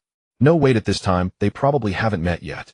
However, Shen Yichen glanced towards Beckham and the others, noticing Ashley Cole staring wide-eyed. Shen Yichen couldn't help but find it amusing. Seeing the slight upturn of Shen Yichen's lips, Cheryl felt a surge of delight. Then she quickly held out her drink and said, Mr. Shen, my name is Cheryl. May I have the honor of sharing a drink with you? Shen Yichen smiled lightly and said, of course. After clinking glasses, Shen Yichen looked at Kaká and the others and said, I won't disturb you lovebirds anymore. Shen Yichen stood up and said to Cheryl, beautiful lady, shall we move to a different place to drink? As he spoke, he extended his left hand towards Cheryl. Cheryl was overjoyed, but she still restrained her excitement, smiling gently at Shen Yichen. Sure. As she spoke, she placed her hand in his. Ashley Cole watched as Shen Yichen took away the woman he had just fallen for, feeling a strange pang of jealousy. Meanwhile, David Beckham patted his shoulder, saying, Cole, there are plenty of good girls out there. There are many beauties here today. Let's continue to have fun, Beckham said as he led Ashley Cole into the crowd. On the other side, Shen Yichen held Cheryl's hand as they exited Beckham's villa. As soon as they stepped outside, Cheryl asked in confusion, Mr. Shen, where are we going? To my house. Cheryl, 2 months ago, I bought a bottle of Roman Abramovich at Christie's in London. I'm in a good mood today, and with a beautiful companion, it's the perfect time to enjoy it. A wine from that must be very expensive, right? Cheryl blinked her eyes, looking at Shen Yichen with curiosity. Shen Yichen replied calmly, not too expensive, £1.00. Cheryl's jaw dropped upon hearing the price of the wine. At just 20 years old, although she came from a relatively well-off family, she never imagined she could indulge in a bottle worth £1.00. Before long, the two arrived at Shen Yichen's villa. Upon entering, Cheryl took a quick look around and said, so Mr. Shen lives next to David. Shen Yichen pointed around the villa, saying, most of the residents here are Manchester United players. To be honest, I have a pretty good relationship with those players. They often come to visit me. Cheryl's eyes showed a hint of skepticism as she replied, oh, but I've heard that Mr. Shen is a very strict boss. Moreover, there are rumors that the Manchester United players seem to be quite afraid of you. At that moment, Shen Yichen approached the wine cabinet, took down the bottle of Roman Abramovich, and returned to Cheryl with 2 wine glasses, saying, so which one do you think is the real me? As he spoke, Shen Yichen handed Cheryl a filled glass. Cheryl took a sip and said, I think neither is the true you. Shen Yichen leaned against the bar. The second button of his white shirt had unknowingly come undone, revealing a small patch of pale skin. Shen Yichen smiled with interest at Cheryl and raised his glass, saying, oh, please go on. Cheryl in her high heels walked around to Shen Yichen's side, looking straight into his eyes, saying, given Mr. Shen's age, half of the Manchester United players are about your age and half are even a few years older. You're all peers, so it's natural to have common topics. But you are the club owner, and as the leader you must maintain your authority. So, Cheryl paused, her gaze suddenly revealing a hint of flirtation. Shen Yichen raised an eyebrow, looking at the alluring and flirtatious Cheryl, saying, so what? So, Cheryl tiptoed closer to Shen Yichen, her red lips almost brushing against his neck, the scent of her perfume mixed with the rich aroma of red wine wafting towards him, making Shen Yichen squint slightly. So Mr. Shen, you seem much more approachable than the rumors suggest. Those rumors must surely be false. As she spoke, Cheryl extended her left index finger, gently touching Shen Yichen's chest. Her fingertips slowly slid down his chest, stopping just at the hem of his shirt, almost teasingly. Faced with such temptation, Shen Yichen had no reason to refuse. He quickly grasped her waist. Cheryl leaned into his embrace, looking up at Shen Yichen, sweetly asking, Mr. Shen, may I call you by your name? Shen Yichen nodded. Cheryl continued, Shen, a man like you is the best choice for every woman. I really want to be that woman. As she spoke, Cheryl tiptoed and actively leaned in to kiss Shen Yichen. Cheryl's kiss was soft and light. The seasoned Shen Yichen could sense a certain innocence in her passionate kiss. It seemed like she was still a budding rose. Thus Shen Yichen reciprocated fiercely, deepening their kiss. The two became entwined in a passionate embrace. Cheryl's arms instinctively wrapped tightly around Shen Yichen, her body rubbing against his. Shen Yichen could clearly feel Cheryl's heat. His breath grew heavier. Just as they were lost in their kiss, hello Moto, as Shen Yichen took out his phone, Cheryl initially intended to stop what she was doing. However, Shen Yichen directly wrapped his arms around her neck and pulled her against his chest. Cheryl seemed to understand Shen Yichen's actions, gently unbuttoning his shirt. Then she carefully kissed his. Raising her head to glance at Shen Yichen, she saw him giving her a satisfied smile. Cheryl then lowered her head again, softly kissing his Adam's apple. Shen Yichen did not stop her, but answered the phone. Hello, Mr. Shen, it's Brittany. Oh, it's you. What can I do for you? Upon hearing Brittany's voice, Cheryl's eyes flashed with a hint of cunning. She deliberately drew circles on his chest, making Shen Yichen feel burning hot. Finally, he directly pressed Cheryl's head down, pushing her down. Mr. Shen, I would like to apologize to you regarding Justin's matter. I'm really sorry for the trouble I've caused you. Hi. It's no trouble at all. I didn't intend to hold it against them, but those things just couldn't see the situation. Listening to Shen Yichen's tone, Brittany felt a lot more relaxed. By the way, Mr. Shen, Justin suddenly held a press conference to apologize to me. Is this something you did?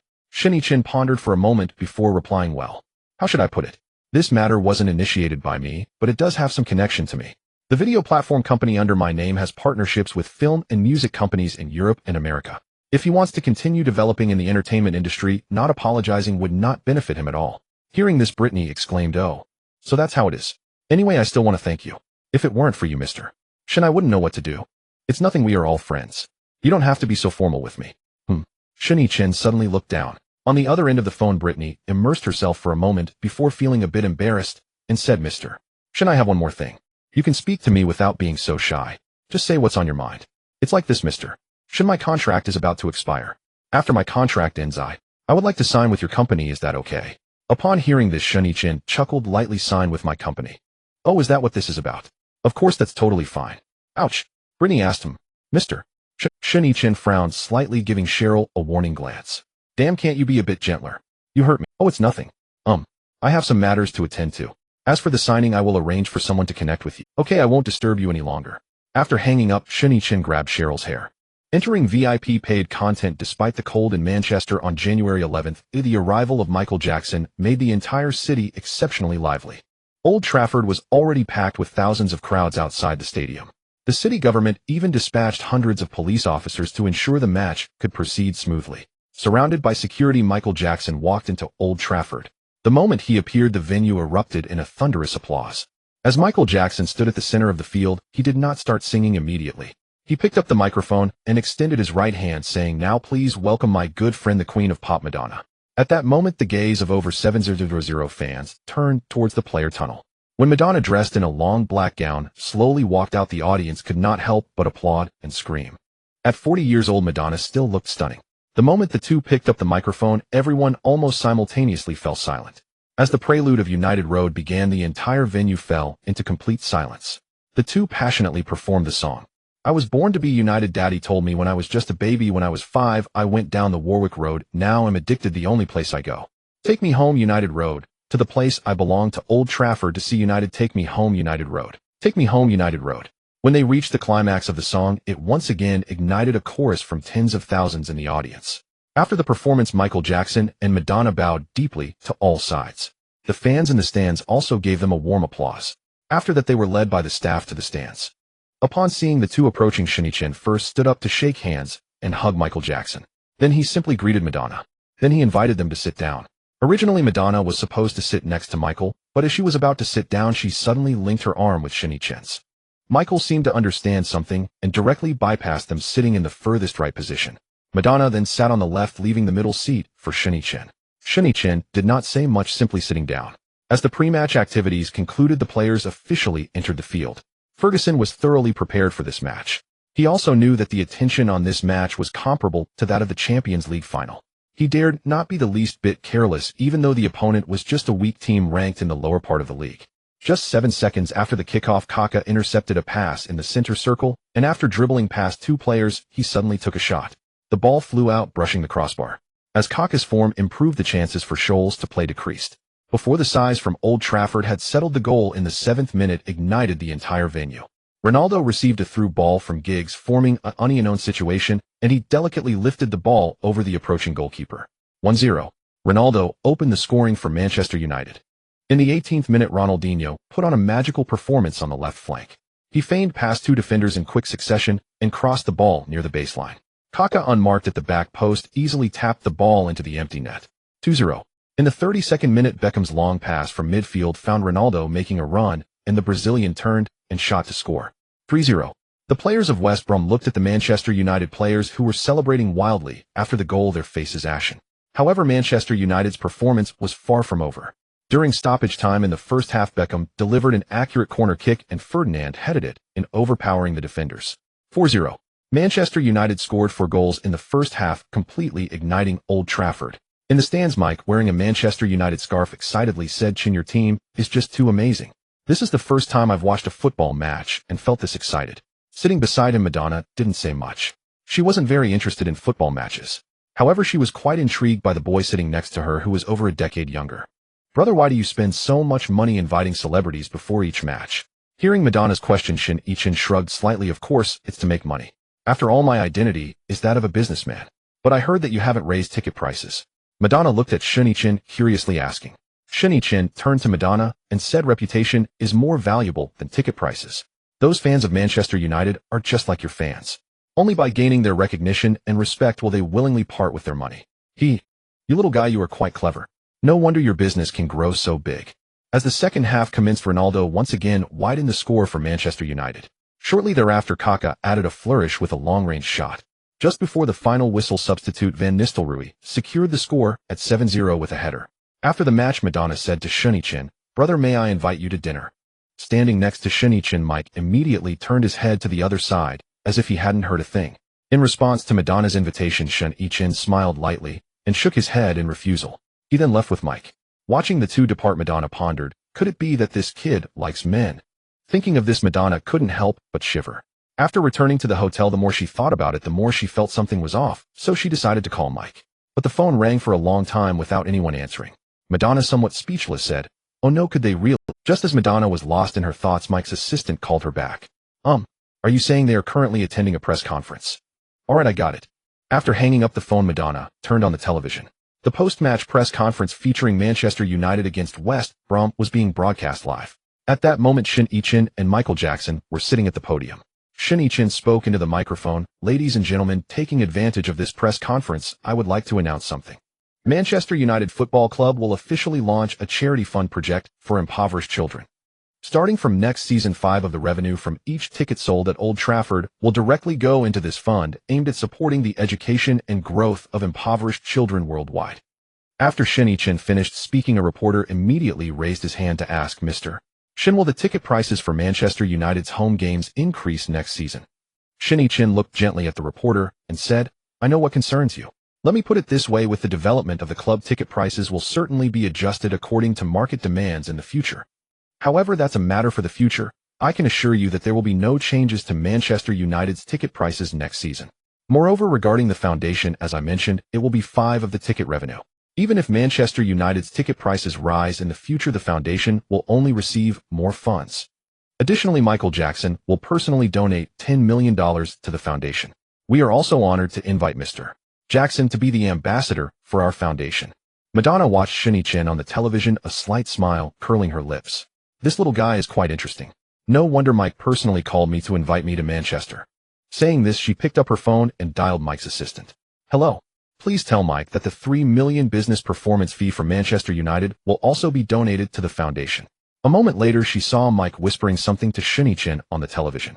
Then Shen Yichen picked up the microphone and continued, "Everyone, I have just confirmed that the beautiful Miss Madonna is willing to donate $3 million to our charity foundation." Next, he turned specifically to the broadcast camera and spoke to the screen. "Miss Madonna, truly the queen of pop, not only warmed us with her songs, but now wishes to warm the hearts of children around the world with her love." Madonna watched Shen Yichen's somewhat hypocritical expression and laughed derisively. "This little brat is really hypocritical." Humph. Following this, Manchester United surged through the league, displaying dominance in the Champions League. In the Champions League group stage, Manchester United advanced to the knockout stage with a record of 4 wins and 2 draws.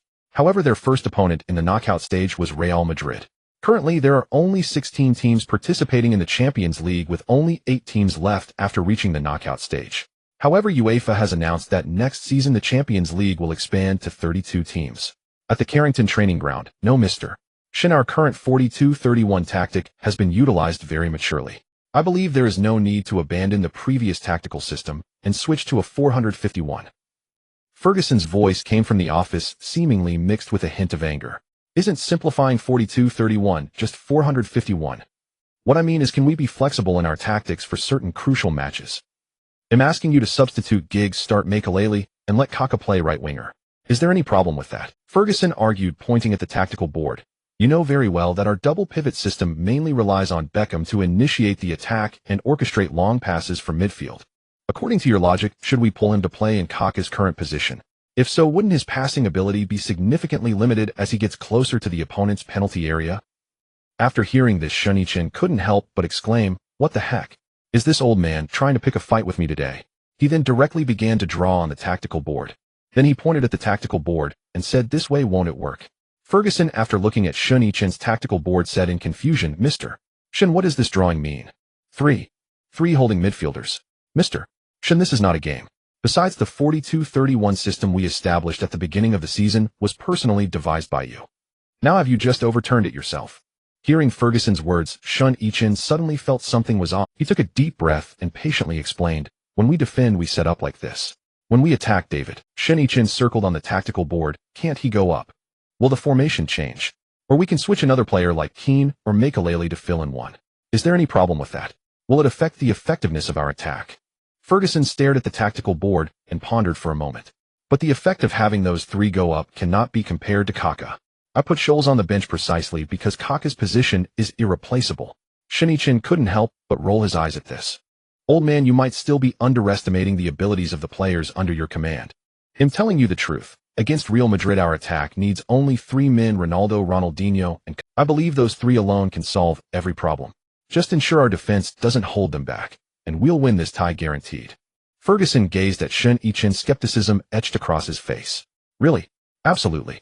Shen Yichen nodded earnestly. Ferguson paused, weighing the words in silence, then clenched his jaw and relented. "Fine.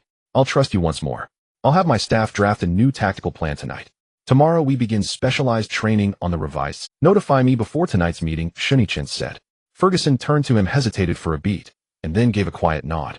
On April 8, 2003, Manchester United traveled to the Santiago Bernabéu Stadium. The red aircraft carrier, lavishly assembled with colossal investment, faced off against La Liga's Galactic Fleet.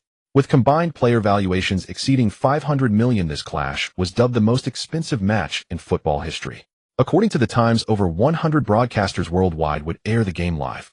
An estimated audience of hundreds of millions would gather before their televisions to witness this monumental encounter. Welcome to the Santiago Bernabéu Stadium, Madrid, Spain. As the UEFA Champions League anthem echoed through the rain-drenched Bernabéu, both squads marched onto the pitch. On the giant screens, the starting lineups scrolled steadily. Real Madrid's starting 11. Goalkeeper Casillas. Defenders Roberto Carlos, Hierro, Elgra Salgado. Midfielders Cambiasso, Guti, Zidane. Forwards Raúl, Owen, Figo. Manchester United's starting 11. Goalkeeper Van der Sar. Defenders Ashley Cole, Ferdinand, Nesta, Gary Neville. Defensive midfielders Roy Keane, Beckham, Makelele. Attacking midfielders Ronaldinho, Kaká. Striker Ronaldo. At kickoff, the Galactic Fleet struck first. Amid thunderous cheers, Guti launched a diagonal long pass toward Owen, surging forward with blistering pace. Owen shielded the ball from Ferdinand, spun sharply, and unleashed a fierce shot. The ball screamed toward the bottom right corner. Yet Van der Sar, as if having foreseen its path, hurled himself sideways and tipped it over the bar with fingertips grazing its surface. Michael Owen, the former Liverpool prodigy and Golden Boy Award winner, opened with a thunderous strike, shaking the very foundations of the stadium. The Bernabéu erupted in stunned gasps. One fan, overcome with emotion, slammed his fist against the railing. That Dutchman. How impossibly fast was that reaction? Cut to the visitors' end. United's counterattack surged forward. Ronaldinho drifted wide left, cut inside, and released a pass. Blocked. Beckham surged forward and fired a breathtaking curling shot toward the far corner. Casillas launched himself airborne, diverting the ball away. But the assault continued. Beckham delivered a cleverly orchestrated corner. Kaká, receiving on the left, launched a missile-like cross into the box, only for the ball to whistle past the goalpost. In the 10th minute, Real seized upon Makelele's misplaced pass in midfield and launched a swift offensive. Zidane split the field with a precise pass to Roberto Carlos, surging down the flank. Carlos exploded past Gary Neville and delivered a low-driven cross. Inside the box, Owen twisted free. Ferdinand tugged his shirt, but Owen gritted his teeth and fired anyway. The shot soared high, straight into the second tier. Owen collapsed to the turf, pointing emphatically at Ferdinand and shouting toward the referee, "Hey!" He pulled my shirt. "Hey, sweetheart. What happened to you since moving to La Liga? Gone soft." Ferdinand brushed grass clippings from his palms and grinned. Owen shot him a venomous glare, then rose slowly to his feet. 2 minutes later, United attacked again. Ronaldo rose majestically in the box to meet Beckham's soaring long pass, delivered a lethal backheel, and Kaká followed up with a delicate chip, which sailed just over the bar. A heartbreaking miss. the closest either side had come to scoring since kickoff. In the 18th minute, Real pressed once more. Salgado surged forward and slipped a pass to Figo, who danced past Roy Keane with a feint, only to be tripped by the Englishman. No debate, the foul was clear-cut. The referee raised his yellow card without hesitation. Keane earned his caution, and Real received a promising free kick centrally positioned just outside the box. Guti stepped up. His delivery was surgical, arcing perfectly into the danger zone. Heir leapt high, but mistimed his header. Van der Sar claimed it cleanly. 2 minutes later, Real attacked again. Zidane fed Figo on the right flank. The Portuguese maestro controlled, then unleashed a stunning volley just over the crossbar. In the 25th minute, Zidane threaded another incisive through ball, yet Owen fluffed his first-time control, allowing Nesta to sweep the ball clear. By the 30th minute, Real's assault intensified once more. Guti initiated the move, fed Zidane, who swept a horizontal pass into the box.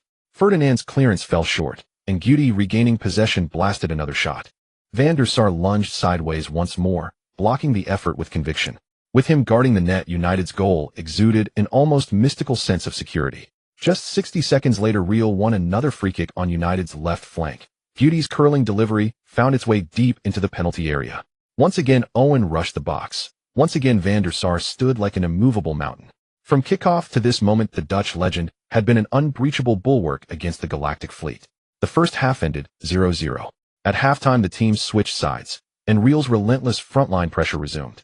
Raul dribbled on the left, carved open space with a feint, and lashed a powerful shot toward goal. Van der Sar flung himself sideways, smothering it. Before the rebound settled, Figo darted in from the right, ready to pounce. His shot struck Nesta squarely in the groin, standing directly on the goal line. Ashley Cole immediately launched a booming clearance. Shen Yichen, seated high in the stands, instinctively sucked in a sharp breath. HSS. Beside him, Avril watched and burst into soft laughter. It didn't hit you, so why the gasp? Shen Yichen pursed his lips and murmured, just looking at it sends shivers. Wow, what a true warrior. If they don't get a bonus after that, it'd be unforgivable. Avril glanced nervously at the pitch. It feels like we've been pinned back the entire time. Can we even win this way? Shen Yichen draped an arm over her shoulder, leaned back comfortably in his Bernabeu seat, and smiled, utterly unruffled. If we don't win here, we'll win at Old Trafford next time. In truth, Shen Yichen had already shattered Manchester United's fated trajectory. According to his memories of the previous life, United had lost this match 13 away at the Bernabeu. They would go on to stage a legendary comeback at home, winning the return leg, but ultimately failed to advance. Real Madrid struggled to break the deadlock, pushing their attacking positions further forward. Manchester United's defense was pushed back, unable to make any advances. At this point, the match had reached the 60th minute and Ferguson was preparing to make substitutions. On the sidelines, he sat beside E2, conveying his instructions. Those who regularly watch Manchester United matches would notice that although Ronaldo starts every game as a forward, he is replaced by Ferguson after 60 to 70 minutes. There was no choice. Manchester United had an abundance of excellent forwards. In the 65th minute, Manchester United substituted E2 for Ronaldo. E2, just on the field, looked up and scanned the stands of the Bernabeu, seemingly searching for someone. Noticing this, Shen Yichen's lips suddenly curled up into a smile. Avril, curious, asked, "What are you thinking that makes you so happy?" Shen Yichen put his arm around Avril's shoulder and said, "I suddenly recall the saying, eat, sleep, and beat Real Madrid." Avril responded. At that moment, she did not understand the meaning behind Shen Yichen's words. However, the events unfolding on the field soon provided her with an explanation. It was still Real Madrid on the attack. Midfielder Guti received the ball and executed a long-range pass, finding the ring king on the left flank. The latter made a horizontal pass, sending the ball back towards the goal. In the midst of a chaotic struggle, the Red Devils' ironclad center-back Nesta stood firm, intercepting the ball before Owen could reach it and deflecting it out of bounds. Next, Guti took the corner kick and Ferdinand, out-muscling Heir, headed the ball out of the penalty area. Positioned just outside the box, Carlos followed up with a powerful strike on goal. The moment Shen Yichen saw Carlos wind up for the shot, he instinctively stood up. Fortunately, the ball grazed the post and flew out of bounds, allowing Manchester United to escape another crisis. After enduring 3 powerful strikes from Real Madrid, Manchester United suddenly launched their own offensive. Ronaldinho broke through from the back, moving like a little bull, sparking electricity, and delivered a diagonal through ball. The pass was both high and poorly positioned. Goalkeeper Casillas rushed out quickly. Carlos, drawing on his years of experience, predicted the goalkeeper's route and slowed down to prepare for a coordinated play to regain possession. However, in a flash, a red lightning bolt surged from behind Carlos. E2 had stealthily initiated. Just a split second before Casillas could touch the ball, E2 deftly flicked it with his toe, causing the ball to swerve and drop as if enchanted. The two stalwarts of Real Madrid's defense froze in place. Casillas' attempt to intercept the ball missed entirely. Carlos' wide-open eyes reflected Eto'o's sprinting figure. With an open goal before him, Eto'o calmly adjusted his steps and gently nudged the ball with the top of his foot, sending it rolling securely into the net. The roar of 8-0 fans abruptly ceased, leaving Eto'o with his arms spread wide, soaring towards the corner flag like a majestic eagle. This goal allowed Eto'o to vent the fury within him. He glanced towards the direction where Florentino was seated and forcefully pounded his chest. It was as if he was trying to prove how foolish it was to sell him. At that moment, Florentino in the stands looked as pale. In light of Eto'o's provocation, he could do nothing but endure quietly. Playing away, Manchester United took the initiative thanks to Eto'o's goal. Such a result was unacceptable for the Real Madrid players. In the subsequent match, they continued to intensify their offensive efforts. But the valiant Van der Sar repeatedly denied Real Madrid's attempts on goal. Ultimately, Manchester United triumphed over Real Madrid with a score of 10, gaining the upper hand in the Champions League quarterfinals. Mourinho, far away in Porto, also watched the live broadcast of this match. After watching the match, Mourinho expressed admiration for Ferguson, saying, "A starting lineup worth hundreds of millions can still adopt a defensive counterattack strategy.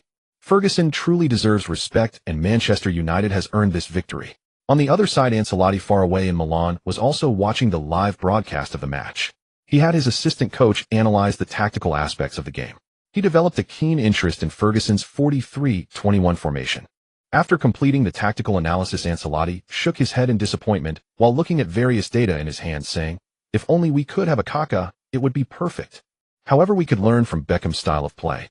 Thus, a new tactical concept instantly formed in Ancelotti. He planned to try getting Pirlo to emulate Beckham's style of play. After the match against Real Madrid, Shen Yichen took Avril to explore Madrid and Barcelona for 3 days.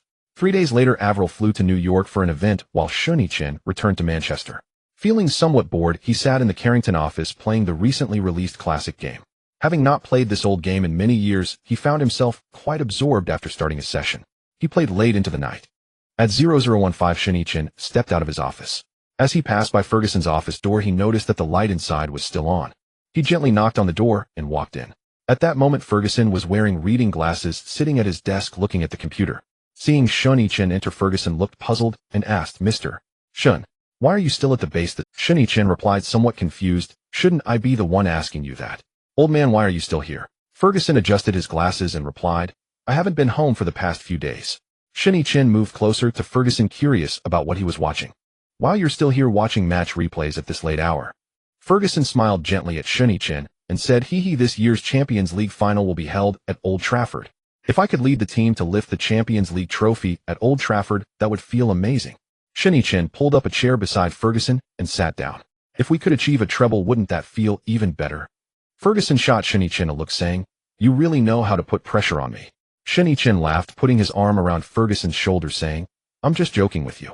But the FA Cup semi-final against Arsenal is the day after tomorrow. You should really take a good rest.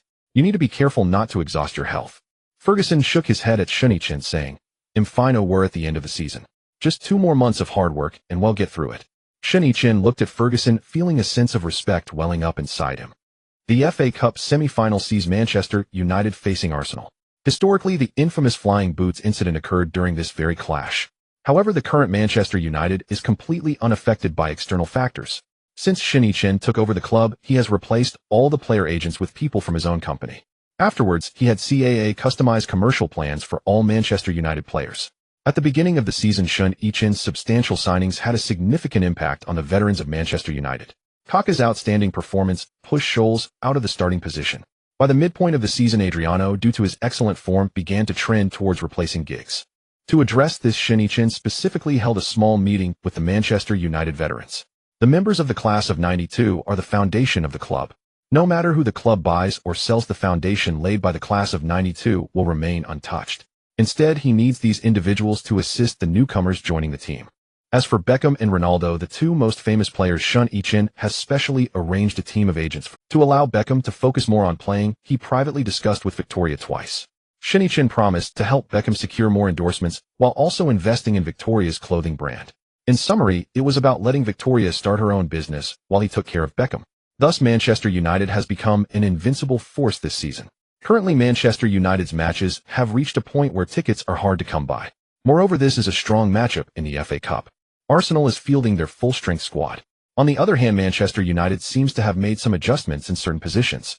At the defense position, Lucio has replaced Nesta to partner with Ferdinand as the starting center-back. In midfield and forward positions, but has replaced Roy Keane. Scholes has replaced Kaká, Adriano has replaced Giggs, and Van Nistelrooy has replaced Ronaldo. Ferguson's arrangement undoubtedly prepares for the upcoming match against Real Madrid. But Manchester United's bench, well, how should I put it, it doesn't differ much from the starters. As the match began, Arsenal took the initiative. Henry, after receiving the ball on the left flank, skillfully maneuvered past Gary Neville and made a backward pass to Pires. Pires took a powerful shot at the ball, but unfortunately his attempt soared over the crossbar. In the 3rd minute, the Red Devils of Manchester United executed a series of short passes in the midfield. The ball was shifted by Scholes to Adriano on the right side. Holding the ball near the sideline, Adriano faced Pires' defense and immediately launched into a sprint using his speed and explosive power to get past Pires. Then Van Bronckhorst made a sliding tackle towards Adriano. However, Adriano cleverly tapped the ball with his toe just as Van Bronckhorst slid in. Subsequently, he accelerated again, tearing through Arsenal's defense single-handedly on the right side. Approaching the edge of the penalty area, Adriano didn't even glance at Van Nistelrooy, who was making a run in support. He adjusted his steps and unleashed a powerful shot. The goalkeeper Seaman tensed his muscles as he saw the ball rushing towards him. With a whistling sound, he instinctively made a save attempt. The ball hit his palm with a heavy thud, sending a jolt through his arm and causing his body to lean backward uncontrollably. Seaman gritted his teeth against the pain radiating from his palm and forearm, lightly tapping his numb hand with the other, muttering to himself, "This kid's shot packs quite a punch." Adriano watched the ball that was deflected by Seaman with frustration, shaking his head in disappointment. Meanwhile, Van Nistelrooy, in front of the goal, shrugged his shoulders in exasperation. He seemed somewhat displeased with Adriano's actions, mumbling in Dutch, "Does he really think he's Ronaldo?" For Van Nistelrooy, there was only one player he admired at Manchester United, and that was Ronaldo.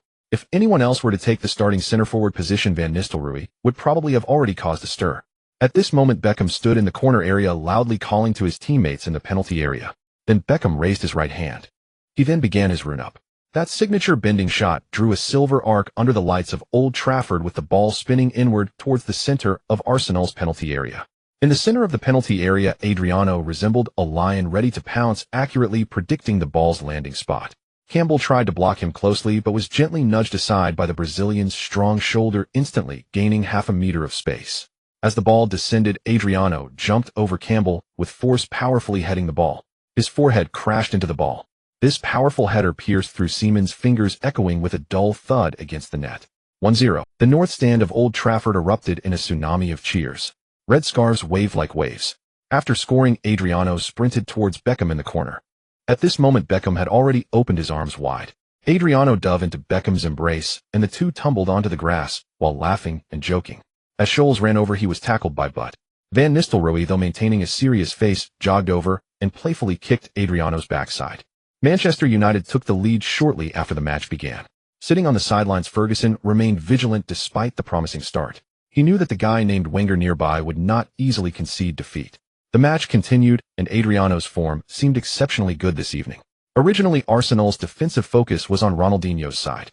However, Manchester United seemed intent on attacking Adriano's side today.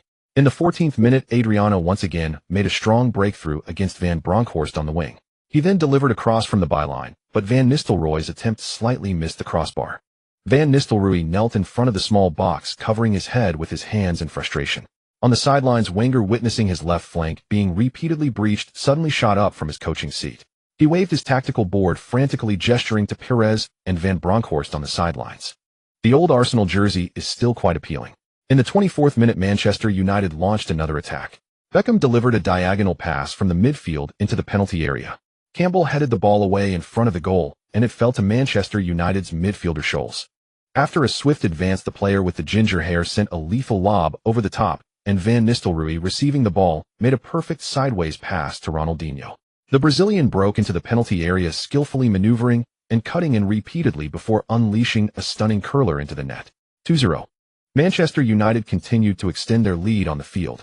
This goal showcased Van Nistelrooy's excellence as a center forward. Similarly, Ronaldinho displayed his technical prowess and shooting skills to perfection. This marked Manchester United's 70th goal across all competitions this season. This season, Manchester United has been flourishing with 4 players already scoring double digits. Ronaldo leads the league scoring chart with 19 goals. Meanwhile, Arsenal, having conceded 2 goals to Manchester United, seemed unwilling to accept defeat. In the 37th minute, Arsenal earned a free-kick opportunity in the attacking third. Subsequently, the King of Highbury took a shot that was blocked by the wall. A minute later, it was Manchester United again with Ronaldinho. Knowing the Brazilian's technical ability, Arsenal arranged 3 defenders to cut off his path to the inside. Left with no choice, Ronaldinho passed the ball back to Ashley Cole. Cole received the ball on the wing and delivered a cross into the penalty area. Van Nistelrooy missed the header in front of the goal, perfectly squandering the opportunity. The scene shifted as Arsenal, playing away, launched another attack. A misplaced pass from Butt allowed Vieira to intercept and deliver a through ball to the front line. Bergkamp, positioned at the near post, used his heel to pass the ball to Henry, who, the King of Highbury, struck the ball into the net. 2-1. Arsenal pulled one back. The suspense of the match returned. Like a jade tree standing tall against the wind, unrivaled beneath the heavens. Royal Nana's fame is unparalleled throughout history. Who can compare with heroes? With exceptional shooting skills and a keen sense, how can one not love Henry? The scene shifted as the 2 strikers engaged in a martial arts duel. During another contest for the ball, Van Nistelrooy and Henry had a physical clash. In the end, Van Nistelrooy was penalized for a foul by the referee. Henry, knocked to the ground, got up and argued with Van Nistelrooy. Not one to back down, Van Nistelrooy stood his ground against Henry. With unwavering gazes, they exchanged greetings about each other's families in their respective languages. Originally, it seemed that with Keane absent, one would not witness Vieira sharing jokes with him today. However, talents emerge in every generation. The Dutchman's eloquence is not inferior to that of the Irish. As for how intimate the greetings were, one could only say even dogs would shake their heads. Even the referee, who tried to intervene, could no longer tolerate it. After showing each player a yellow card, he managed to separate them. By this point in the match, the tension was palpable. Ultimately, the first half concluded with both sides temporarily locked at 2-1. Clearly, Arsenal would not give up easily.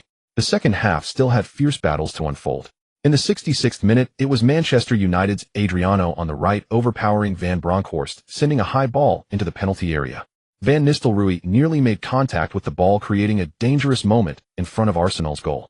30 seconds later, it was Manchester United again. Ronaldinho distributed the ball, and Ashley Cole's cross from the byline was cleared out of the penalty area by Lauren. The play was not over. After receiving the ball in midfield, Scholes used his nimble footwork to keep advancing. At that critical moment, Vieira stepped up and took Scholes down from a diagonal behind. Manchester United earned a prime free-kick opportunity in the attacking zone. Beckham stood at the penalty spot, and the fans in the stands at Old Trafford seemed to anticipate what was about to unfold. They merely focused on Beckham, eagerly awaiting his next move. David Beckham took a deep breath, lightly brushed the grass with his right foot, and his run-up was steady and rhythmic. As his left arm swung up, his body leaned, and his right foot struck. The ball curved off his foot in a magnificent arc that defied gravity. A stunning bending moon sliced through the night sky of Old Trafford. The ball skimmed over the top of the wall, and goalkeeper Schmeichel stood rooted to the spot, admiring. As the ball struck the back of the net, Schmeichel finally snapped back to reality. At that moment, the roar from Old Trafford erupted like a volcano, with 7,000 fans jumping up in unison, causing the stands to vibrate. The red scarves in the north stand waved like flames. After scoring, Beckham maintained a calm demeanor, standing still with his arms raised, soaking in the cheers from the fans. On the sidelines, Ferguson pumped his fist fiercely, while Ronaldo on the bench shook Kaká excitedly, his mouth wide enough to fit an entire football. Arsenal's defenders stood frozen in place. Campbell looked up at the scoreboard, Vieira knelt on one knee, and Schmeichel remained at the goal line, still in a state of disbelief. Schmeichel sighed inwardly. In this year, I've not conceded many goals, but I've faced quite a few divine strikes. Meanwhile, far away in Lisbon, Portugal, the young boy. After witnessing Beckham's goal, he observed the Old Trafford fans collectively chanting Beckham's name. Upon seeing that man with the number 7 on his back, he couldn't help but exclaim, I wish I could experience what it feels like to score against Arsenal. I wonder if the Old Trafford fans would chant Cristiano's name as well. After Beckham scored this perfect free kick, the suspense of this FA Cup semi-final was utterly lost. Ultimately, Manchester United triumphed over Arsenal with a score of 3-1, advancing to the FA Cup final. On April 23rd, the quarterfinals of the 02-03 Champions League reignited. Manchester United hosted Real Madrid at Old Trafford. In the first leg, the Red Devils defeated Madrid 1-0. As the second leg arrived at Old Trafford, Madrid had to bounce back to keep their hopes of advancing alive. The lineups for both teams in this match were nothing short of star-studded. The Galacticos featured superstars like Raul, Zidane, Figo, Casillas, Carlos, and Guti. Meanwhile, Ferguson's Red Devils boasted legends like Ronaldo, Ronaldinho, Beckham, Kaká, Ferdinand, and Nesta. This legendary clash was about to be etched in history. The stands at Old Trafford were already buzzing with excitement. In the third minute of the match, Manchester United launched the first attack. Beckham made a precise through ball in midfield, finding the speeding Ronaldo.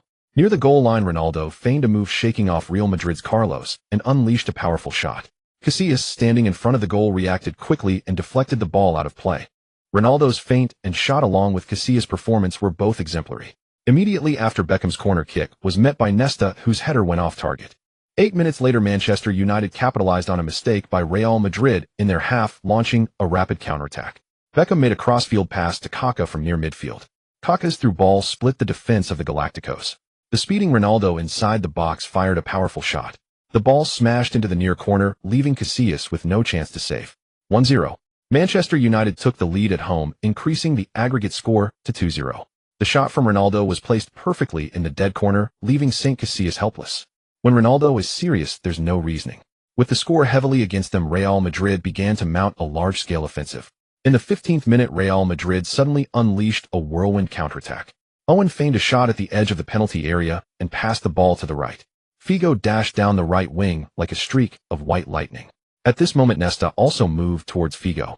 Figo leaned back, attempting to shoot. Unfortunately, Nesta was just a step faster, poking the ball out of play with his toe. The crowd erupted in a collective "oh" of surprise. Subsequently, the fans erupted in applause for Nesta's brilliant defensive play. Real Madrid took a corner, and once again Nesta firmly kept Owen under control, heading the ball out of the penalty area. At the edge of the penalty area, Ronaldo controlled the ball with his chest. Cambiasso was tightly marking him from behind. After settling the ball, Ronaldo tilted his body to the right. Then he turned with a feint, slipping past Cambiasso on his left. In a moment of urgency, Cambiasso lunged in. Ronaldo was sent flying like a leaf in the wind. The referee, Kalina, blew his whistle. Roy Keane was the first to rush to the scene, ready to confront Cambiasso. Players from both teams quickly gathered, with Ferdinand and Carlos bumping shoulders. Beckham and Salgado also began to shove each other. Kalina blew his whistle several times and pulled Roy Keane aside, producing a yellow card and pointing it at Kalina, then signaled for the players to separate immediately. His authority on the field was quite strong, truly deserving of being the world's top referee at the time. In the 20th minute, Real Madrid launched a sudden attack down the left flank. Carlos broke through and delivered a 45-degree cross, the ball sailing over Nevilles' head. Zidane, with his back to the goal, lightly flicked the ball with the inside of his foot. The ball changed direction and flew towards the center of the penalty area, but Figo swung his leg and missed. The ball was poorly struck, drifting slowly towards Van der Sar. In the 24th minute, Manchester United's offensive resurgence began. Ronaldo on the left wing continuously changed direction, his shirt being pulled by Salgado, but unable to stop his advance. Ronaldinho broke past Salgado and passed the ball to Ronaldo, who was making a run in the center. As Ronaldo controlled the ball with his chest, he used his heel to pass it back to the edge of the penalty area. Kaká, following closely, shot with his left foot, sending the ball roaring towards Real Madrid's goal. Casillas, in front of the goal, made an extremely agile save, stretching out to stop the ball. Kaká, seeing the ball deflected by Casillas' single hand, clapped his hands in disappointment. Ronaldo, witnessing Casillas' save, couldn't help but be a bit surprised. Meanwhile, Ronaldinho held the ball and ran towards the corner flag. Ronaldinho's corner kick was headed away by Heir. Soon after, Real Madrid initiated a quick counterattack. Zidane, receiving the ball near the center circle, turned and made a diagonal pass towards Raul. As Raul took possession of the ball, he found himself in a semi-breakaway situation, with only Beckham chasing him from behind. The two were in a 1v1 situation down the left side for Real Madrid. As Beckham approached Raul, he applied pressure with his body. Then, seizing the moment, he executed a clean tackle, stealing the ball from behind. Raul, having lost possession, lay on the ground with his hands spread wide. At that moment, Kalina's whistle had not sounded. Instead, he raised his hand, signaling Raul to get up. After stealing the ball from Raul, Beckham quickly advanced with it. Upon reaching the center circle, he made a diagonal long pass at a 45-degree angle. The ball seemed to have GPS, finding Ronaldinho precisely. Standing motionless at the far left sideline, Ronaldinho controlled Beckham's pass with his chest and let it settle with the top of his foot. The ball seemed to stick to his foot, coming to a steady stop. The entire action of stopping the ball appeared effortless. At the moment Ronaldinho stopped the ball, Salgado was already charging towards him. Ronaldinho, unhurried, gently nudged the ball as Salgado lunged. The ball passed right through Salgado's legs. Ronaldinho then surged forward, heading towards Real Madrid's penalty area. Meanwhile, center-back Heir quickly stepped up to mark him. As Ronaldinho advanced quickly with the ball, he suddenly dropped his shoulder to feint, successfully deceiving Heir's balance. He then cut in sharply to the right, following up with a curled shot. Even though Casillas had already begun his save attempt, Ronaldinho's curled shot had a significant arc and an exceptionally tricky angle. The ball struck the left post and bounced into the net. 2-0. After scoring, Ronaldinho ran to the sidelines and jumped into a 666 dance. Several of Manchester United's teammates rushed over. Clumsily, they followed the soul dancers swaying together. Meanwhile, the expressions on Real Madrid's players looked quite somber. Casillas, getting up from the ground, started to shout and wave his fists at his teammates. What are you all doing? How can we continue like this? Come on, wake up. This is the Champions League. As Casillas shouted, a sense of helplessness welled up inside him. He really wanted to win, but the players in front of him were just being taken down one by one. And then there were the few stars in the front line. They just let a goal in, and over there Raul is still lying down wanting a foul. How can we play a game like this? However, Casillas' shouting seemed unable to awaken the somewhat silent Galacticos. As the first half approached its end, Beckham initiated an attack with a long pass from the back. The fast-moving Ronaldo, between the joint marking of Hierro and Carlos, still managed to control the ball. In a moment of desperation, Hierro had no choice but to bring Ronaldo down with a foul. Manchester United gained a prime free-kick opportunity in the attacking zone. A golden-haired youth in a red jersey stood before the penalty spot. Beckham dramatically gestured with his arms, showcasing his signature bending free-kick. The pinnacle of beauty in the football world, he drew back his bow and shot with precision like a divine sword falling amidst the peach blossoms. St. Casillas, in front of the goal, could only watch in despair. With flowing golden hair, the free-kick master embodied elegance to the extreme. Beckham executed the bending free-kick to perfection. The score on the field had reached 3-0. What was initially thought to be a monumental clash turned out to be a mere half, with the Galacticos seemingly sunk by the red battleship. As the referee blew the whistle to signal the end of the first half, Shen Yichen observed the players' triumphant expressions from the stands, as if the match had already concluded. Suddenly, he sat up sharply and turned to leave his seat.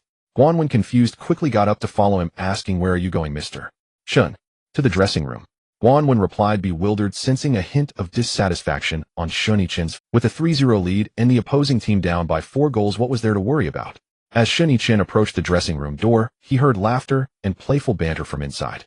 Van Nistelrooy and but were shoulder to shoulder, frequently bursting into hearty laughter while exchanging knowing glances with their teammates. Beckham leaned on the locker, adjusting his hairstyle in front of the mirror, his eyebrow raised with a touch of nonchalance, seemingly reminiscing about his recent goal. Ronaldinho twisted his body using his wristband as a microphone, mimicking a singer's performance, causing the substitute players to erupt in laughter.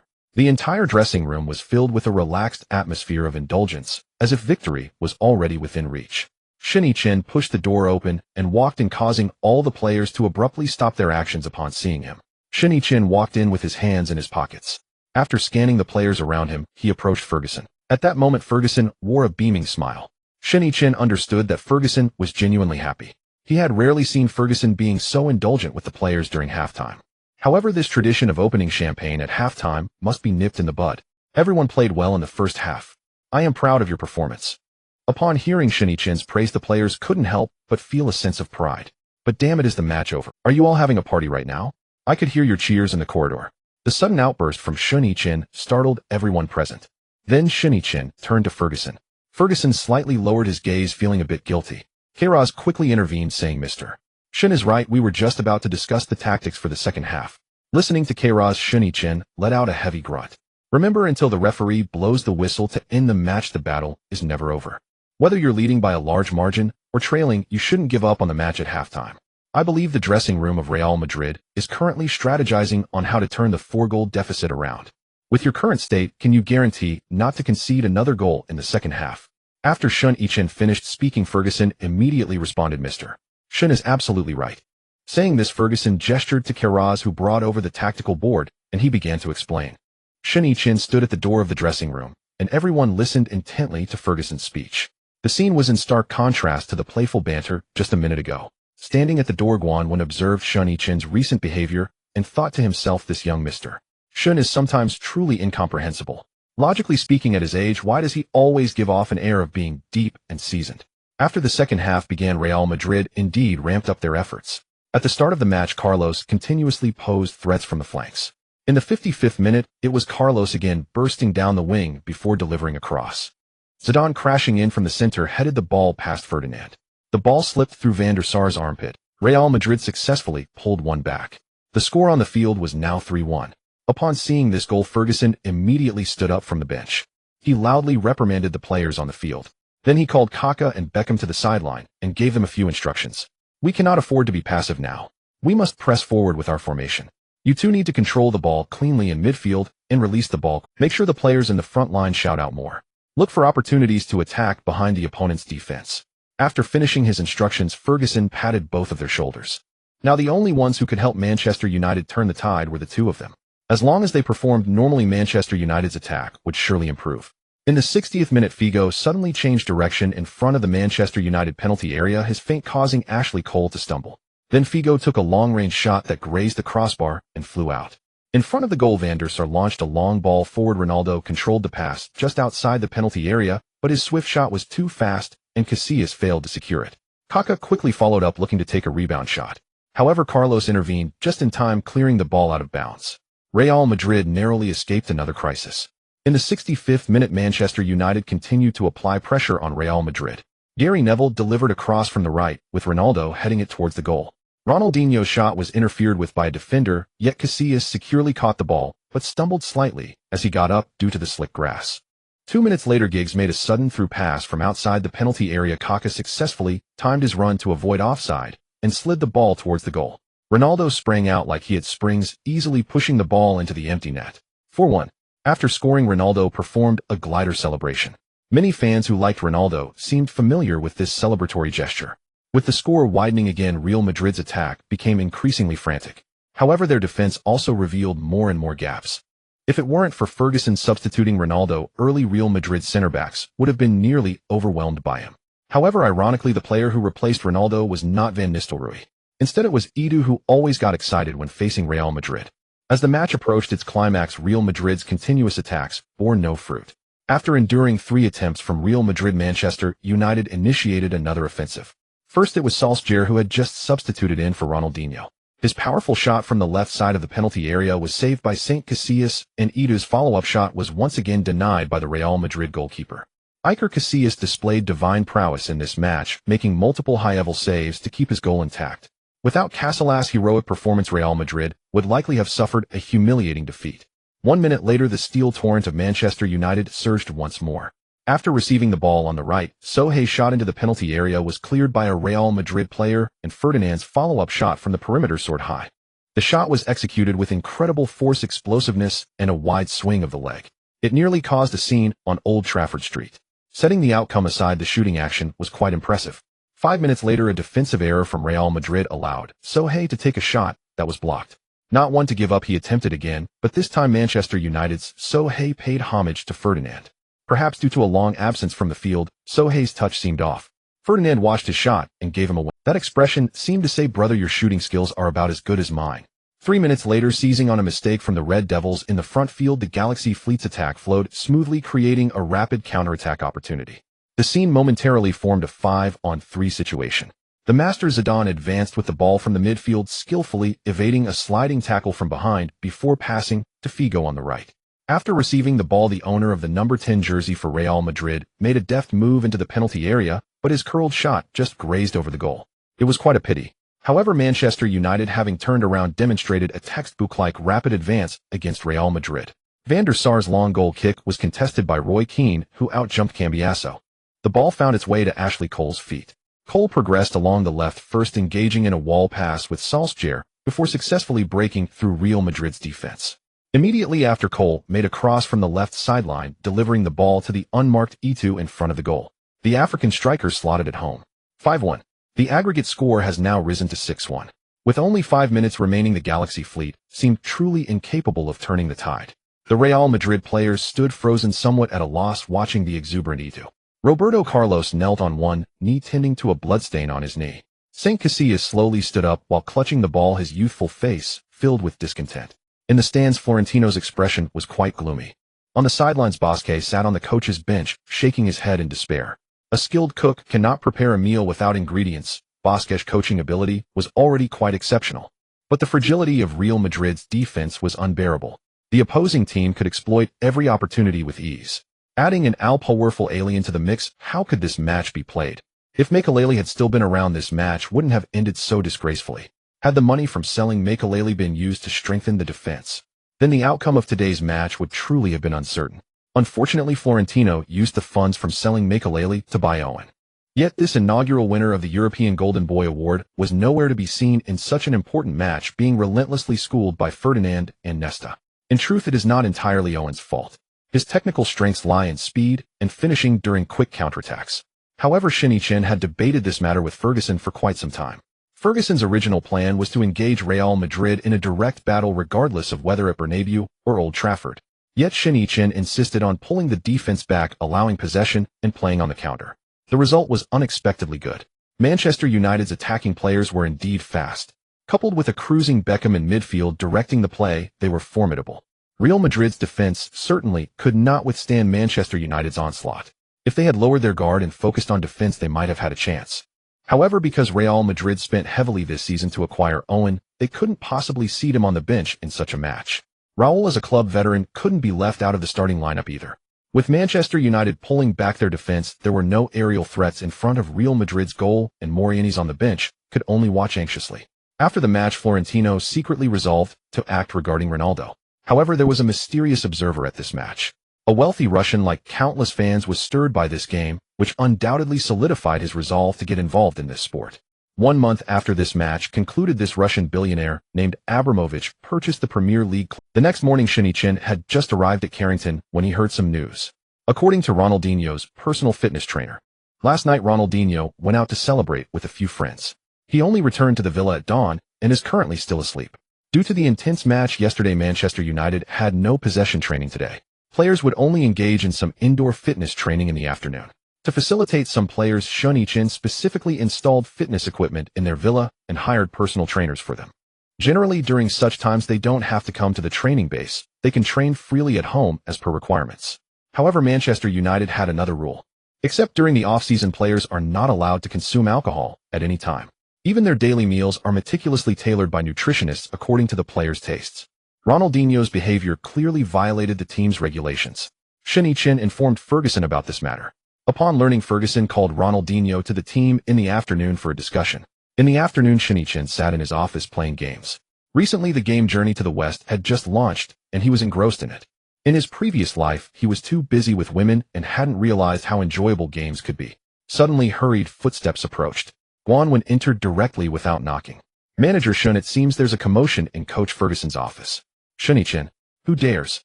Besides me, who else in this club would argue with Ferguson? Immediately after, Shen Yichen got up and walked towards Ferguson's office. Child, you must understand what the team rules of Manchester United state. What you did yesterday could get you suspended from the team, and the owner wouldn't say a word about it. Ronaldinho argued somewhat defiantly to Ferguson. Coach, did I do something heinous or egregiously? We won against Real Madrid. Isn't that something worth celebrating? I was just out for dinner with a few friends. Why do you have to keep bringing this up? Fine, if you insist on suspending me, then do it. Ferguson looked at Ronaldinho's indifferent expression, his anger flaring instantly. He stood up and slammed his hand on the table. Just as he was about to reprimand him, Shen Yichen pushed the door open and entered. Upon seeing Shen Yichen, both of them immediately suppressed their emotions. Shen Yichen sat down beside them. Then, with a calm expression, he looked at Ronaldinho and said, "Apologize." Ronaldinho looked at Shen Yichen with confusion. "Apologize" in Portuguese. Shen Yichen raised his hand and pointed at Ferguson. Upon hearing this, Ronaldinho turned to look at Ferguson and explained to Shen Yichen, "Mr. Shen, let me explain. Shen Yichen waved his hand directly at Ronaldinho, saying, "I'll give you one last chance. Either apologize or face suspension." Ronaldinho felt that Shen Yichen's actions were quite disrespectful towards him. The anger in his heart suddenly, he said defiantly, "All right, I accept the punishment. Since you all want to suspend me, then do it." Shen Yichen, hearing this, slightly pursed his lips and then smiled as he stood up. "I hope you won't regret today's foolishness in the future." Ronaldinho looked at Shen Yichen, straightened his chest, and said earnestly, "I have no regrets." Shen Yichen looked at Ronaldinho, and after 3 seconds of silence shouted, "Guanwen." The person standing at the door, Guanwen, was startled by the shout. She hurriedly entered from outside and anxiously said, "Mr. Shen, go notify everyone at Manchester United to gather, including those on leave. Call them all back. In half an hour we will have a meeting." Ah. Guanwen looked at Shen Yichen confused. Shen Yichen turned and glared at Guanwen, saying, "Mandarin, do you not understand?" "Oh, they'll go right away." As soon as Guanwen exited Ferguson's office, she bumped into Jian and Qin Shi. The two women asked, "What's wrong? Why is Mr. Shen so angry?" Guanwen quickly gestured for them to be quiet and pulled them away. In the office, Ferguson did not want this matter to escalate. He tugged at Shen Yichen's arm and defended Ronaldinho, saying, "Mr. Shen, does this really need to be announced to the entire team? Calm down first to let me talk to him. However, Shen Yichen waved his hand and said, no need to talk. The rules are set to be followed.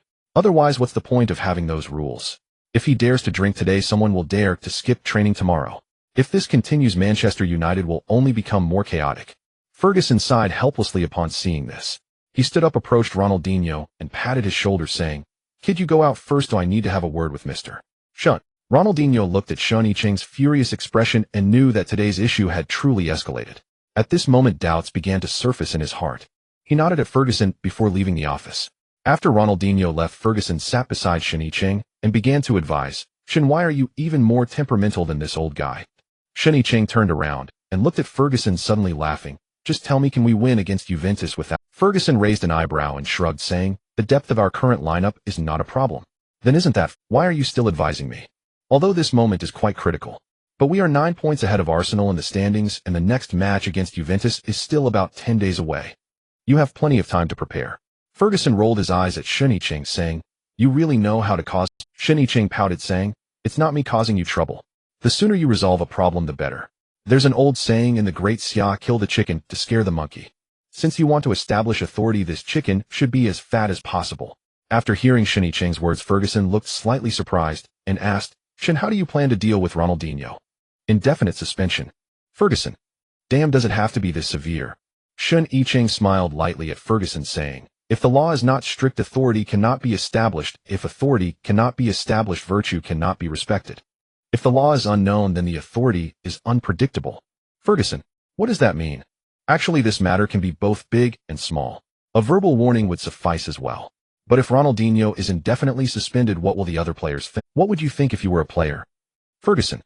How the hell would I know? Half an hour later at Carrington training ground. Everyone at Manchester United, from the upper management to the players and staff, gathered together. Shen Yichen stood at the front, holding a microphone to begin speaking. Yesterday we defeated Real Madrid, which should have been a joyous occasion. I completely understand your joyful feelings, but that is not an excuse for some of you to drink all night and celebrate with friends. The team rules of Manchester United are clearly stated. During the season, no player is allowed to drink alcohol or consume unhealthy food. Do you treat the team rules as mere decoration? Shen Yichen's last sentence was spoken loudly. Some people below began to whisper after hearing his words. Ronaldo and Kaká, among others, had already turned their gazes to Ronaldinho, who was standing at the back. At this moment, Shen Yichen pulled out a bill from his pocket and held it high. This is the consumption bill from last night at Sankey's for certain players in our team. As for how I obtained it, my identity should be clear to everyone. All the owners of bars and nightclubs in Manchester treat me as a VIP. Ronaldinho felt somewhat ashamed and lowered his head upon hearing this. Therefore, I now announce that this player who violated the team rules will face indefinite suspension from the team. As soon as Shen Yichen said this, everyone present was stunned. If the law is not strict, authority cannot be established. If authority cannot be established, virtue cannot be respected. Ronaldinho, after hearing the punishment, visibly became anxious. Just as he was about to speak, he was tugged by Giggs, who was beside him. Giggs signaled him with his eyes not to act impulsively. In Giggs' view, since the boss had already made a decision in front of everyone, this matter was set in stone. Since the boss did not name anyone specifically, it was clear he was giving Ronaldinho some face. If he jumped out now, it would mean the end of his time at Manchester United. Calm down first, I will go and plead your case to Mr. Shen later. He must just be angry right now. Once he calms down, things should be fine. After the collective meeting, a dozen players gathered in front of Ferguson's office. Guanwen was guarding the door and upon seeing them said, are you here to plead for Ronaldinho? Yes, Assistant Guan. Please convey our message to Mr. Shen and the coach, Giggs said kindly. Guanwen nodded in response. Then she turned and walked into the office. In a short while she pulled the door open and came out. She told Giggs and Ronaldo, you two can go in now. Upon hearing this, the two of them instructed their other teammates before walking inside. As soon as they entered, Beckham and the others heard Shen Yichen's roar, defying the head coach and committing a mistake without remorse. Did I not give him a chance? Asked Ferguson if I wasn't here earlier, telling him that as long as he apologized I would pretend nothing had happened. But what did he say? He said he has no regrets. Ronaldinho and Giggs felt somewhat at a loss after Shen Yichen's shout. The furious roar could be clearly heard by those standing outside the door. Beckham helplessly shook his head and said, it seems Mr. Shen is really angry. This matter may not be so easily resolved. At this moment, Kaká and Adriano, who were at the back of the crowd, tried to comfort Ronaldinho by putting their arms around his shoulders. After Giggs and Ronaldo came out, they approached Ronaldinho and said, let's just go back for today. Mr. Shen is still angry, and Coach Ferguson should help with mediation. After all the players left, an irate Shen Yichen walked out of Ferguson's office. Guanwen, upon seeing him, became tense and dared not speak to him. Seeing Shen Yichen walking outside, she quickly grabbed her bag and followed him. When Shen Yichen reached the parking lot, he suddenly seemed to remember something and stopped. Guanwen, who was following behind, accidentally bumped into him while lost in thought. I'm sorry, I didn't mean to, Mr. Shen. Shen Yichen looked at the flustered Guanwen and softly asked, "What do you want to eat today?"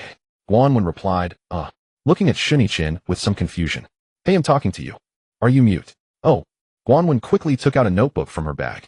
It contained notes on Shen Yichen's daily habits and his favorite dishes. "Where should we go today?"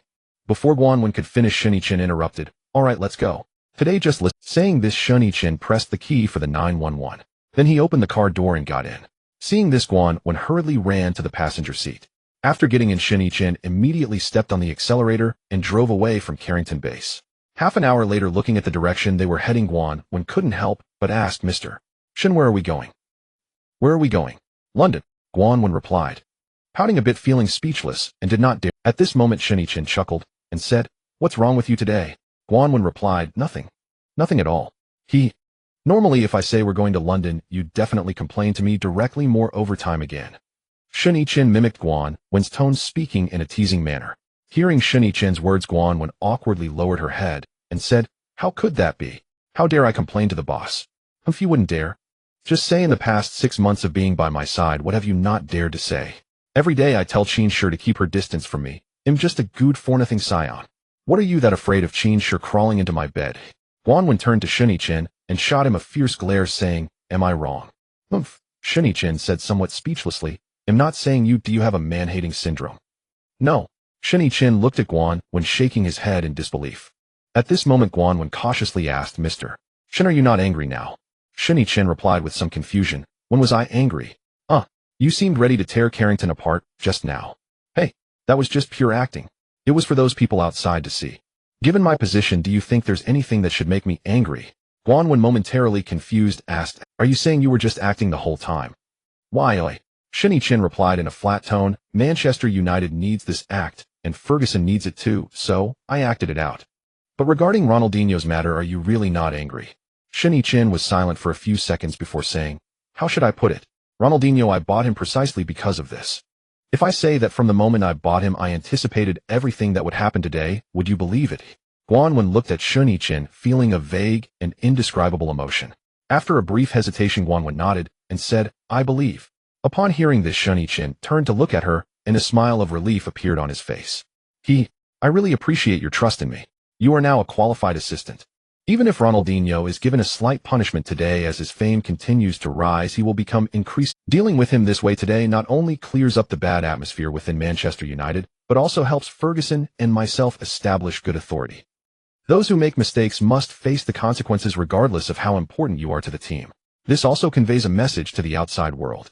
Guanwen, hearing this, asked with confusion, "But didn't you just say that no one is allowed to disclose anything to the outside world?" Shen Yichen smiled mysteriously and said, "Do you know why I called the cleaners today?" Guanwen, hearing this, hesitated for a moment before instantly understanding Shen Yichen's meaning. "Mr. Shen, you truly are a schemer. The scheming little assistant." Hilton Hotel in London. "Mr. Shen, long time no see."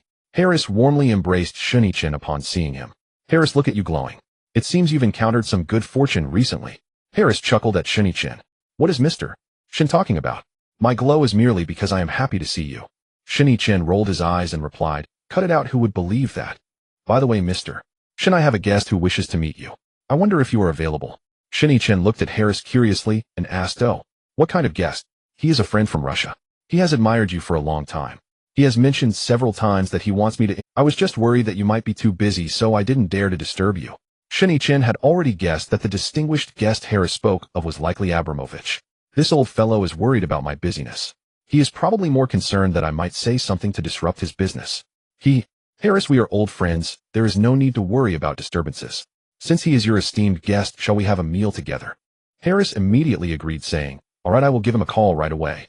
Half an hour later, Shen Yichen met Chelsea's legendary helmsman Abramovich in the restaurant of the Hilton Hotel. After Harris introduced the two, everyone took their seats around the dining table. Once seated, Abramovich addressed Shen Yichen, saying, "Mr. Shen, Manchester United's current achievements are largely attributed to you. Under your leadership, Manchester United must surely create many records. Shen Yichen listened to Abramovich's praise, but felt indifferent. He smiled lightly at Abramovich and said, Mr.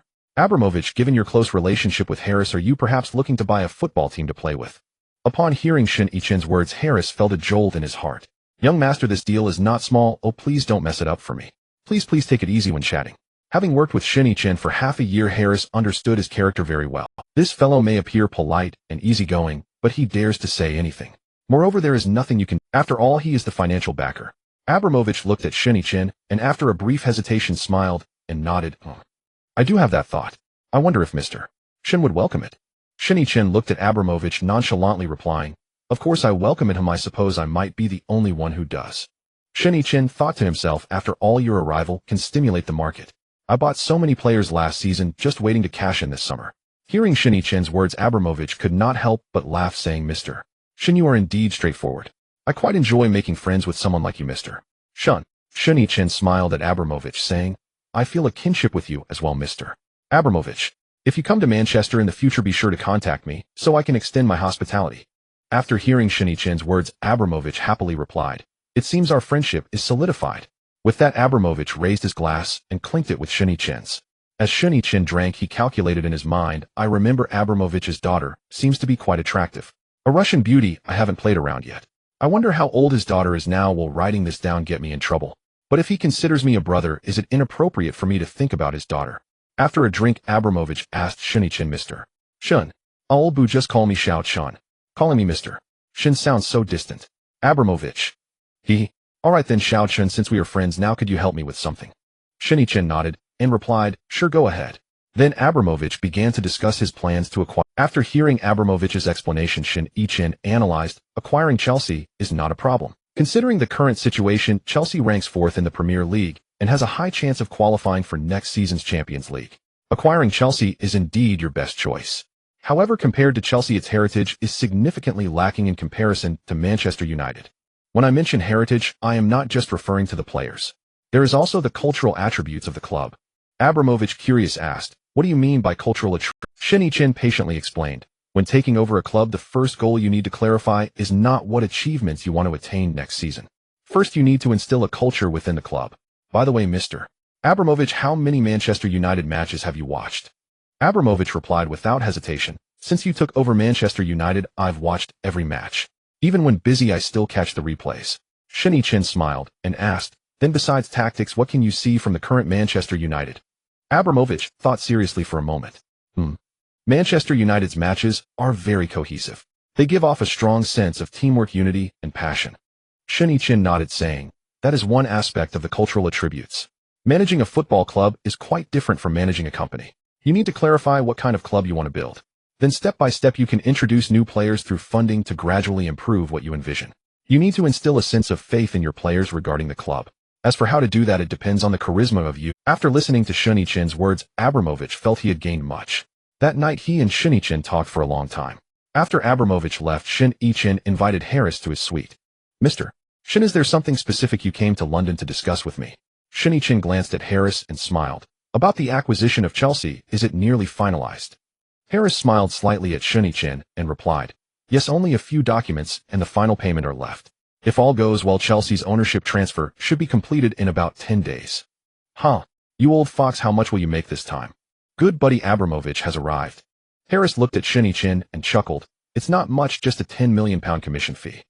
Harris smiled. Thanks to President Shen for that. Shen Yichen replied indifferently, That's what you deserve. All right, let's get down to business. I'm here this time with a small project that can help you make a bit of money. Oh, I wonder if you're interested.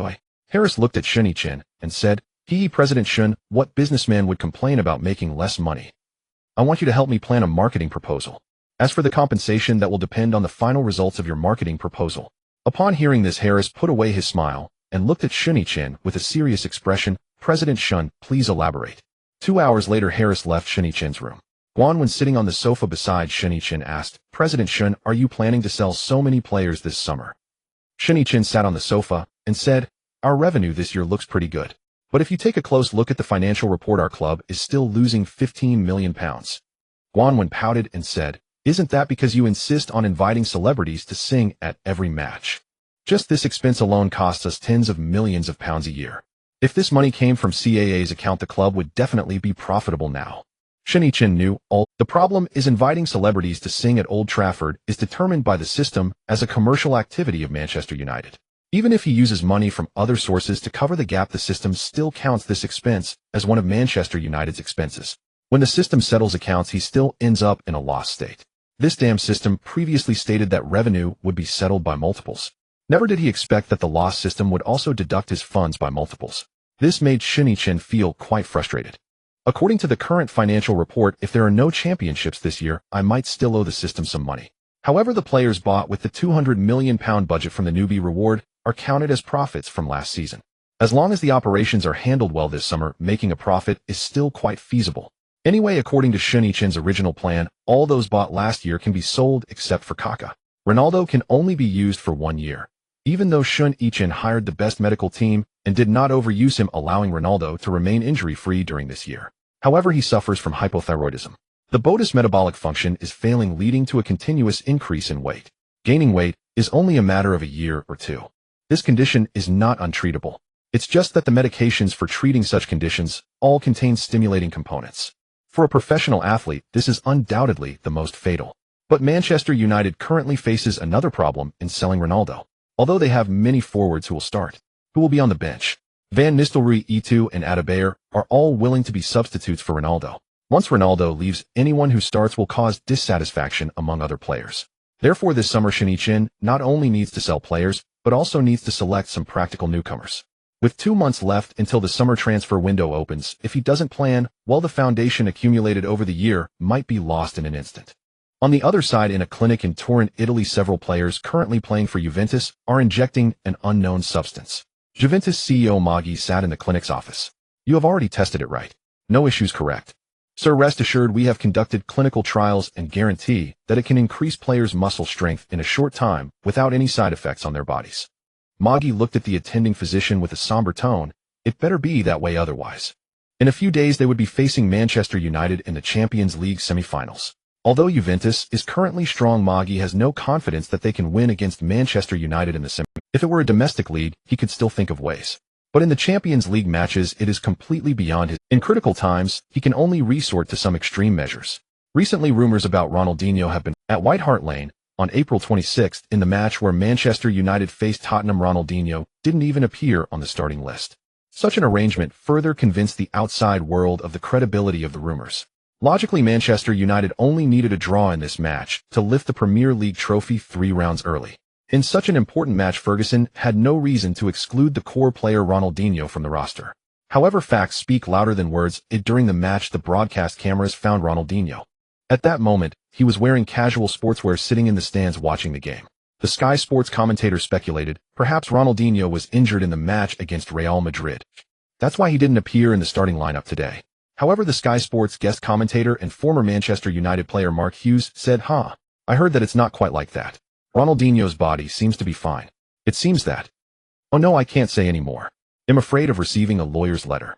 Mark Hughes' double entendre further fueled the fans' speculation. Receiving a lawyer's letter. Damn, could this matter be related to President Shen? Could it be that Ronaldinho offended President Shen, which led to Ferguson kicking him out of the team? Oh no, my goodness. Why would you want to offend President Shen for no reason? Fans watching Manchester United's match on TV felt some pity for Ronaldinho.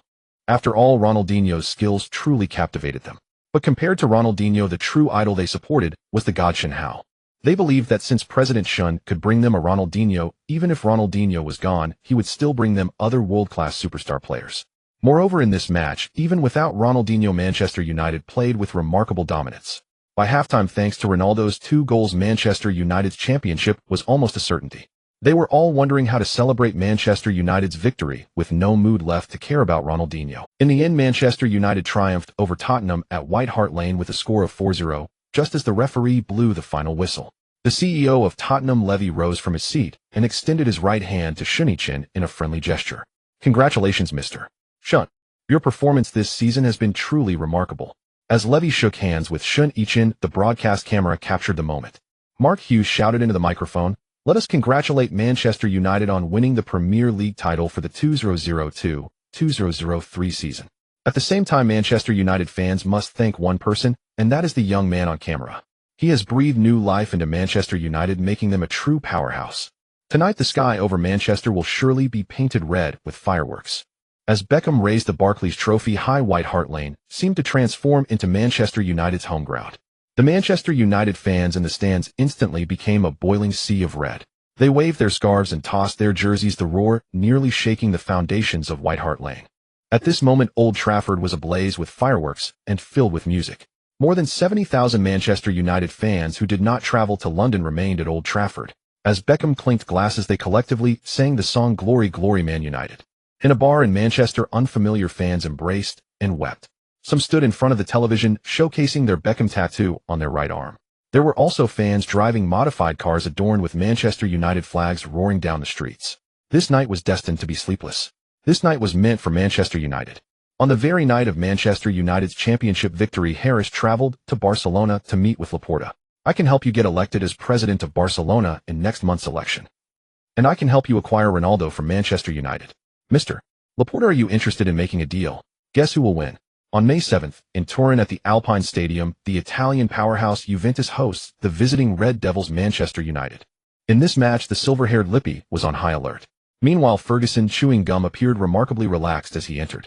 When the starting lineups were announced, Sky Sports commentators began to introduce the rosters of both teams. Juventus goalkeeper Buffon and defenders Thuram, Montero, Birondelli, Passato, midfielders Davies, Connie, Nedved, forwards Del Piero, Trezeguet, Di Veo. Juventus lineup seemed to pose no major issues. However, when the commentator read out Manchester United's lineup, even he was puzzled. Manchester United's starting goalkeeper is still Van der Sar. This new goalkeeper has played almost every match for Manchester United this season and has been remarkably stable. Manchester United's defense consists of Gary Neville, Ferdinand Nesta, and Lou. The midfield features Makelele, Roy Keane, Beckham, Kaká, and Ashley Cole. Ferguson surprisingly replaced Ronaldinho with Ashley Cole in the starting lineup. Up front, it is still the alien Ronaldo. Alright, the match is about to begin, ladies and gentlemen. The first leg of the 2002-2003 UEFA Champions League semifinals is about to kick off. First, Juventus will kick off. We can see that Manchester United seems to be playing very conservatively right from the start, although they are still using a 4,231 formation on paper. However, it is apparent from the screen that when Manchester United defends, their positioning resembles a 532. Only Ronaldo and Kaká are positioned at the front. At this moment, Mourinho, far away in Porto, was taken aback upon seeing Ferguson's formation. Heavens! Is this really the formation Ferguson would deploy? Having watched Ferguson coach so many matches, it is the first time I have seen him set up like this during a game. TSK. Nesta in the center with Ferdinand and Lucio on the left and right as a three-man defense. As long as the three of them hold their positions, it will be exceedingly difficult for Juventus to score. I wonder how Coach Lippi will respond. Mourinho watched the match on television, a slight smile appearing on his lips. This Manchester United is simply the perfect team in his heart. From player configuration to game operation and tactical style, everything aligns perfectly with all his tactical philosophies. If one day he could coach such a team, he would surely win all the championships. Returning to the match, Lippi's original plan was to play defensively and counterattack. He had also implemented targeted tactical deployments against Manchester United's wings. However, Manchester United's decision to relinquish possession and their wing disappearance tactics left Lippi utterly baffled. Italian teams are renowned for their defense, a fact well known to football fans worldwide. But how could an English team also play defensively? The match began in a rather dull manner, and it wasn't until the 15th minute that Juventus registered their first shot on goal. After a series of wall passes on the left flank, Del Piero attempted a delicate shot near the corner of the penalty area, the ball just grazing over the crossbar. Juventus fans at the scene emitted a huge sigh of regret. In the 20th minute of the match, Manchester United stabilized the situation as Beckham intercepted Kant's header and quickly launched an attack. The moment Ronaldo saw Beckham with the ball, he immediately lowered his head and sprinted. Simultaneously, Kaká, who stood just behind Ronaldo, also began to dash forward. After observing their running directions, Beckham struck a powerful ground pass, sending the ball forward with force. Wild boar Davies tugged at Ronaldo's shirt from behind, desperately trying to catch up. But despite pulling and tugging, he still could not prevent Ronaldo from obtaining the ball in front of him. With no other option, Davies resorted to a slide tackle. No matter what, he could not allow Ronaldo to gain possession and advance. Just as Davies slid in, Ronaldo seemed to have anticipated it all. He executed a sudden and extreme stop, keeping the ball firmly under his foot. Wild boar Davies slid right past Ronaldo. Lying on the ground, Davies looked through his brown eyes, helplessly watching as Ronaldo performed a pullback and continued to advance with the ball. Beside him, Kaká had already caught up, frantically gesturing to Ronaldo in front of the penalty area. At this moment, the situation on the field had formed a 2v2. Due to Kaká's positioning, Lindley was pulled out of position. This left Ronaldo facing Montero in an unknown situation. As Ronaldo sprinted at high speed, he touched the ball with his right foot in two different directions, coupled with slight body movements, leaving Montero utterly bewildered, almost losing his balance and collapsing on the grass. Buffon at the goal was on high alert. Upon seeing Montero being faked out, he immediately charged forward, attempting to thwart the alien's advance. Facing the advancing young Buffon, Ronaldo executed his signature pendulum dribble. However, the young Buffon seemed to be very familiar with Ronaldo. He did not fall for the first feint and quickly went down to attempt to save. Instead, he held his position, arms down, maximizing his coverage of the angle for Ronaldo's shot. Seeing that Buffon was not fooled, Ronaldo remained calm, continuing to flick the ball with the outside of his foot, intending to bypass Buffon. Seeing this, Buffon became anxious. This was just too much to bear. Was I really affecting your shot by standing right in front of you? Did you really have to avoid me to shoot? Thus, Buffon hurriedly dove in Ronaldo's direction. Little did he know, at the moment Buffon leapt, Ronaldo once again stopped abruptly, controlling the ball. Buffon missed and glided right past Ronaldo. After controlling the ball, Ronaldo stood still and gently pushed it with his left foot. The ball rolled into the empty net. Manchester United led Juventus 10 away. The world's #1 striker, Shen Yichen, sitting in the stands, stood up in disbelief, clutching his head with both hands after witnessing the goal. Beside him, Guan, who was holding a camera, looked worried and asked, "Mr. Shen, what's wrong with you? My God, this is unbelievable. What kind of monster is this? I've watched so many highlights, but I've never seen a goal like this. This goal must have never occurred before." Guan looked at Shen Yichen, who was talking to himself, feeling somewhat perplexed. What on earth was he mumbling about? He had been quite calm when Manchester United scored previously. Why was he so excited today? While Guan pondered, Shen Yichen suddenly turned to her, shaking her by the arms and saying, "Guan, did you get that shot clearly?" Guan hurriedly replied, Yes, I got it. "Mr. Shen, please let go, you're hurting me." On the field, Buffon squatted there, watching Ronaldo and the Manchester United players celebrate, shaking his head helplessly. This was the first time he had been scored against in such a humiliating manner. This goal would forever linger in his life. Even many years later, Buffon would still vividly recall the day Ronaldo scored this goal. In an interview program before the 2030 World Cup, Buffon reminisced back, "Then I was too young. When I saw Ronaldo change direction, I anxiously dove out. If I had stood more firmly, perhaps I could have saved that shot.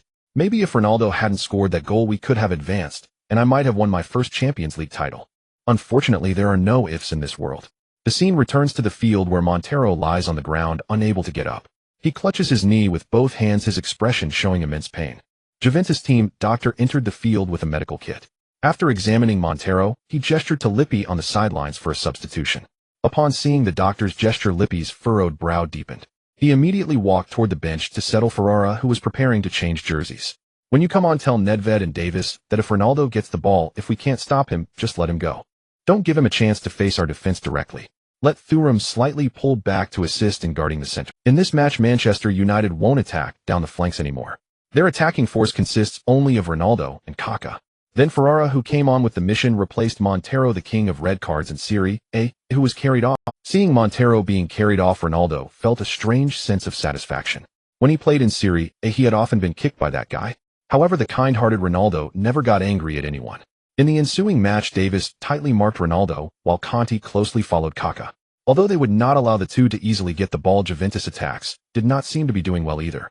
Del Piero was closely guarded by Makelele and could not make any impact. With ground penetration proving ineffective, Juventus attempted aerial bombardment. But standing in Manchester United's penalty area were the towering Nesta and Ferdinand. The sharp striker Trezeguet could not capitalize on either aerial or ground balls under their watch. Thus, the first half of the match came to a temporary halt. Manchester United maintained their lead as they entered the locker room. Ferguson was quite satisfied with the players' performance. On the other hand, Lippi was reorganizing Juventus. After the second half began, Juventus started to frantically cross the ball from the ground. Since Manchester United wasn't attacking down the flanks, they would take it upon themselves. Even if they failed to score once or twice, they did not believe that Manchester United could maintain their flawless performance throughout the match. As the game progressed, Manchester United's players visibly showed signs of fatigue. Thuram utilized his speed on the flank, overpowering Ashley Cole before sending in a cross. Trezeguet at the front glanced the ball with his head. Although the ball did not fly toward the goal, it fortuitously landed at Del Piero's feet. After controlling it with his chest, Del Piero took a quick shot. The ball headed straight for the Manchester United goal. Del Piero's shot had great power and a decent angle. Van der Sar, highly focused, made a precise judgment, stretching his body and performing a single armside dive to deflect Del Piero's shot away from the crossbar. As he got up from the ground, Van der Sar excitedly pumped his fist and shouted. Ferdinand rushed over, slapping Van der Sar's chest and yelling, "Well done, brother." Nesta also came forward to high-five Van der Sar. Although Manchester United was being besieged by Juventus, their morale remained undeterred. As Juventus prepared to take a corner kick, Ferdinand gasped for breath, loudly instructing his teammates to mark their opponents. At this moment, the Manchester United players were already showing signs of fatigue. In contrast, Juventus players seemed as lively as if they had just stepped onto the field. Seated in the stands, Shen Yichen seemed to have noticed something. His right hand rubbed together unconsciously, and his expression grew increasingly serious. It seems this match won't be easily won. Indeed, unexpected events have occurred. In the 75th minute of the match, Piero continued to threaten Manchester United from the left flank. After a quick exchange with Nedved, he curled the ball into Manchester United's penalty area. Ferdinand blocked Trezeguet in front, tugging at his shirt. Nesta jumped from behind Trezeguet, heading the ball out of the penalty area, while Trezeguet lost his balance and fell inside the Manchester United penalty box. Outside the penalty area, Beckham controlled the ball with his chest and made a quick turn. Just as he was about to launch an attack, he suddenly heard the referee's whistle. Beckham turned to look at the referee in confusion. To his surprise, the referee pointed to the penalty spot. Beckham's eyes widened as he looked at the main referee and exclaimed, "What? A penalty? How can this possibly be a penalty?" At that moment, Trezeguet lay on the ground inside the Manchester United penalty. During the recent scramble, he had fallen due to the pressure from Ferdinand and Nesta. The main referee called a foul on Ferdinand for pushing. Roy Keane angrily rushed towards the referee, pointing at him and cursing, "FG, hell, are you blind? You call that a penalty? That was just normal contact. Have you lost your eyesight?" Beep. The referee's whistle sounded again as he took out a red card from his chest and pointed it at Roy Keane. When Roy Keane saw the red card, he was momentarily stunned. Then, realizing what had happened, he clenched his fists and was about to confront that foolish referee. Beckham and Ashley Cole quickly grabbed Roy Keane from behind, and the scene instantly turned chaotic. On the sidelines, Ferguson rushed to the fourth official, angrily reprimanding him. Even the players on the Manchester United bench began shouting onto the field. Shen Yichen in the stands also stood up in agitation. "RNMD, Russian National Missile Defense System. You guys can't handle losing, can you? Where was the foul? Go check VAR." As he shouted this, Shen Yichen couldn't help but cover his forehead, thinking, "No, I'm too angry. Where the hell is..." Shen Yichen's outburst was the first time Guanwen had witnessed him curse. Just a few days ago, he had confidently said to her, "What could possibly make me angry? How could a penalty decision break his defenses?" On the field, no matter how much the Manchester United players argued, the referee maintained his original decision. Including Roy Keane's red card, there was no room for reconsideration. The furious Keane refused to leave the field for a long time. Eventually, it was only after the coaching staff and teammates' persuasion that he stormed off. As Piero approached the penalty spot with the ball, the match had already reached the 80th minute. Van der Sar stood with his hands on his hips in front of the penalty spot, trying to interfere with Piero in this manner. The referee approached and signaled Van der Sar to back off. Upon hearing the whistle, Van der Sar slowly took a step. Once at the goal line, Van der Sar began to jump around theatrically. Facing Van der Sar's antics, Piero did not lift his gaze to look at him. His attention remained fixed on the referee. As soon as the referee blew the whistle again, Piero began his run-up and shot. Van der Sar misjudged the direction of Piero's shot as he watched him run up. Piero's shot found the net 1-1. The goal sent Piero into a frenzy of excitement. The Juventus fans on site erupted in passionate cheers. Meanwhile, Shen Yichen stomped his foot angrily and slumped back down into his seat. "Shen, there's no need to panic. After all, this is just the first leg of the match. And besides, the score is still just..." Shen Yichen's expression darkened as he pointed below and said, "These players have issues. Just look at their running state. Our players are already exhausted, and Beckham is already leaning on his knees with both hands. Yet the Juventus players show no signs of fatigue at all." "You're right," Shen Guanwen replied as she turned to look at the field. After observing for a while, she seemed to have sensed. "Yes, Shen, you are correct. Is there really such a big difference in physical stamina between our players and theirs?" Shen Yichen chuckled and said, "Did you forget the first task I gave you when you came to England? Wasn't the fitness coach and personal trainers you invited specially for our players? You brought in excellent teams from Germany, France, and Spain at great expense. Do you really think it would be us who have..." Guanwen suddenly realized after Shen Yichen's reminder. Then she seemed to connect the dots and incredulously. Shen Yichen raised his hand to interrupt Guanwen and instructed, "Tell our bodyguards not to stop the reporters. I'm willing to accept interviews today. Even if I can't do anything about them today, I can at least discuss them a bit." Guanwen nodded and said, "Okay, I understand." The match continued. After scoring a goal, Juventus intensified their attack. It appeared they were not at all satisfied with the draw. Moreover, Manchester United was currently down a player. Thus, they pressed forward aggressively under the assaults of Piero and Trezeguet. Manchester United's defense was on high alert. Trezeguet's consecutive attempts on goal narrowly missed. On the sidelines, Ferguson quickly called for Silvestre. Just as Manchester United was preparing to make substitutions, Juventus scored again. Davis seized a brief opportunity in the center and suddenly advanced with the ball. When Beckham came up to defend, he knocked Davis down. Juventus was awarded a free kick just a bit to the left of the front. Before Manchester United players could react, the wild boar Davis quickly took the kick. He passed the ball to Nedved on the left flank. Nedved then lobbed the ball into the penalty area and Trezeguet headed it past Nesta. The ball flew in under Van der Sar's arm into the net. 2-1. Juventus successfully turned the score around. After scoring, Trezeguet excitedly took off his shirt. Nesta sat on the lawn watching Trezeguet celebrating with a single-handed toss of his jersey, feeling a twinge of guilt as he lowered his head. At that moment, Lucio stepped forward to comfort him, saying, "Don't be discouraged, the match isn't over yet. Even if we lose this match, we can still win the next one back at Old Trafford." At this point, Ferdinand also approached, reaching out his hands to him and saying, "Come on, cheer up. The battle isn't over. Have you forgotten what Mr. Shen said? You need to stand up like a man." Nesta looked up at Ferdinand, his eyes filled with complexity. However, he still reached out his hands, grabbing Ferdinand and standing up. "Huff." Nesta took a deep breath and said, "That's right, the match isn't over yet." Then he clapped his hands and declared, "Guys, let's work together and strive to take them on again." Beckham stepped forward and gently punched Nesta's chest with his fist. "That's more like it." He then shouted to the other Manchester United players, "Everyone stay calm, keep your composure. This is just the first round. You all must ensure your emotions are in check. Don't let anything else affect your judgment of the match. Right now, it's not the end of the world. There's no need to be downcast." After Roy Keane went off, Beckham naturally became the acting captain on the field. He had to step up to encourage everyone. In the following minutes, Juventus was still intent on expanding their lead.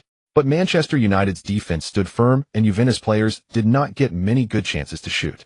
Ultimately, the UEFA Champions League semi-final ended with a score of 2-1.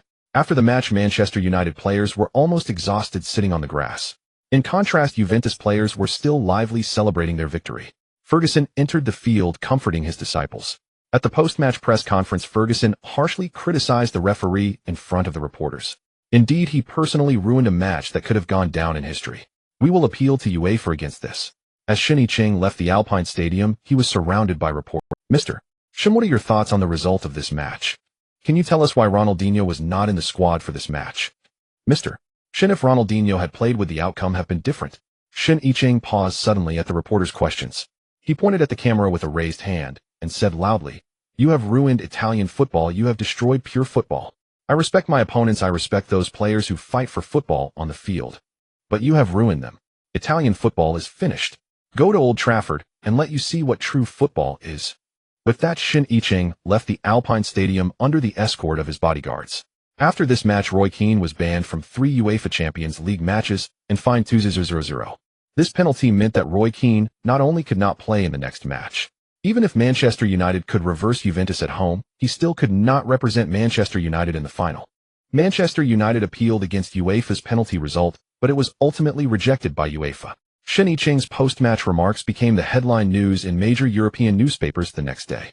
The statement "Italian football is finished" directly pushed Shen Yichen into the spotlight. Italian fans mocked his incompetence, saying that a team built with money is fragile. Media from other countries maintained a neutral spectator attitude. However, they were still unwilling to miss out on this wave of attention. In the following days, mainstream newspapers across Europe reported on this incident. Even some North American and South American publications featured Shen Yichen. Even in Asia, Shen Yichen's words became a delightful anecdote for some fans. On May 11th, in the 38th round of the Premier League, Manchester United drew 2-2 away against Everton. In this match, Ronaldo came off the bench and scored a crucial equalizing goal for Manchester United, helping them achieve an unbeaten league record.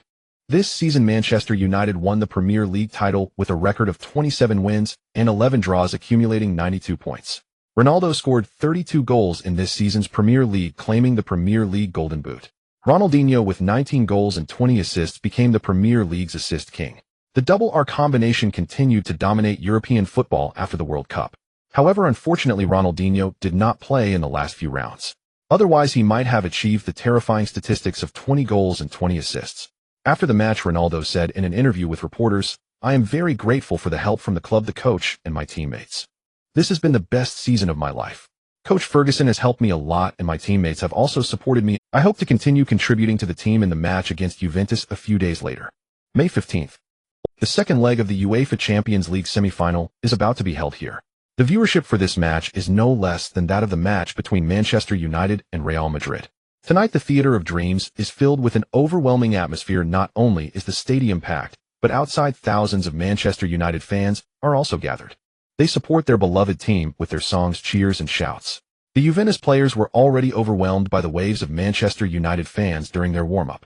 Listening to the synchronized shouts of Manchester United will win, Juventus players felt somewhat shocked. They originally thought that the fans at Juventus home ground were crazy enough, but Old Trafford turned out to be even more so. After the warm-up, Shen Yichen walked out from the players' tunnel with a microphone. At this moment, Old Trafford erupted with chants of his name. The prelude of United Road began to play in the Dream Theater, and the fans cheered. It seemed that today Boss Shen was going to lead them in singing the battle song. Shen Yichen, I was born to be united. As Shen Yichen's voice echoed, the Manchester United fans almost collectively joined in singing. However, after Shen Yichen sang the first line, a familiar female voice appeared to the Manchester United fans. Then they saw Avril dressed in a Manchester United jersey walk out. Daddy told me when I was just a baby. Following her, the little diva Britney made her entrance. When I was 5, I went down the Warwick Road. Madonna also walked out from the player tunnel. Now I'm addicted, the only place I go. Next, a figure that drove the crowd wild appeared once again, elevating the atmosphere to a climax. Michael Jackson sang while walking towards Shen Yichen. Take me home, United Road, to the place I belong, to Old Trafford to see United. Take me home, United Road. Take me home, United Road. Inside the player tunnel, Trezeguet said to his teammate Thuram, the owner of Manchester United really knows how to have fun.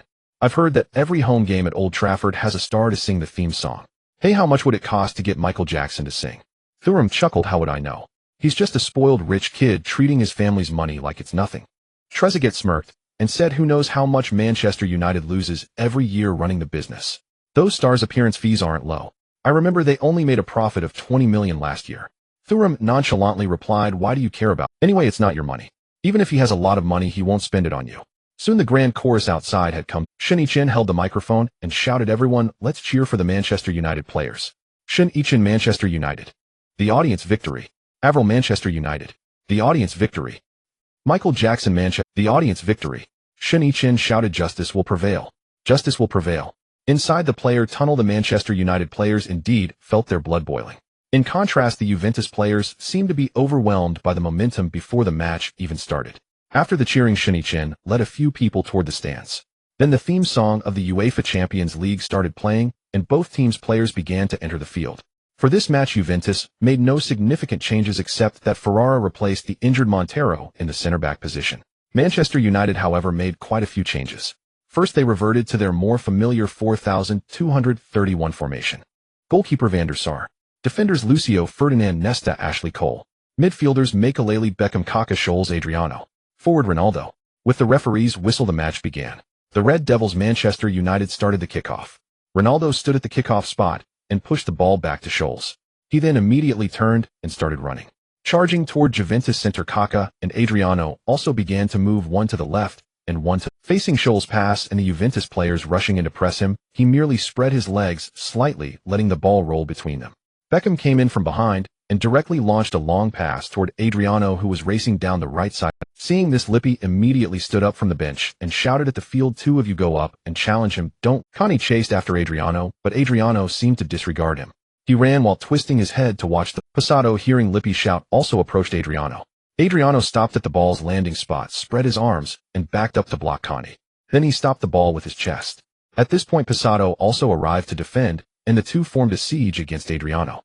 Adriano, stabilizing the ball, shouldered the two defenders and made a 90-degree turn with his left foot. The ball rolled directly through Conte's legs. Adriano squeezed through the gap between the two defenders. Conte, seeing this, became anxious and intended to grab Adriano directly. Passato also kept colliding into Adriano with his body. However, Adriano held on to Conte's collar with his left hand and leaned into Passato. As a result, Passato stumbled back and Conte lost his balance amidst the tugging. Even though he was off balance, he still clung to the corner of Adriano's shirt. Adriano didn't continue to entangle with them. Instead, he used the outside of his left foot to pass the ball to Ronaldo, who was making a run. Lippi on the sidelines covered his head upon witnessing this scene. What the hell is this? In such a rough situation, he could still manage to pass the ball. On the other side on the Manchester United bench, Van Nistelrooy complained to Giggs beside him, "Look at that Brad, if I were in that position, he'd definitely continue to dribble and wouldn't pass the ball to me." Giggs just smiled and shook his head at this. On the pitch after receiving Adriano's pass at the edge of the penalty area, Ronaldo faced the defense of Ferrara and Bailinli. He executed a series of stepovers and direction changes forcefully, threading his way through the two. Ferrara was witnessing someone break through between two defenders for the first time. Logically, he shouldn't be going through one of their weaker sides, right? With no other choice, Ferrara directly lunged in, and Bailinli also made a tackle at the same time. They executed a double tackle, bringing Ronaldo down to the ground. Manchester United was awarded a free kick in the attacking zone. "What are you two doing?" Beckham stood before the penalty spot, took a run, and struck the ball, which narrowly sailed over the crossbar. This free kick caused Lippi to break out in a cold sweat. He ran to the sidelines, shouting instructions to a few players. He urged them to pay more attention to Manchester United's attacks from the flanks. In the 8th minute, the Red Devils nearly changed the score. Adriano made a cross from the wing, but the ball was deflected out by Passato. Manchester United earned a corner kick opportunity, and Beckham swept the ball towards the goal. In the midst of a chaotic scramble, Kaká, clad in red, leaned against Conte and made a side shot only for the young Buffon to deliver a miraculous save. This was a world-class save. Buffon was in exceptional form today, exuding an aura of invincibility. During the opening phase of the match, Manchester United played with greater ferocity, and the old lattice defense was left in a passive state, overwhelmed by waves of high pressure and attacks. As the game reached the 31st minute, Juventus launched an equal offensive wave in the attacking third. From a set-piece opportunity, Conte delivered a precise pass. Davis, who followed up, lifted the ball into the penalty area. Trezeguet's header on goal narrowly missed. In just 1 minute after this attack, Kaká made a series of breakthroughs down the left wing. Faced with Thuram's single defense, the son of the Dream Theater flowed like water, showcasing his commanding presence. With a simple acceleration and change of direction, he successfully shook off Thuram's defense. Kaká then cut inside and took a shot from the edge of the penalty area. The ball surged toward the upper right corner of the goal. This was the best version of Kaká, mature beyond his years with high football intelligence, perfect technique, and speed like the wind. In this match, as the core of the team's midfield and attack, Ferguson granted him unlimited firepower and high freedom, allowing him to fully exhibit his talent and strength. Unfortunately, Kaká's shot was still palmed away by the young Buffon, hitting the crossbar. In the subsequent first half, the Old Lady, gradually finding their rhythm, continued to bring the offensive fire closer to their opponent's walls. In the 38th minute, after receiving the ball on the flank, Del Piero cut inside, cleverly threading a direct pass, which was met by Di Vaio's powerful shot, only for Van der Sar to miraculously block it with his foot, saving Manchester United from disaster. The two teams continued to unleash increasingly fierce waves of attacks, pushing the rhythm of the game to its peak. Soon after, both teams entered the halftime break. In the first 45 minutes, neither team had scored. However, the match was filled with thrilling moments. As the second half began, the dynamics shifted dramatically. In the 49th minute, Manchester United began building momentum in the attacking third, with the ball being efficiently and lethally passed around, amplifying the danger. Adriano made a horizontal pass in the penalty area, and Ronaldo, upon receiving the ball, turned and shot, but it was deflected out for a corner. This marked Manchester United's 5th corner opportunity in the match. Beckham delivered the ball into the box, where Adriano leapt from the crowd, rising like a bamboo shoot. He powered a header past Conte and Balindras' defense, forcefully sending the ball into the net. The ball was simply too close, and it deflected off the goalkeeper's angle. Even with Buffon's quick reflexes, he could only watch helplessly. 1-0. Manchester United took the lead, breaking the deadlock. Adriano was exceptionally excited after scoring, vigorously tapping his head. He shouted passionately towards the stands filled with fans. Meanwhile, far away in Italy, Moratti couldn't help but shout "beautiful" while watching the live broadcast. Adriano's header was simply stunning. Moratti genuinely admired both Adriano and Ronaldo from the bottom. However, for the sake of the team's performance, he had to sell both players that summer. He never expected that Ronaldo would suddenly explode. Sigh. If only he could have kept him for one more year, perhaps they could have truly won the Serie A title this year. At this moment, Moratti felt an overwhelming sense of regret. Watching Adriano shine at Old Trafford, he seemed to have made a certain resolution in his heart. Back at the match, this goal was a heavy blow for Juventus. Although the aggregate score was now 2-2, if the match ended with this score, Manchester United holding an away goal advantage would advance directly. In the following moments, the Old Lady, trailing by a goal, began to launch a full-scale counterattack in the attacking third. However, as they pushed their line forward, Manchester United capitalized on the deadly gap in their defense. In the 75th minute, after a dream connection with Scholes, Kaká surged forward like a young man chasing the wind, unstoppable. He raced down the wing, and as he reached the edge of the penalty area, he made a horizontal pass into the triangle zone. Ronaldo followed up with a shot that narrowly missed the goal. Manchester United nearly doubled their lead. At this moment, Ferguson could see that Ronaldo was running out of steam. He immediately substituted Eto'o for him. Before Eto'o came on, Ferguson reminded him to look for opportunities between the two defensive midfielders of the opponent. Eto'o nodded at Ferguson, understanding his intention. Once on the field, Eto'o indeed caused Juventus a lot of trouble. In the 80th minute, with time running short, Davis, eager to attack, hesitated while holding the ball in midfield, noticing a slight hesitation in Manchester United's defense. In that moment of hesitation, a shadow suddenly flashed past from behind, disrupting the ball from his feet. Adriano had been keeping an eye on him as Eto'o prepared to make a tackle. The moment Eto'o intercepted the ball, he immediately sprinted forward with all his might. With a powerful stride, he charged straight into Juventus' backline. Eto'o hurriedly got up and started sprinting towards the attacking third. At this point, only 3 Juventus players remained in their defense. From the television broadcast, it was evident that Manchester United had formed a 3-3 situation. However, the pace of their 3 players was noticeably faster. Adriano faced off against Ferrara, who was marking him, performing a series of stepovers before flicking the ball with his right foot and preparing to take a shot. Ferrara seized the moment and attempted a sliding tackle to block Adriano. However, to his surprise, Adriano twisted his ankle and deftly knocked the ball into the center. Near the penalty spot, Eto'o surged forward to meet the ball. Balindri and Thuram rushed in to block him. Just when everyone thought Eto'o was going to shoot, he cleverly let the ball slip between his legs. This maneuver left both Balindri and Thuram bewildered. Kaká, arriving at the back post, found himself. He gently guided the ball with his right foot, and as Buffon moved to intercept, Kaká swiftly executed a shot towards the far corner. Buffon had no response to the shot. 2-0. Young Nunez watched closely and learned. The 4-year-old Nunez, sucking his fingers, looked at Kaká with admiration. Time ticked away, and the Juventus players grew increasingly anxious. As the clock struck the 90th minute, through Pirlo's advance in the front line, Trezeguet took a shot at goal. Nesta stood firm, and the ball was cleared immediately. Nedved followed up with a long-range shot, but Van der Sar once again showcased his brilliance deflecting the ball. Juventus' opportunities dwindled, and time slipped away through their fingers. Manchester United's defense provided Juventus with no chances. Just when Juventus struggled to break the deadlock during stoppage time, Eto'o deliberately wasted time, provoking extreme dissatisfaction among the Juventus players on the field. The throw-in, originally meant for Juventus in their own half, was kicked away by Eto'o's toe. Thuram was so enraged that he nearly charged at him. As the final whistle blew, the referee raised his right hand high, signaling the end of the match. Manchester United triumphed over Juventus with a score of 2-0-3-2 on aggregate, successfully advancing to the Champions League final. In the stands, Shen Yichen was extremely excited, with veins on his forehead slightly throbbing from the exhilaration. He clenched his fists and shouted "Kambang."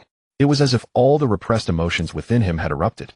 He then extended his arm towards Mike, and the two bumped shoulders hard before embracing tightly. Shen Yichen patted Mike's back, speaking excitedly, "We won. We really won. I told you we would definitely win today." Just then, the broadcast camera panned over, capturing Shen Yichen perfectly. He released Mike and turned around, his gaze landing on Avril. Before he could fully smile, a figure rushed over. Madonna opened her arms wide and flew towards Shen Yichen. Shen Yichen had no time to react, only feeling a rush of fragrant wind as Madonna collided into his arms, the impact causing him to stagger back a step as he instinctively caught her. Their bodies pressed closely together. Madonna's hair brushed against Shen Yichen's cheek. She looked up at him with sparkling eyes, her laughter mingling with cheers reaching Shen Yichen's ears. "This is amazing, Chun. We've made it to the finals." This scene left Mike, Avril, and others nearby stunned, their eyes wide open and mouths forming an O shape. It took them a moment to react, exchanging glances before being unable to resist the infectious joy, smiling and shaking their heads. Meanwhile, the broadcast screen at Old Trafford magnified and froze the moment of the flying hug. Countless cameras and eyes bore witness to this scene. Unsurprisingly, the next day, the sports and entertainment sections of major newspapers were dominated by headlines about the two. Champions League iconic moment. Shen Yichen and Madonna's embrace at the sideline. Manchester United's advancing night. This hug ignites public opinion, the 40-year-old queen leaping into the arms of a top young tycoon. Candidate for Barcelona president Laporta states he will bring Ronaldinho to Camp Nou. After the match, Shen Yichen originally planned to take Avril home for a private evening. But Brittany suggested that everyone go out together to celebrate. After all, it was not easy to come to Manchester, and everyone present were good friends. Shen Yichen turned to Mike to inquire. Seeing him nod, Shen Yichen didn't want to dampen everyone's spirits. Thus, he led everyone to his home for a party. Some Manchester United players also came to Shen Yichen's house. They were allowed to relax a bit, though they could. After they arrived, most of them gathered around Mike to take photos and celebrate. The wild Mike on stage had a completely opposite personality in private. He was very gentle and calm. While everyone was enjoying themselves, Cheryl looked at Shen Yichen, who was hugging Avril, feeling a bit uneasy. Victoria approached her and patted her back, saying a wise woman wouldn't show her sorrow at a time like this. Doing so will only make him dislike you more. Since you made a choice that day, you should be aware that he is not lacking in women around him. Do you really think someone like him would be constrained by a single woman? And you know very well how you got the recent endorsements. You should look towards your own situation. Cheryl turned to Victoria, forcing a smile. Victoria ruffled her hair and comforted her. That's the spirit. Come, let me treat you to a couple of drinks. Meanwhile, Shen Yichen sat in the middle of three women chatting.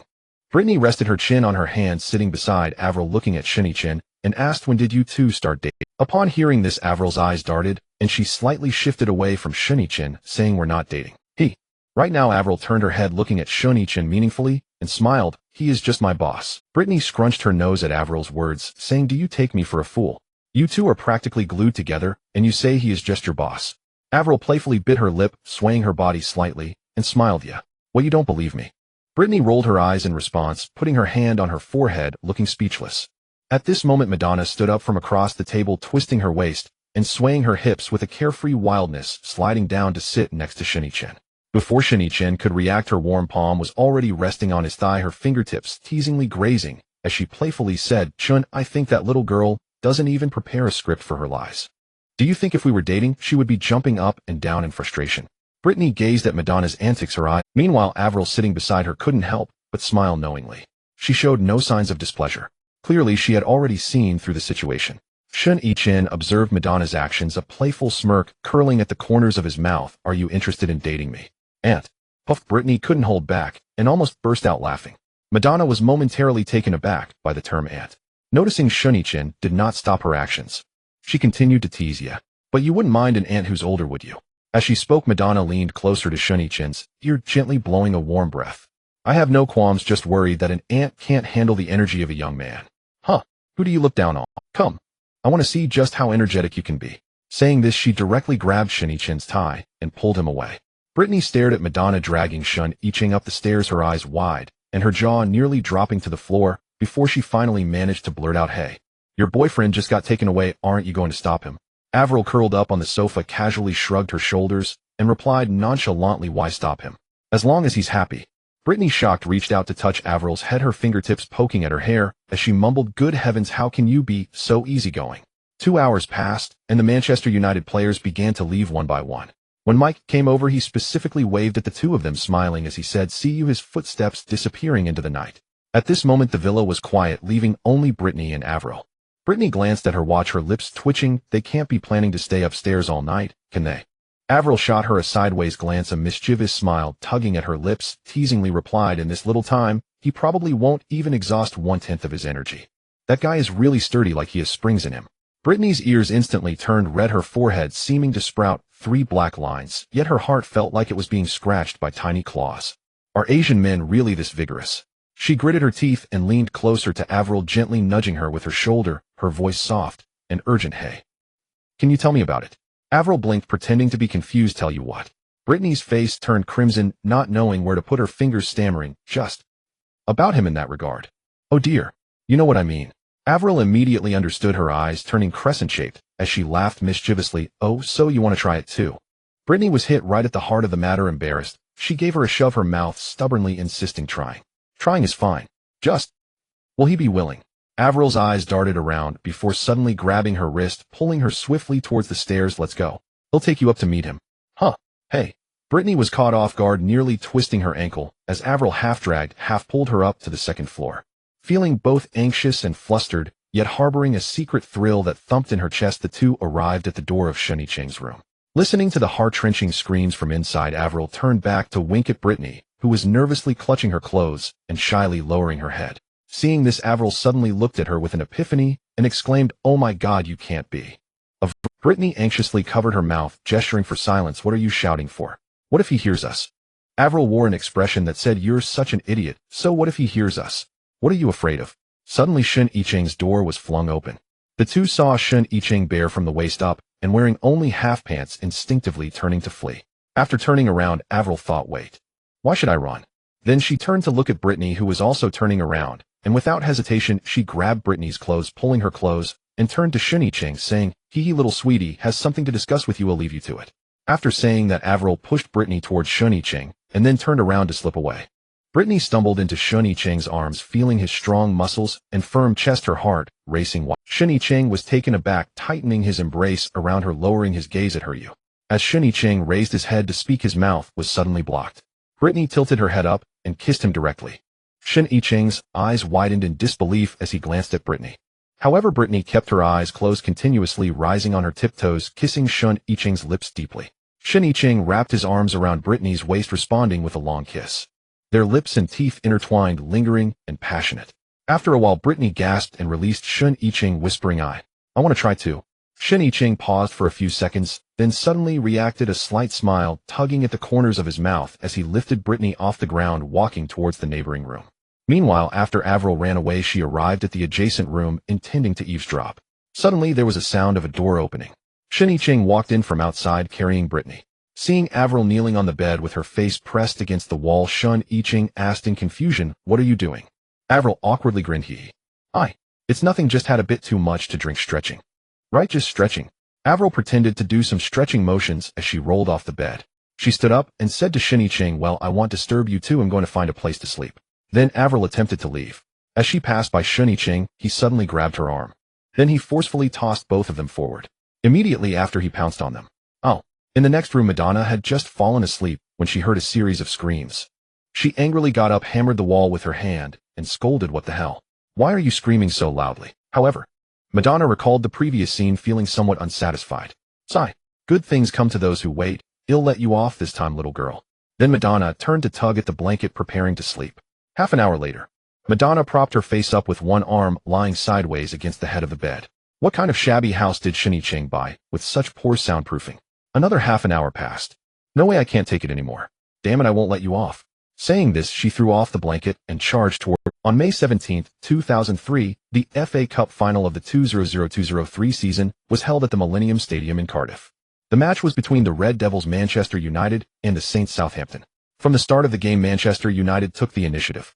Facing Beckham's precise long pass, Ronaldo leaned against the opposing defender, controlling the ball with his chest before smoothly dribbling past. Beckham stood firm, his gaze sweeping the penalty area like a hawk, meticulously observing the positioning of the Southampton players and the changing balance of their goalkeeper. He took a deep breath, his chest slightly rising. As he approached, his left foot stepped forward to find its support, while his right foot suddenly straightened, the inside of his foot slicing through the ball with surgical precision. The ball soared into the air, spinning with fierce side spin, tracing the world-renowned Beckham curve. It arced over the wall and plummeted rapidly, grazing the post before finding the net. 1-0. In an instant, the stadium erupted, cheers echoing as Manchester United had a dream start. Following this, their attacks flowed more smoothly, leaving Southampton with almost no defense. In the 26th minute, Kaká advanced down the flank and found Ronaldo in the center, who easily slotted the ball into the net. 2-0.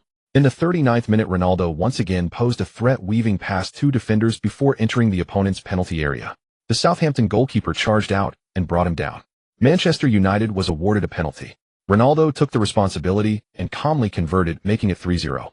As the first half concluded, Manchester United had nearly secured victory. However, the onslaught from Manchester United did not wane at the start of the second half. Just 2 minutes into the half, Kaká broke through on the flank, slicing through Southampton's defense and delivering an assist. Substitute Van Nistelrooy, who had just come on, helped Manchester United extend their lead. After making it 4-0, Manchester United played more conservatively. Although the league was over, Manchester United still had a Champions League final to play. In the 67th minute, Southampton's midfielder Svensson seized on a pass error from Roy Keane and launched a quick counterattack. He advanced a few meters with the ball before delivering a through ball, which found Sylvester in the gap behind him. Amrad made a speedy run, creating an unknown opportunity. Faced with the approaching Van der Sar, Amrad calmly slotted the ball and giving Southampton a consolation goal. Van der Sar was furious after conceding, shouting at his teammates, "What are you doing? Focus. How could you make such a mistake in a critical moment? Oh, for heaven's sake. Damn it, my clean sheet bonus is gone." With a furious kick, Van der Sar sent the ball. By unfortunate chance, the ball struck Roy Keane's shin. It was his mistake that led to the team's goal conceded. So in response to Van der Sar's complaints, Keane merely lowered his head in silence. However, when the ball hit him, his anger flared up. He began to curse at the defenders in the back. He pointed a finger at Sylvester, scolding him. Nesta glanced at him, stepped forward, and comforted Sylvester with a few words. Beckham stepped in to mediate, saying, "All right, Keane, that's enough. We're still 3 goals ahead. What's the big deal?" Keane, still fuming, angrily shrugged off Beckham's hand, clearly displeased. "I just don't understand why we don't push forward when we have the chance, always passing back and back." Beckham was taken aback by Keane's words, feeling anger rise within him. "The coach told me to play this way. If you have a problem, go talk to him yourself. What gives you the right to yell at me on the field?" Keane looked at Beckham, huffed heavily, and said, "Do you think I wouldn't say anything?" Meanwhile, Ferguson, standing on the sidelines, was watching everything unfold. He called over Makelele, who hadn't planned to play today, and was somewhat taken by surprise. Nevertheless, he quickly changed his clothes and came to the sideline. In the 70th minute, Manchester United made a substitution, with Makelele replacing Roy Keane. Keane, seeing the substitution board, cursed under his breath FK. He reluctantly walked towards the sideline. After leaving the pitch, he kicked over a water bottle in frustration. Ferguson, witnessing this act, began to berate Keane in front of all the players. "What's wrong with you today? How can you argue with your teammates? You are the captain of Manchester United. Do you know what responsibility you carry on your shoulders?" Keane looked up defiantly at Ferguson and said, "I was just trying to get them to focus. What's wrong with that?" Ferguson pointed angrily at the field. "Do you think I'm blind or deaf? How did you just scold Sylvester? You think I didn't hear it? You were the one who bore the greatest responsibility for that goal conceded, not him. As the captain, you lack the courage to take responsibility and instead scold the younger players. Do you think you're the coach? Should I let you take my position?" Keane spread his hands in frustration, complaining, "But I just don't understand why not push forward when there's an opportunity.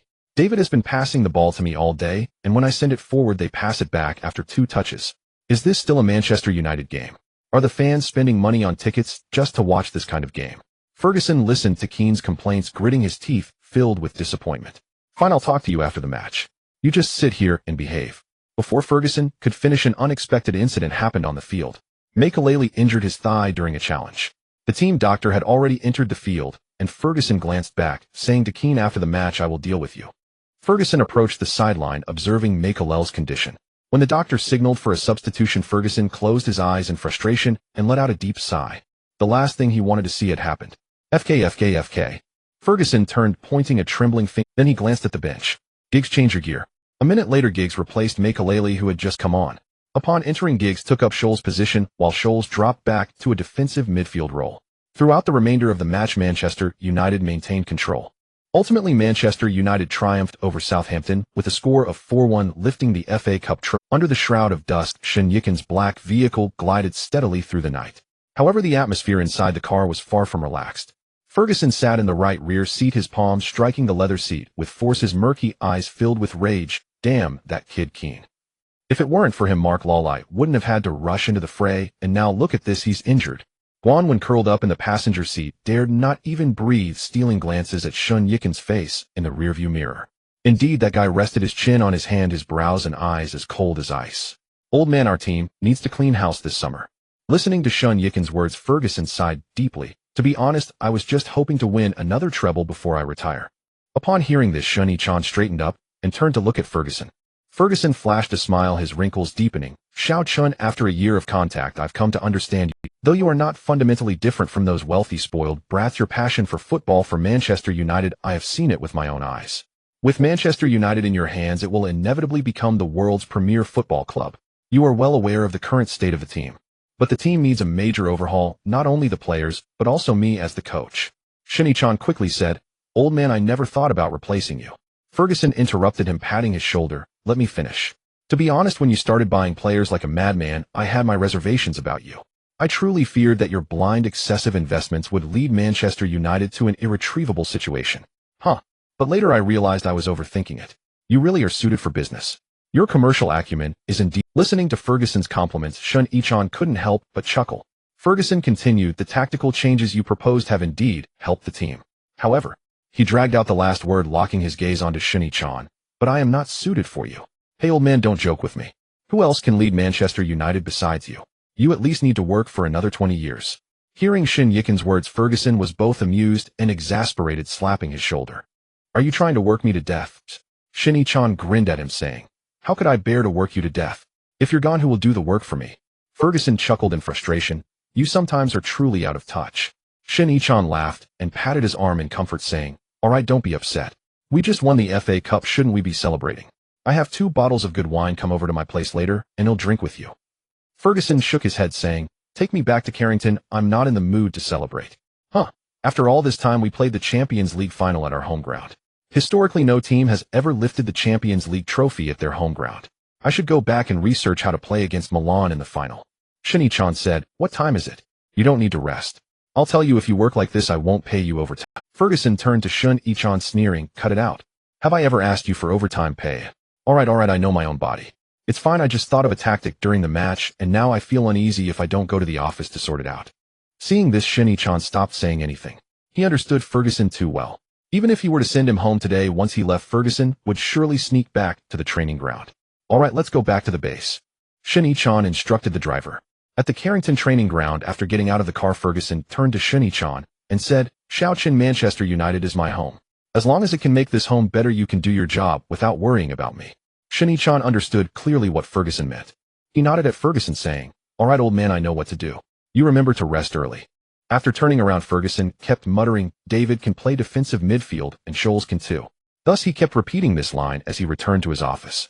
In the following days, although the transfer market had not yet opened, some clubs had already begun to make contact regarding players they wanted to recruit.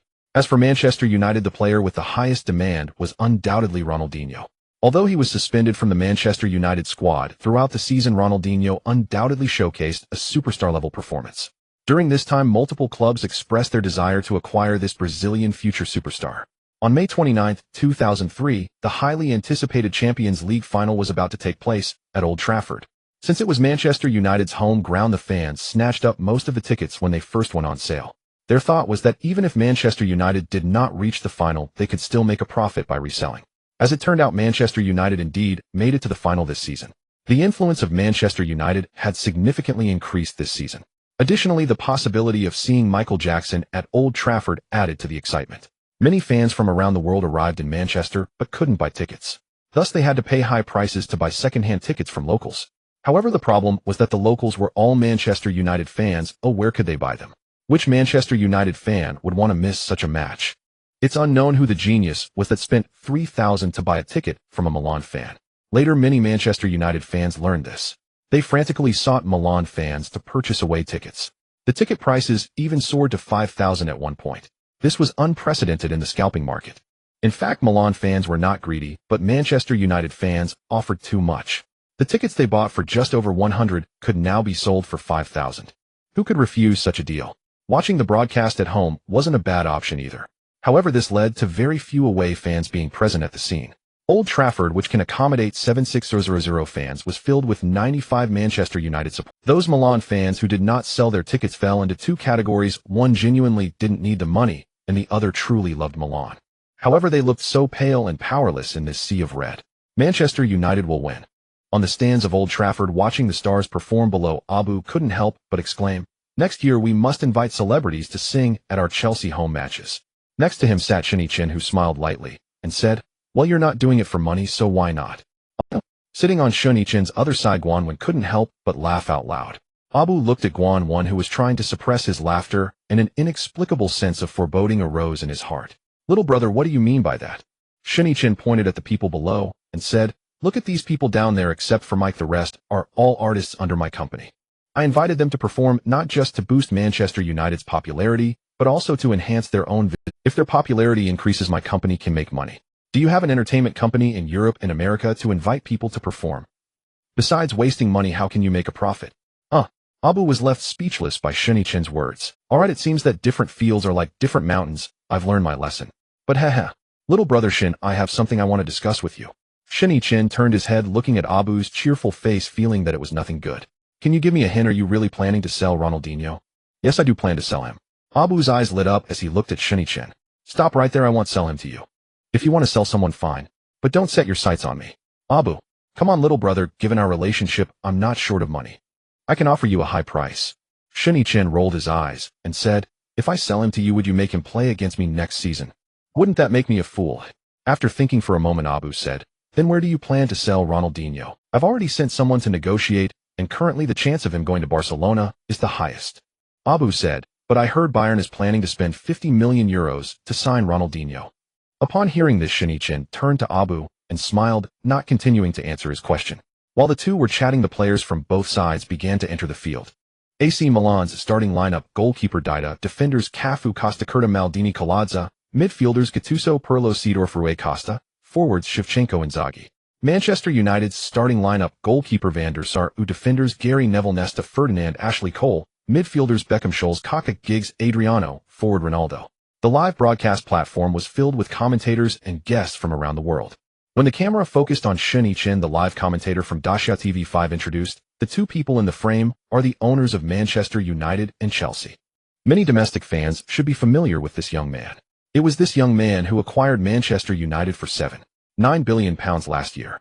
According to our current gathered information, Shen Yichen is only 21 years old this year and currently studies finance at Jinshan University, where he is just a sophomore. Yet this sophomore managed to bring Manchester United back to the UEFA Champions League final stage in just 1 year. Before this match, Manchester United had already secured the league and cup championships. If they win this match, they will achieve the monumental feat of a treble for the second time. Alright, the match is about to start and Manchester United will kick off first. Just after the game began, AC Milan launched their first attack. The Ukrainian missile Shevchenko received a long pass at the edge of the penalty area. His turning shot grazed the post and whistled out. The devoted fans in the stands of the Red Devils broke into a cold sweat. Then Rui Costa continued to orchestrate the attack. He passed the ball to Inzaghi on the left, who completed a wall pass with Shevchenko, and the ball headed straight for the goal. At a crucial moment, Van der Sar leaped to make a save, firmly securing the ball underneath him. Nesta came over and patted Van der Sar on the head to encourage him. In the stands, Abu looked at Van der Sar and couldn't help but exclaim, "This goalkeeper is really impressive." Shen Yichen, however, looked at Abu with disdain. Why does he think everyone is so good? Then it was Manchester United's turn to attack. Van der Sar launched a long kick to the front with the ball flying towards Adriano. Glazer, tasked with marking Adriano, jumped to contest for the ball at the same time. The ball flew towards the vicinity of the center circle during their tussle. Ronaldo, anticipating the ball's landing, moved forward and controlled it with his chest. Gattuso behind him moved forward to interfere. He discreetly used a hidden force to give Ronaldo a slight. At the moment Ronaldo controlled the ball, his entire body was pushed forward by inertia, and he fell to the ground. As the whistle blew, Scholes rushed up to confront Gattuso. He pushed Gattuso hard. Gattuso, refusing to back down, glared fiercely at the ginger-haired player. In the stands, Abu chuckled at the scene below, saying, "Little brother, your team's players are really fierce. Even that little guy is so tough." Shen Yichen smiled lightly and said, "That's part of the team culture. If you don't have a bit of toughness, why the hell? You might as well raise pigs at home." Saying this, Shen Yichen couldn't help but recall the extremely disappointing future of Dasha football. Did Shen Yichen ever consider saving Dasha football? Yes, but the problem is, can money change anything? The answer is no. In other countries, playing football can change one's fate. For instance, the legendary duo was reborn through football. But what about Dasha? Without money, you can't even play a game. Back at the match, referee Kalina immediately stepped in to separate the two. Sky Sports commentators said, "Wow, although Scholes is a bit short, his presence is no less than Keane's." Is this the tradition of Manchester United? Even if Keane is suspended and can't play, there is always someone who can step up to stir up trouble. Manchester United versus Milan. After the farce on the field subsided, Manchester United's attacking front seized the initiative. First, Beckham sent the ball towards the right side. Adriano clashed with Glazer for the second time in a header contest. This time, Adriano had the upper hand, directing the ball back with his header. Giggs, who followed up, collected the ball just 5 meters in front of the penalty area. Then, as he faced the defending Seedorf, he passed the ball sideways to the advancing Scholes, who was positioned slightly to the left at the edge of the penalty area. With a stop, a flick, and a shot, he struck. Scholes' shot was powerful and came unexpectedly. The ball flew towards the upper right corner of the goal. Dida leaped to save, but didn't even touch the ball. The ball hit the net. 1-0. Manchester United achieved a dream start, scoring just 207 seconds into the match. This goal was the result of just 3 passes finished by the ginger-haired Scholes with a thunderous strike. Before the match, no one could have anticipated such an opening. Dida stood in front of the goal, looking bewildered, seemingly unable to believe what had just happened. Ronaldo, upon seeing Scholes' shot, couldn't help but hug his bald head. Mouth agape. Ferguson on the sidelines was excitedly raising his arms, bouncing up and down. In the stands, Shen Yichen sprang from his seat the instant the goal was scored. His clenched fist shot high into the air, every muscle tensed with exhilaration as he let out a roar. "It's in. It's in." That shot from Scholes was too damn fierce. Shen Yichen waved his fist, striking the railing of the stands with a loud thud. Scholes. Awesome. Manchester United is awesome. Abu was also ignited by the goal, rising smoothly from his seat, his expensive tailored suit showing no signs of constraint, clapping with the elegance of an old-fashioned gentleman, yet harboring an undeniable excitement. This combination, this shot, is simply art. At this moment, the AC Milan fans and attendants were left speechless, while the sea of red fell into a frenzy. 4 minutes later, trailing by a goal, Milan began to counterattack.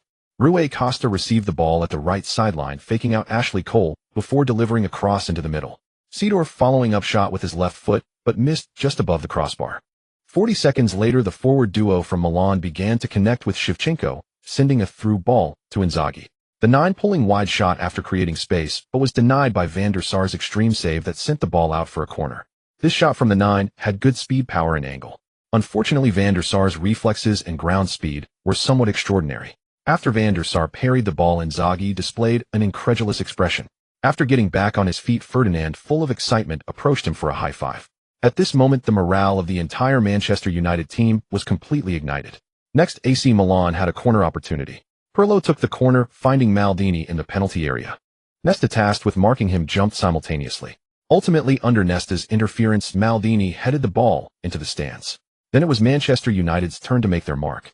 Van der Sar's goal kick reached Beckham, who immediately launched a long pass to the flanking Kaká. Kaká faced the veteran national team captain Cafu. After stopping the ball, he feigned with his shoulder before accelerating directly at Cafu. Cafu desperately chased to block Kaká, who took the ball close to the goal line, quickly passing it back diagonally before Ronaldo's shot was narrowly saved by Dida. After about 10 minutes of play, the offensive waves from both sides surged one after another. Just a minute later, it was Kaká again facing off against Cafu on the flank. This time, Cafu directly engaged in a physical battle, knocking Kaká down to the ground. After rolling twice, Kaká turned to look at Cafu, a smile involuntarily appearing at the corner of his mouth. Cafu then reached out to help Kaká up, patting him on the shoulder. Afterward, Manchester United took a throw-in, and this time Kaká had learned his lesson. Before Cafu could get close, he passed the ball early. The ball reached Scholes in the central area. Scholes then transferred the ball to the right side of the field.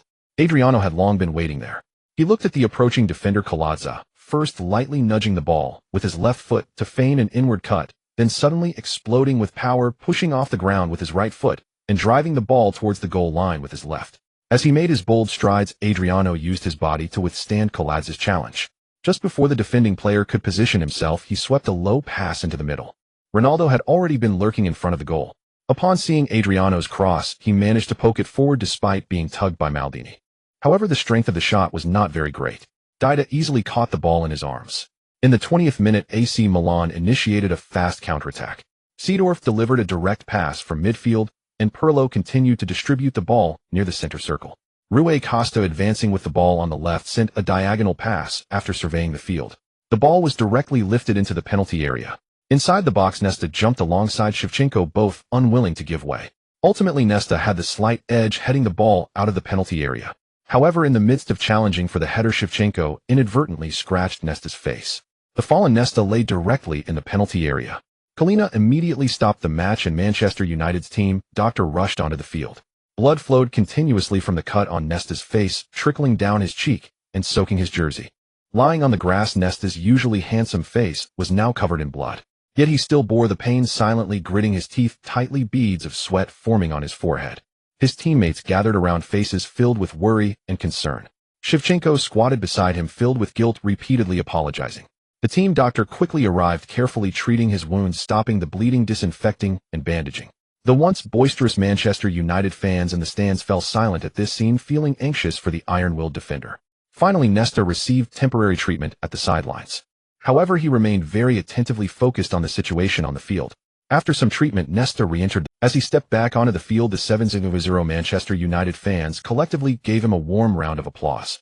The match continued, with Manchester United continuing to apply pressure in the attacking front. Kaká sent a high ball from the left side, and Ronaldo headed it back to Giggs. The Welshman seized the opportunity and unleashed a powerful shot. Unfortunately, this ground shot lacked both speed and angle, making it hard to threaten Dida in front of the goal. In the 30th minute, Manchester United surged forward, and Ronaldo suddenly took a shot from the right side of the penalty area, a low drive with fierce spin that grazed the post and flew out of play, leaving Dida in a cold sweat. Just a minute later, Manchester United capitalized on a midfield error by Milan, and the South American trident instantly sparked a dazzling connection. First, Beckham intercepted Seedorf's pass and sent a precise long ball to Ronaldo at the edge of the penalty area. Ronnie controlled the ball with his chest, and then deftly passed it to the left to Kaká. Kaká immediately returned the ball to Ronaldo with a quick back pass, while he himself made a swift run forward. Ronaldo met the incoming ball using his back to shield against the defender's challenge and gently flicked it with the outside of his foot. The ball curved back to Kaká's feet with a tricky arc. The two exchanged 3 passes like a sharp scalpel, instantly tearing open a gap in the Milan defense. Reaching the top of the penalty arc, Kaká no longer hesitated, cleverly flicking the ball with his left foot, sending it with a gentle spin toward the back post. Adriano, who had already made his run, tensed his calf muscles as the ball descended. In the moment of leaping into the air, he intentionally used his shoulder to push off against Glazer's entanglement, his body taut like a drawn bow. As his forehead met the ball, Glazer's pull became futile. The powerful header, like a cannonball, grazed Dida's fingertips and smashed into the net. 2-0. The dull thud of the ball hitting the net synchronized with the cheers from the stands. After landing, Adriano raised his arms and roared while Ronaldo and Kaká rushed in from both sides, the three colliding together, sweat and joy splattering everywhere. Ronaldo wrapped his arm around Adriano's bald head, while Kaká used his knee to nudge his back, the three rolling together on the grass. On the bench, Ferguson threw away the water bottle in his hand, adjusted his tie, and excitedly embraced K-Rob. In contrast, Ancelotti on the other side sat on the bench with a vacant expression, his gaze unfocused. It seemed he was pondering something, yet also somewhat bewildered by the sudden turn of events. The match continued, and despite being 2 goals down, AC Milan was not about to give up. Midfielder Rui Costa continuously initiated attacks. First, his through ball was blocked by Nesta, and Seedorf's follow-up shot with his right foot was once again parried by Van der Sar's palms in front of the goal. For some reason, Van der Sar always provided an inexplicable sense of security. Upon seeing this save, Abramovich immediately began clapping his hands. Buddy, your goalkeeper is really impressive. TSK. Your eye for players is really sharp. At this point, Abramovich suddenly hesitated. Shen Yichen shot him a disdainful glance. He thought, this guy isn't thinking of buying Van der Sar, is he? Damn it. Why does he keep staring at me? First wanting to buy Ronaldinho, now it's Van der Sar. Can't you study some other players? Damn, should I just package Dream 2 and bring it back? Then sell it all to you. In the 43rd minute, Manchester United launched another attack with Beckham receiving the ball in midfield and sending a diagonal pass at a 45-degree angle.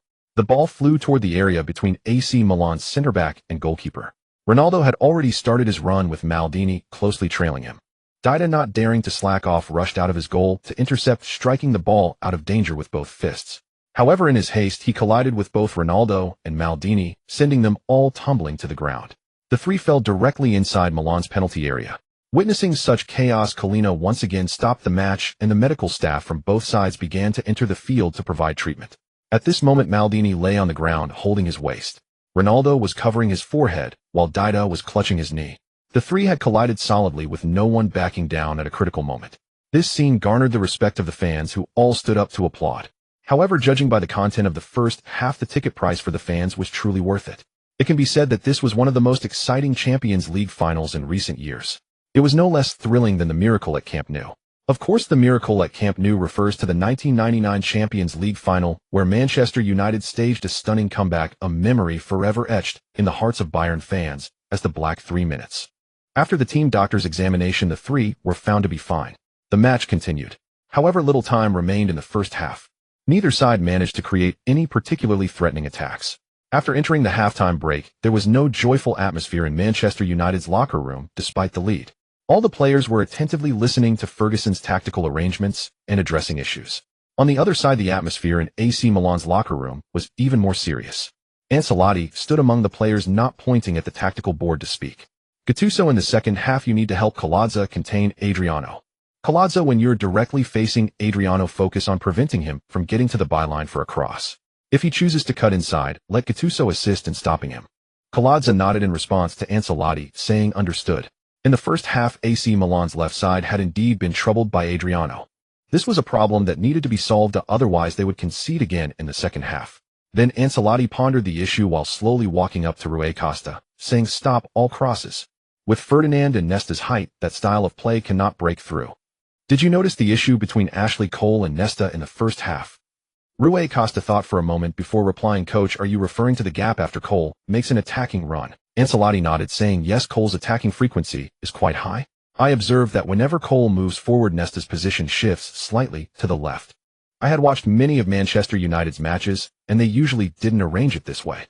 When Manchester United's two fullbacks attacked, their double pivots Beckham and Keane would cover their position, but today is different. Keane is suspended and Makelele is injured. If this position were filled by, but Manchester United's shape wouldn't change. But today they have Scholes playing as a defensive midfielder. Scholes' position leans toward attack. That's why Nesta's position is changing today. Ferguson's arrangement indeed caught me off guard. Our first conceded goal in the first half was because everyone overlooked Scholes. However, this might also be our opportunity.